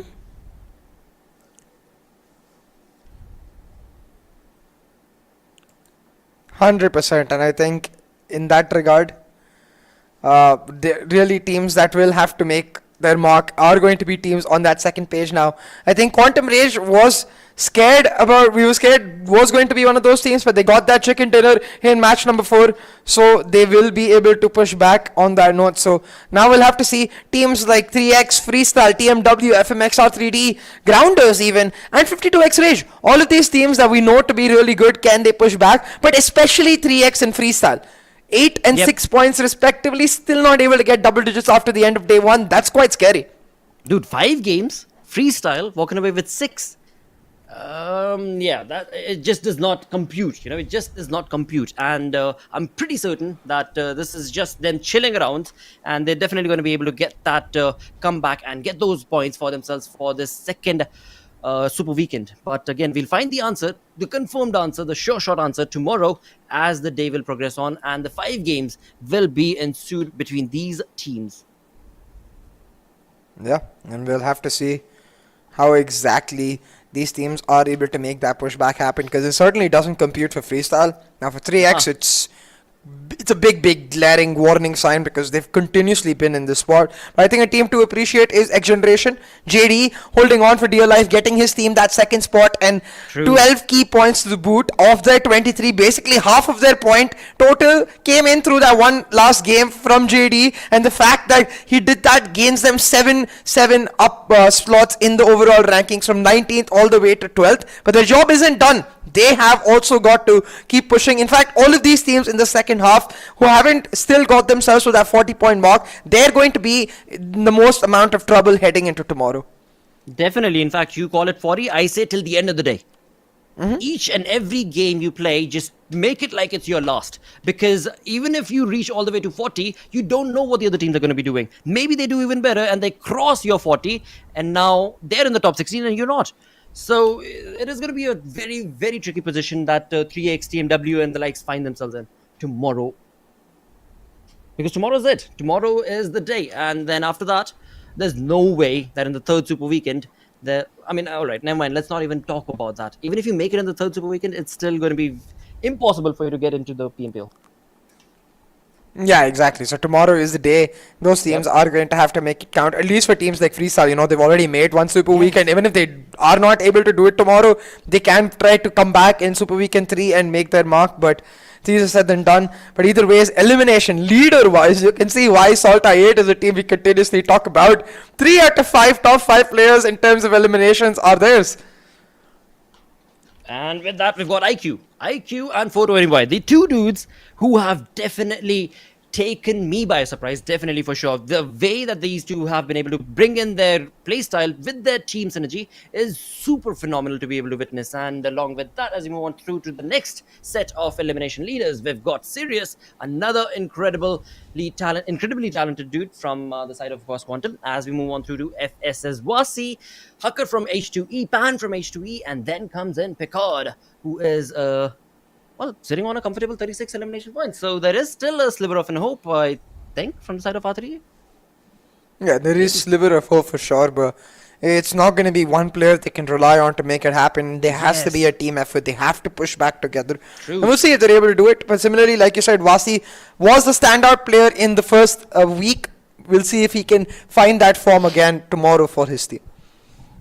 Well, he has to. He better, because it's freestyle that you're talking about. There's no way freestyle is not going to be able to make it. But then again, you do end up coming across those moments that you're just not able to understand. Dude, seriously, how is that even a possibility? But yeah, it's just a game. Some lose and some win. And again, when it comes to the skill that is being showcased, all of these teams, they have a lot of skill in these players. Yeah, exactly. From the way that we were flabbergasted by Magnus's approach to the way that we are being taken over by H2E's gameplay, every single team in certain sense has a little bit of an element to add on. Oh, 100%. And the teams that haven't blossomed so far, I hope they do blossom quite soon. Like today, we saw North Esports had quite a down of first week. Started off today even in a down manner, but Match 3, Match 4, they pushed back. They got very close to that chicken dinner. Even though they didn't get it, it didn't matter because they got those crucial points. And you could see throughout this day even, the Match 4, Quantum Rage was towards the bottom half of the table. They got a chicken dinner, they bounced back. Match 5, TmwEsports was toward bottom of the table. They got a chicken dinner, they bounced back. So it's all it takes is one good match from all of these teams to really turn the tables and bring back that momentum. Exactly, and they just need to keep doing that again and again consistently from one day to the next, from 1 week to the other, and that is how these teams, or rather whichever team that does follow that strategy, is going to be able to make it through to of course represent Pakistan altogether itself. So quite a lot on the line for these teams, but overall till now every single team, I would say, definitely are trying their level best. It's not like they're just YOLOing it. They have fought their way to be a part of this, and tomorrow they're going to have to prove that yep, they deserve it.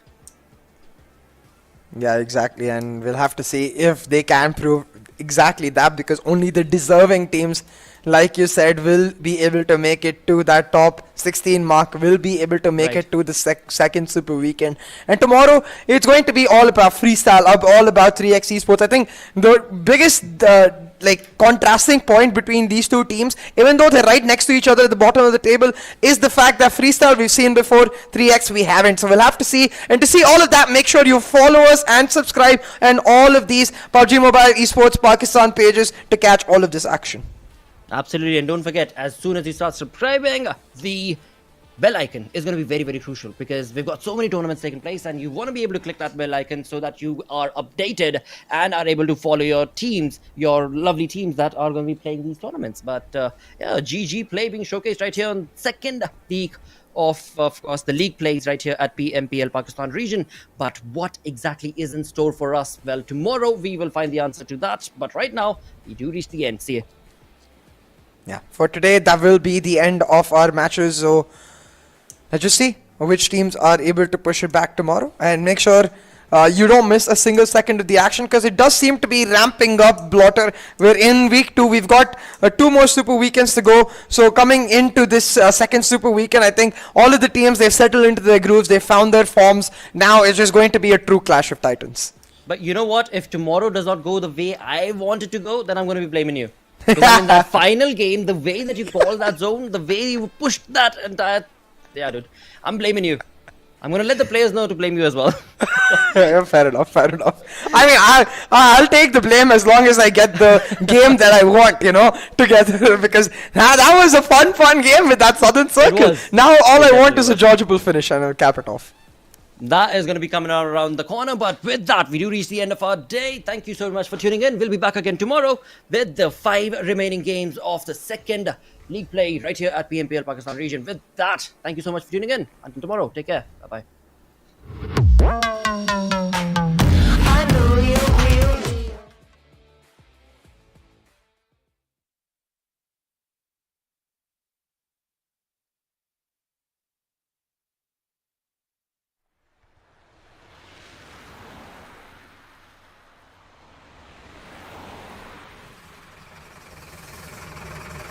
Yes.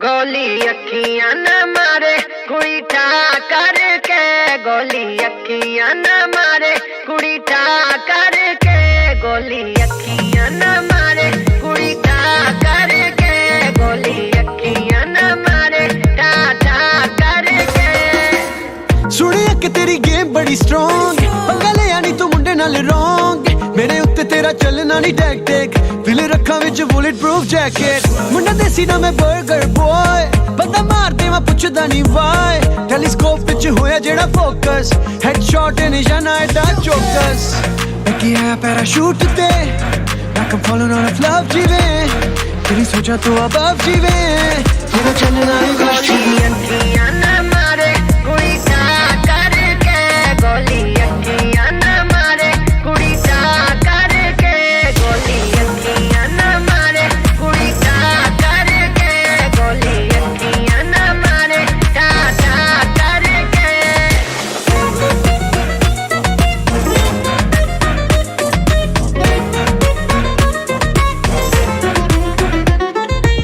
Oh boy, don't cry. तेरी बातों से तू लगता है हाय कर ले तू चाहे जितनी भी ट्राई तेरे जैसे कई आए I'm a queen, मेरा सीन करे बात मेरी M16 Knock out करूँ दिल I'm so mean तू भी बचेगा नहीं कर ले यकीन तेरी गेम को मैं रूल करूँ ऐसी बातें ना फजूल करूँ बिना चिकन देना कभी हार ना कबूल करूँ कभी हार ना कबूल करूँ